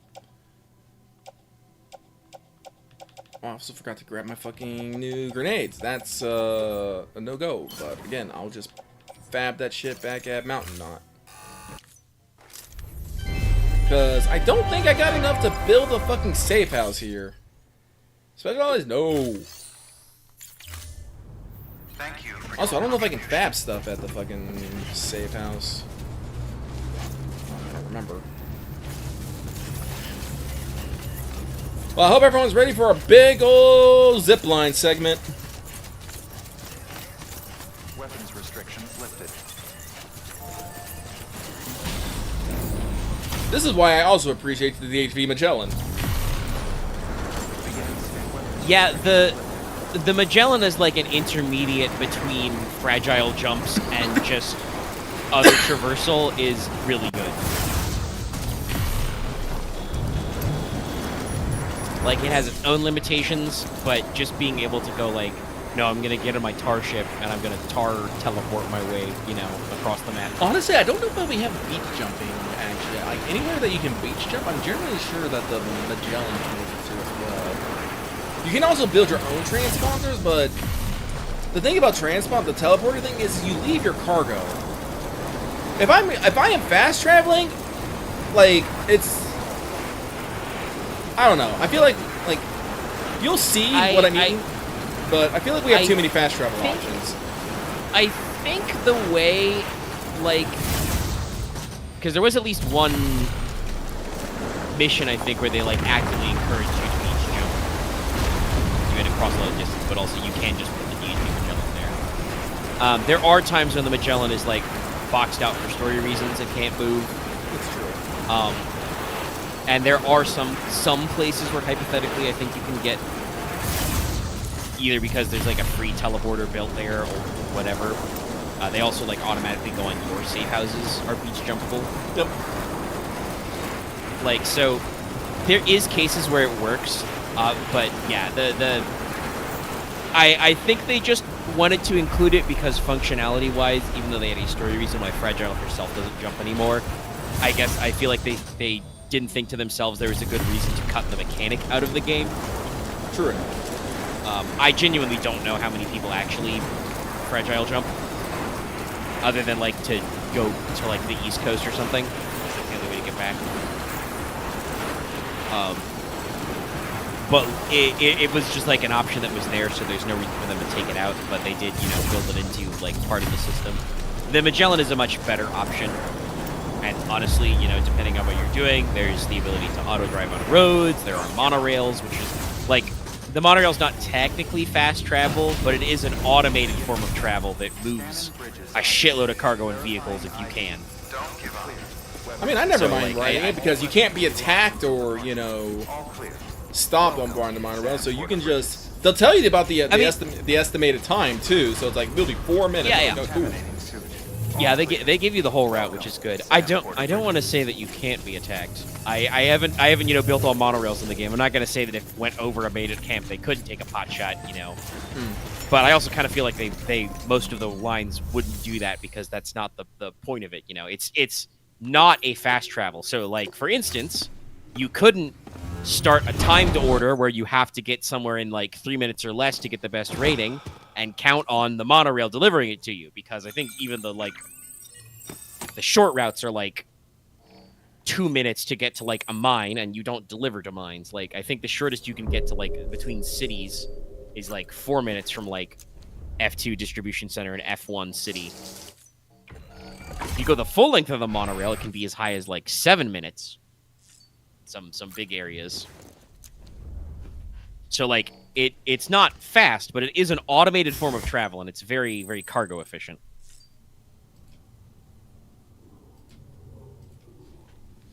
But yeah, like I said, I think the way that they just leave the beach jumping in because it's a function the game is coded to do, so there's no reason to like cut it out. But they simplified it, and it's like I said, there are probably some niche uses for it, but that's not ever going to be the optimal way just because you can't take any cargo.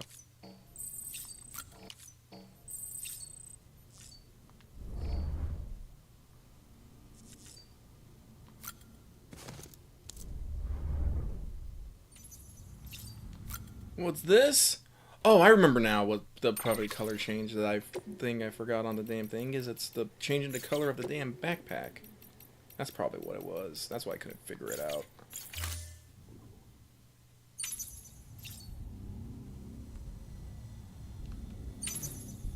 How you The doing, Lou? backpack does have color.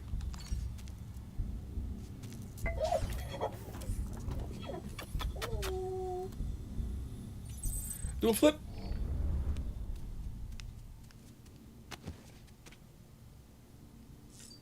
Alright, a backpack cover.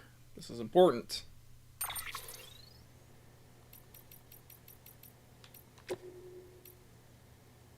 I don't have enough Cairo crystals. God. Ugh. But yes, color scheme. That's the one I was missing. Excuse me while I leave the private room to go put Cairo crystals in my fucking bank. Whoops, I hit the button. Thank God in 2, customize is just in every menu. That's one of those things that's just like that's the kind of thing you can only get from like developing your game, putting it out, and then just having a little thing. Like, okay, yes, logically they're like, oh, you can customize your outfit and stuff in your private room while it's all on display. And then, your players put 60 to 120 hours into your game, and you're just like, oh yeah, there's like fucking animations and loading involved. They really don't need to be, because you can do all this other shit for Sam from the terminal.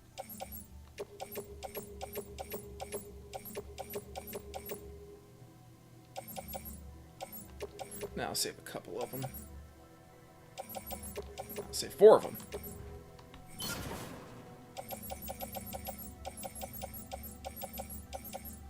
do not need all these blood bags.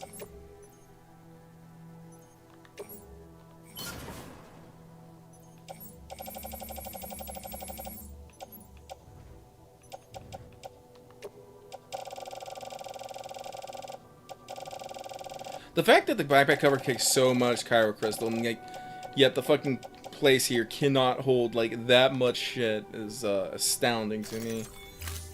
They're way more. They're way more. I only have the level 1 cover, but I think it's more efficient too. Also, I think that just in general, facilities can hold way more materials in 2. Just period. They definitely can.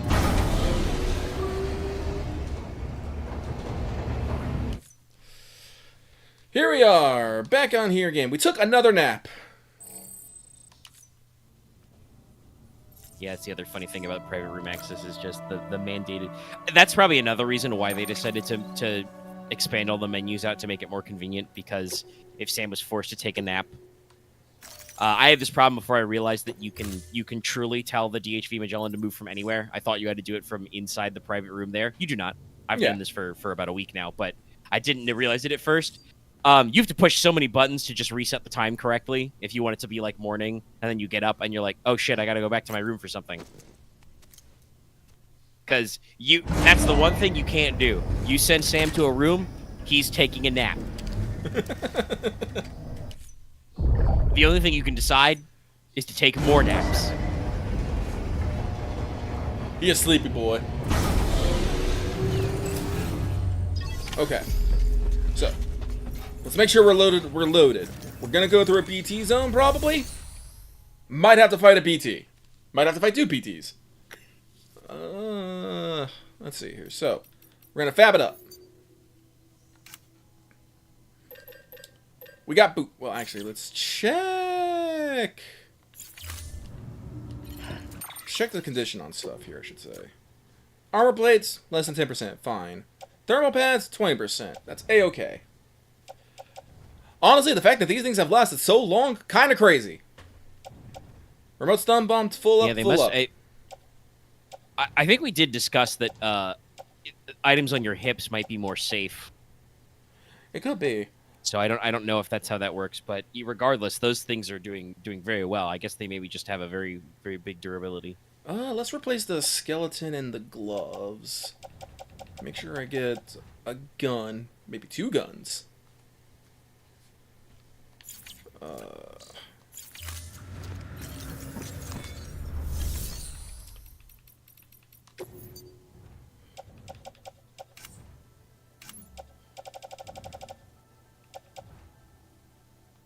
Those are 50, those are 30. 20% good. When we start pushing 40%, that's when I'm all like, nah, something weird could have fucking happened there. Alright, so recycle. Also, considering that we're like, the hematograde level 2 is so far after getting the custom grenade drops, like so far, they have to be better. They have to be. It'd be so weird. Yeah, I can only assume that the grenade level 2 is here because they're like, oh, well, you're like a million miles away from the guy who gives you free grenades. They're also way more expensive. Look at this. 4 and 4, 10 and 30. 10 and 30? Jesus, you're right. Okay, those gotta be better. Yeah. Oh, also, did that say ammo 10? No, it's just because I'm making 10. I'm I'm making 10. Yeah. There you go. Okay. The menu's just a little weird. So confirm that shit. I'm an idiot. I meant to make more stuff, but whatever. We'll go back into there. Because I still need a gun. Lethal. It's level 3, baby. Honestly, I think that's the strongest gun I have. I'm not running around with a lot of ammo, so I should probably consider bringing in multiple guns. The anti-BT handgun offends me slightly. I'm gonna be real. So we're just gonna go with 2 assault rifles. It's a good stopgap, but they just did it better. Like, honestly, the idea, like, just hitting them with a grenade and just shooting them with regular bullets, a lot more effective. Oh, gloves. That's what I was trying to remember. That's right, you do need new gloves. New glove, who dis? So equip that. Equip that. Actually, we'll carry on the back until we actually get there so they don't get fucking damaged. It's not like I'm carrying a lot of stuff there. Alright. So, 2 guns. Armor good. Thermal pads good. Kyra boots back up. 2 level grenades. Remote stun bomb for fun and profits.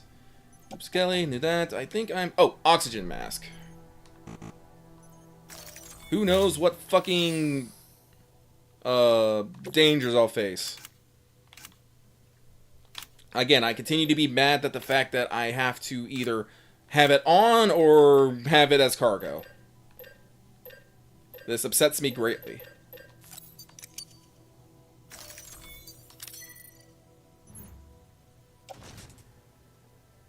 Space. Ah, who am I king? I'll just put it in the fucking...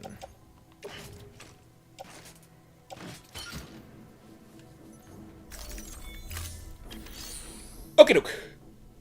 We are good. We are ready for adventure. Beginning scan. Have a pleasant journey. I got mad stamina, mad boots, mad battery, mad guns. I'm ready to fucking fight a BT. I might just fight the BTs just so I don't have to deal with them. We have some goddamn event. We have some goddamn action on here.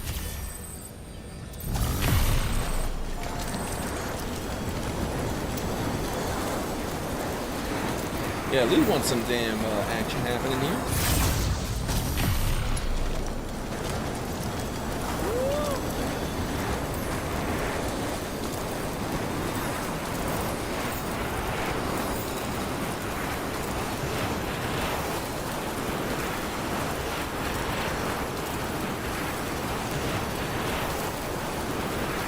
Maximum zippage.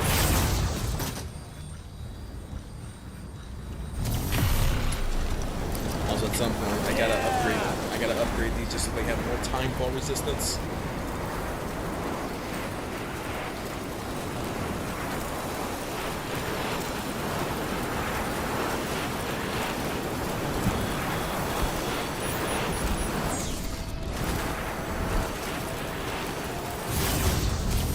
Mountain.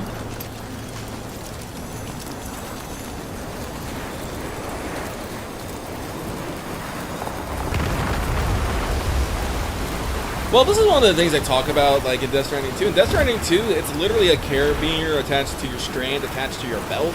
So you're hanging, you know, from core, straight. Here, you're just hanging by a handcuff that you're just gripping with like, you know, like a death grip, I would assume. You use, you know, chemicals and special alloys and stuff, so it's like all chiralified, because like you're fucking ziplining on a beam of light, so you know we're not necessarily adjusting for physics here. But yes, just the idea that like to use the zip line, Sam has to like just flip the cuff around the line and then grip the other end. Otherwise, it's just like the weight of the other half dragging on his wrist is like crazy. It's much cooler. It's much cooler. I like it. Very real. The 2-1 is definitely like, again, somebody in the modeling team figured out they can do that. It's a lot easier. It's a lot smaller. Also, same as the ring band cuff band.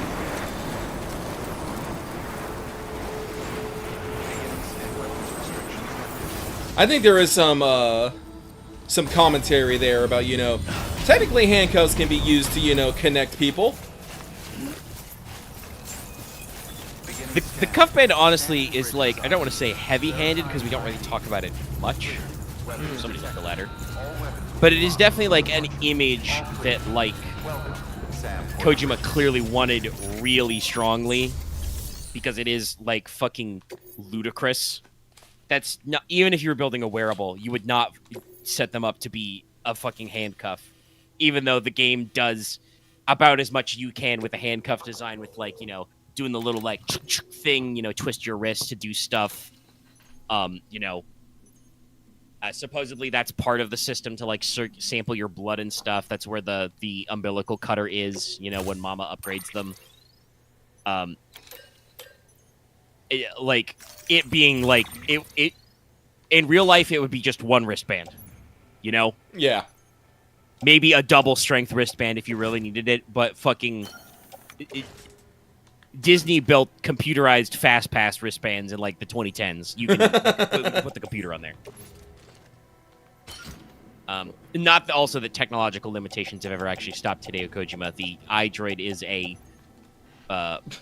holographic projector Walkman in the year 1984. Boss, that technology was suppressed by Cypher.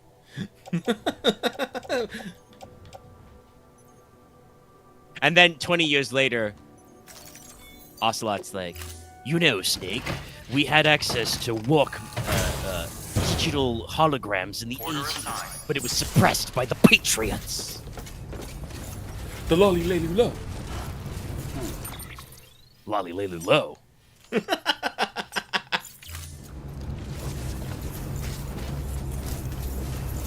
reminds me, I saw a really good... I probably should have retweeted it, but I saw a really good tweet earlier today, which was like, if they remake Metal Gear Solid 2, they need to just make all the lie through the marketing again, and make it so you only play Raiden for an hour, and then the rest of the game you play is Solid Snake. Just flip it back. That'd be pretty funny. But yeah, no, like the ring terminal honestly is like, especially since they are doing like full hologram projection, is like a way better of a concept. A wearable computer that's like ring sized, apparently adjustable because people wear them like all different kind of places.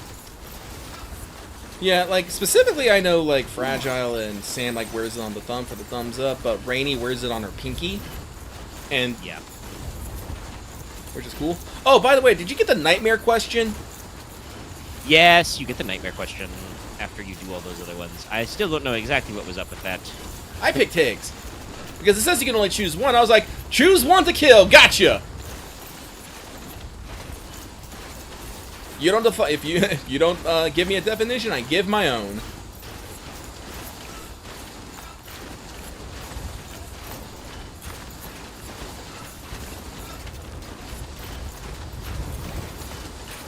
That was a between sorry, go. Between that and a lot of other weird stuff, I do not have high hopes for OD because of just it being tied up with Xbox production, which is like imploding right now. At the very least, that probably means I'll be able to play it on something. But I'm not super confident. But I think the nightmare sequences that they added for Death Stranding Director's Cut and that are in 2 really shows that like you can see the hints of it in some things. I want to say as far back as like original Metal Gear Solid, the hallway sequence with the cyber ninja is pretty crazy. Yeah. But that also feels like that could be like an action set piece too. But like Hideo Kojima clearly has like seen some horror movies and has some thoughts about that he doesn't really get to express a lot. No, I still can't wait for us to see more on OD. Like, I think that's the only reason why I can't say like I feel confident in anything. Is just that I'm like, well, I don't know anything about it. You just showed some faces doing some freaky shit. I think there has been like additional prints since then. Like they've talked about what kind of style of game it's gonna be. But I mean, obviously, right now he's not doing that because he's literally on the press tour for. I'm surprised he's still on this press tour. I think this is just an excuse for him to go around and hang out with people. Well, you know, they get to go to major markets. They do get to say hi to a couple of people who were in the game who are all over the place. That is kind of like a major theme, both of the game itself and obviously of the game production. That, you know, this was only possible by bringing together a lot of talent from all over the world. Sam, have you never heard of Kojima Productions? Sorry, I am... A little tongue-in-cheek Dolman, but, you know, could be worse. At least Tarman or Fragile didn't fight me about getting battery back when I eat an Electrobiote. Well, no, apparently that works for everybody.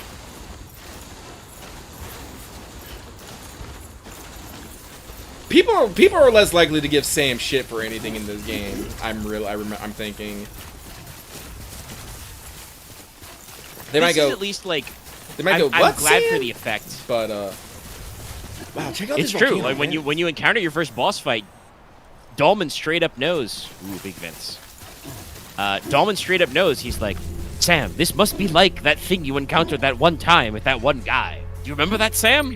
That shit was crazy. Anyway, this is called the old volcano observatory. Interesting.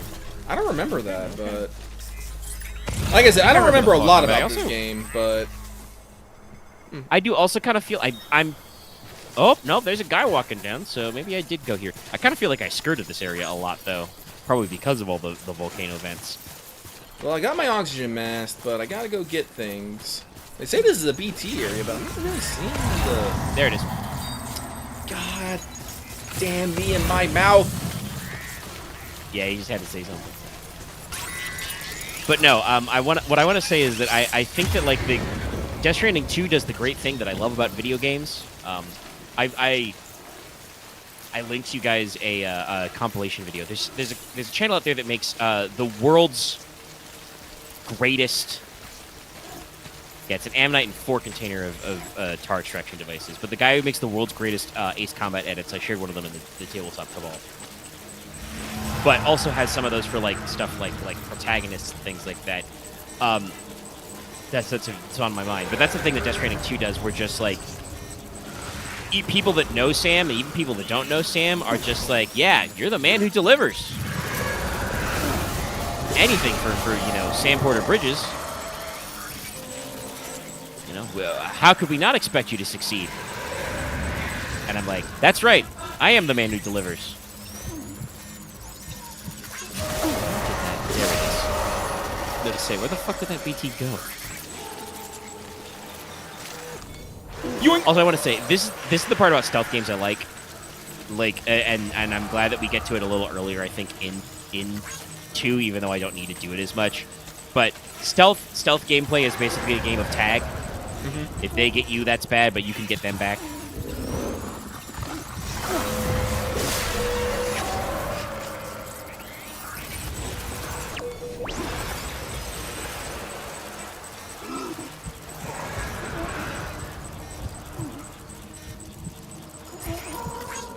you guys don't really move. No, there are types of BTs that patrol, but Where'd they go?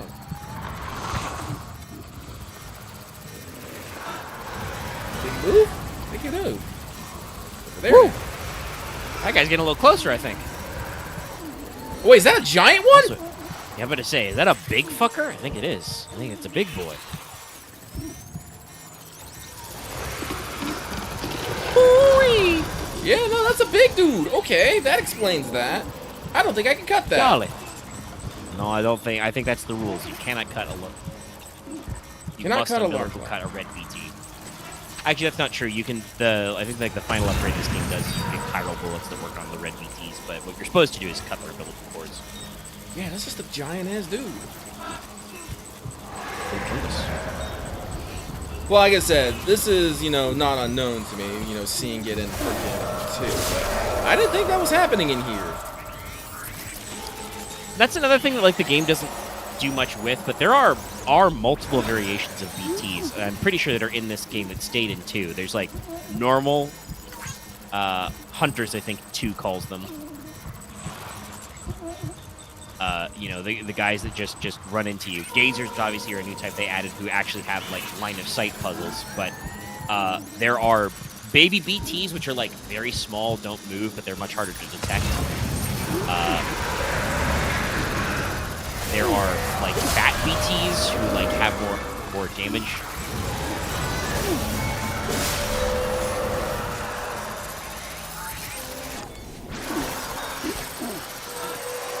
There's a baby right there.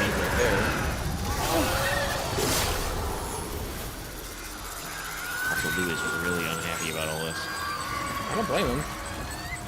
I mean, I could solve this and just, you know, rejoice in the glory of combat. Yeah, but God knows where you'd end up being yoinked to with this map.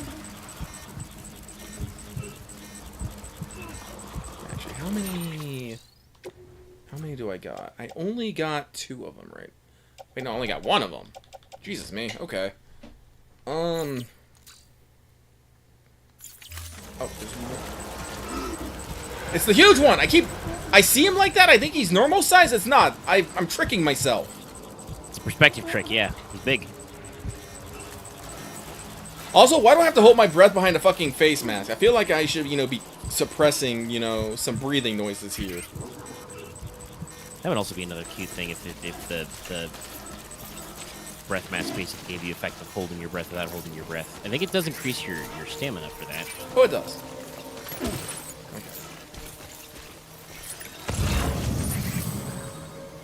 Also, another reason why they changed things. The button to scan and the button to hold breath is the same, so I can't hold my breath and scan. Alright, where is... Ooh, look at that. Might want to go there later. Where is... the thing? Where's the thing? I need the thing. Over there! Way over there. Jesus. That's metals. That's not scored. Poison gas! Well, I did say that there's a Demon's camp down there.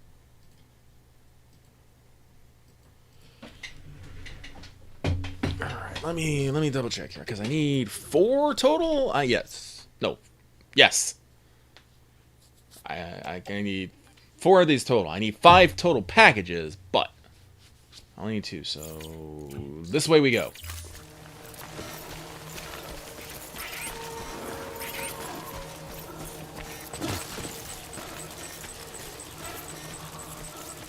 Generally, you don't necessarily worry about holding your breath until you that right there.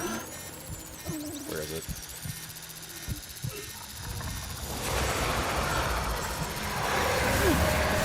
Yoink! Yoink! Anybody else? Why are there so many of you right here? Yeah, I don't know. Are we trying to say these... did a bunch of people die in, like, a volcanic eruption or something? Probably, but... Guys, move on. Well, they There's a whole can't. fucking afterlife for you. Well, that's the point. They can't. If we're being the realest real. But also, I'm going to say, if there's That's true. There is some weird stuff about, like, the upper beach and other, like, unbalanced stuff, but... I don't know, man. Wait, I think I'm going the wrong direction. I am. I'm going the exact opposite direction. Kind of, yeah. You're going towards the bottom of the circle. No. There is a giant pile of chiral crystals here, though. Actually, I think that's like across the fucking ridge. No, turn my ass around. Go past the giant BT again. I wonder if that means it's like a super BT fight or something if that one catches me. Or is this just all like, big boy?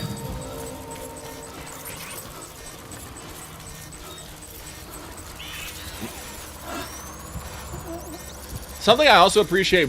Wait, hang on. Let me breathe. breathe here. Like, I don't know how to explain it like properly, but the BTs don't like properly show up unless you like breathe a little bit. You can't actually see them like while holding your breath. Yeah. See, so I have to like stop breathing and then, you know, get in there. I wonder if it's because technically,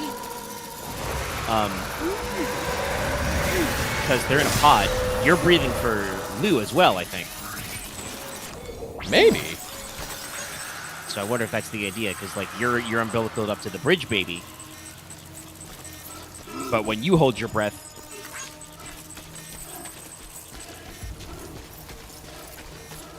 you know. Also, it is still one of my favorite fucking things that if I use the umbilical cord, the BTs are like the BTs just like nice. Yeah, BTs give you thumbs up if you umbilical cord them. True, and two, there's even like they do give a little extra special icon. How do I up my connection rating with BTs? That would actually be pretty cool. I bet BTs would give you some weird shit. Oh.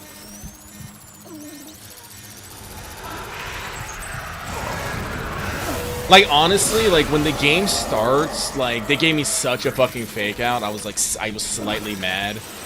But, you know, oh, shit. That's what I get for,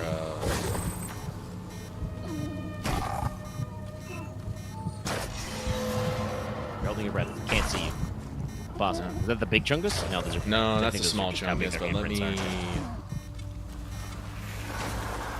See, he's in search mode right now. Completely lost. Let's see if I can get his gold though. No, it doesn't look like it. Weird. Maybe only when they're not angry or in a hunt mode, I suppose. Yeah, see now I know it. But no, I would love that. Like, in the beginning of the game, like, I felt like, because the way that, this is something I actually think is pretty neat. A lot of porters actually do it, where they hide their prepper shelters behind, chirograms. So usually, like a lot of times, like, Old Oz, the Dowser, and Sam. There's a couple, yeah. Sam, they hide behind it. But Sam's is not just rock, but he also has BT like holograms, BT holograms. So when you first go up and you see Sam just walk up to BTs, my first shit. Sorry? Did it just move on? No, I don't think it actually started hunting. Well, it did, but I saw the thing and it just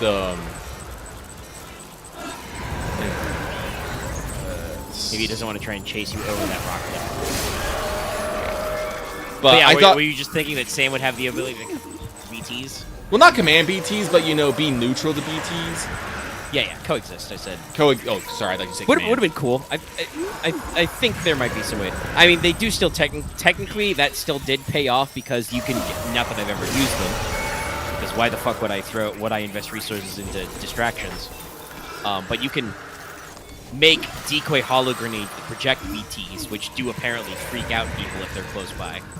Oh yeah, which you know is which is a fairly neat concept. I like, but no, like I talk about this, like I'm okay with like Sam just being able to like teleport his backpack or you know magnetize fucking things to him. That's not confirmed. I just like to believe that because I want Sam to be cool. But no, if we could actually like build a connection level with like the beach, unquote unquote, that you know you have to be nice to BTs, I think that could have been interesting. Because if you hit a BT with like a blood grenade, they are not happy. They are screaming and writhing. They are not having a good time. No, they don't like it. It's not good for them, and it makes sense. They shouldn't like it. It's like something about the Doom's blood they don't like. No, but if you just use the umbilical cord, they're like, hey, because BTs, they don't want to be here.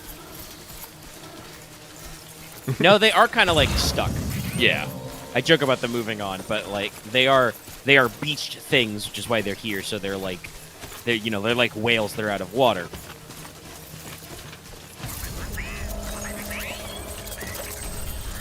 Six likes from Lou.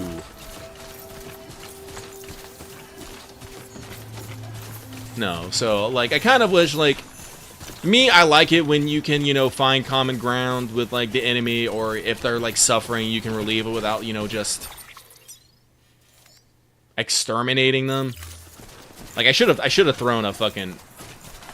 Actually, I don't think I can actually go. That's a sheer fucking cliff. That mountain is very tall, yes. Okay, so no, we actually got to go up and around. Very well then. So we'll figure it out. Because you can build like in Death Stranding 2, you can build fucking connections with the damn porter. They actually have their own connector rating. I don't know if it actually does anything, but I don't actually need it to do anything. It's a bit like I just want to be that guy that's like, I got 5 stars with the BTs. Yeah, it's cool. I mean, 2 still does the thing with the porters. It's just. Well, no, that's what I mean. But I don't know if you got like, I don't think 2 you can have a start. Oh shit. Ooh, okay. Slope tough. No, I don't think we're doing that. Wait. Yep, we gotta reverse course. Yeah, you're kind of. Yeah. Right now, the way this slope is going is the wrong direction anyway. Yeah. Head back down. Gotta go down and around the other way.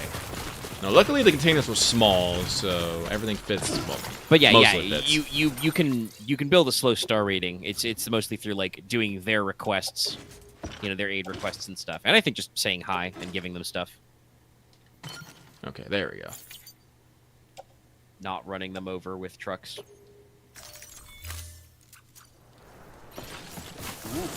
There we go. Put the container on stuff. All the stuff is protected. But no, you know what I mean? I just like little stuff like that. If I can get a like from something, I think I should be, there should be some I do definitely feel like we'll see later, I guess, because there's a lot of stuff in the trailers we still haven't touched on, but I do kind of feel like the BTs are like less of an antagonistic force in 2. Like several times in 1, they are phrased as, or framed, I should say, like the camera and narrative and so on, as like a major force that is against you. Like obviously, the BT void out that occurs like in that early cutscene you're introduced to them.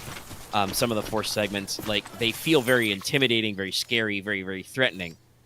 There is some stuff going on with BTs that happens in Death Stranding 2. There's an early giant BT fight, like basically a special catcher-type fight. But, like, in general, they feel, like, less against you, and more like just, like weather, almost. Like, they're just part of the crisis everybody is under. They're like natural forces. Yeah. And there are, like, little things you can do that you get throughout the game. Like I said, working with that I think is what is supposed to be the thing the meta-genomicist does. And like I said, she has, like, a little thing you can get to, like, make... I don't think it will protect you from being perfectly, like, avoiding hostilities with the chiral creatures, at least not at first, but it says that, they don't notice you as much and don't go aggro on you as easily. So, like small improvements to that and stuff like that. So, like, there are tools to mitigate it like everything else. I think, like, so far, the one thing we can't, like, de-hostilify are ghost mechs. I mean, that makes sense. Those are the real antagonists. Those guys are out to get you. Not many people would have even because this. they work for Higgs. May I have a look? I mean, I love fucking fist fighting mechs, though. It's so great. It makes no sense, but I can just run up and, like, punch them. So good. I mean, so I assume, obviously the game would let you do it without it, but I assume that you're wearing some sort of exoskeleton. You get some big lifting on that. Oh no, I got the with the fucking combat gloves and maxed out melee, where I'm doing, like, I can do a 5-hit combo at, like, plus 50% fucking melee damage. No, like, nothing survives to the 5th hit.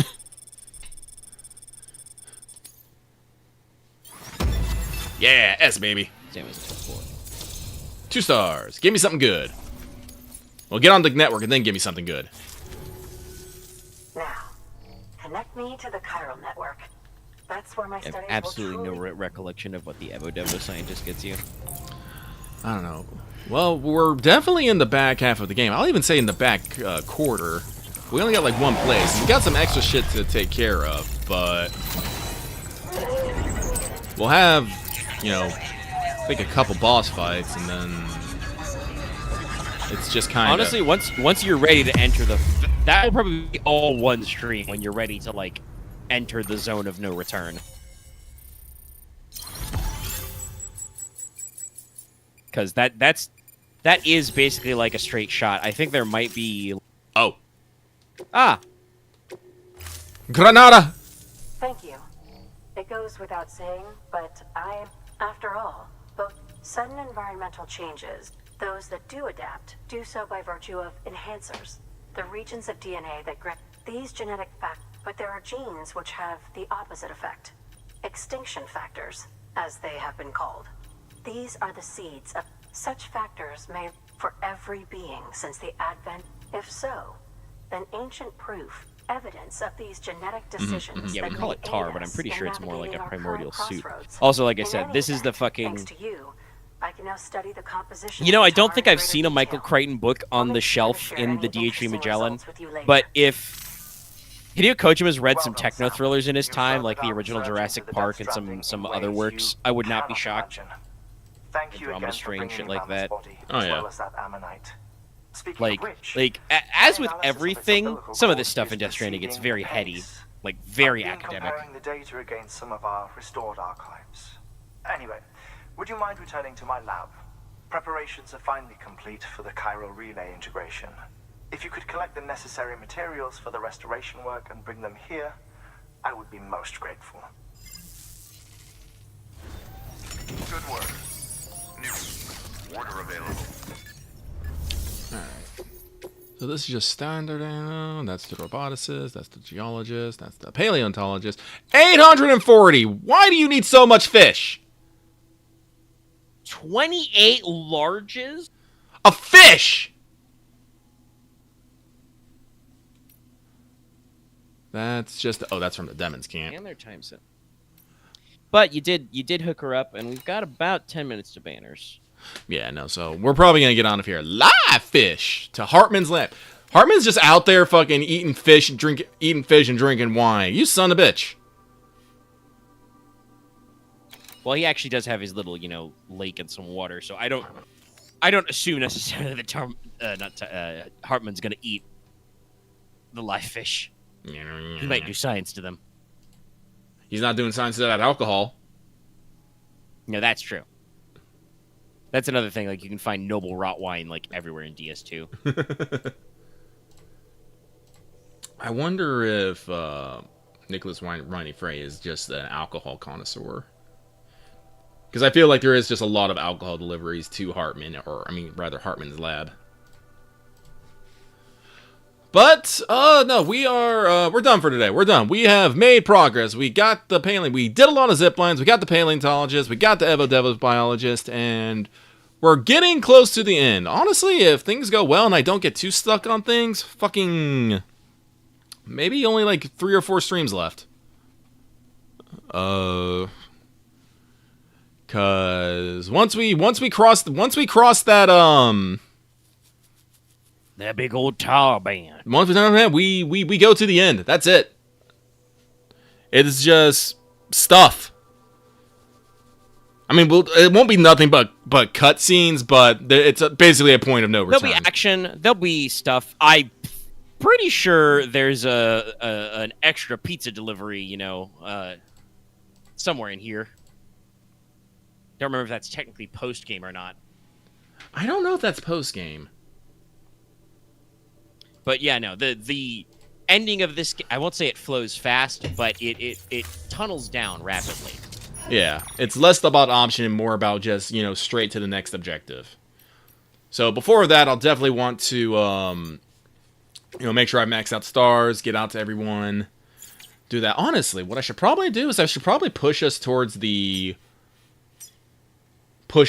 like, to, like, the final push, and then we can just, like, go back to, like, one stream a week while I like work on back end stuff, so it's not like every other day or something. I don't know. I'll figure it out. We put like probably won't be streaming until Thursday, so Thursdays. So we're gonna call it here though. So everyone, thank you so much for showing up. Glad you're gonna make it. Thanks for chatting with us. If you like what you heard and want to hear more of us, please check out the rest of our content coming out this week. Tomorrow, Omega will be doing Fail Betrayal with the boys. Yep. What's on schedule for that? Are you finally done with the Final Fantasy X Magic the Gathering? We're back to Yu-Gi-Oh, and actually I'm digging up. It's been extra months, but I did a best of the worst poll, so we're finally honoring that one. So you will find out the results when I post that stream soon. Ooh, okay. Wednesday we'll be streaming more FF14, where we try to remember our damn PvP ladder and probably knock out a few things for the Moogle event. I got to make sure I've done mine now that I think about it. I'll do that tomorrow. We said we'll do another Death Stranding stream Thursday, and Friday we'll record Let's Talk FTO, where we'll have more thoughts on this year's summer. We might have more news on what JP is doing, and you will hear my woes on spending on the banner. I know all of you are excited about that. But that is it from us. We will see you next time. Good night, have a good evening, and good night. I said good night twice. I'm an idiot.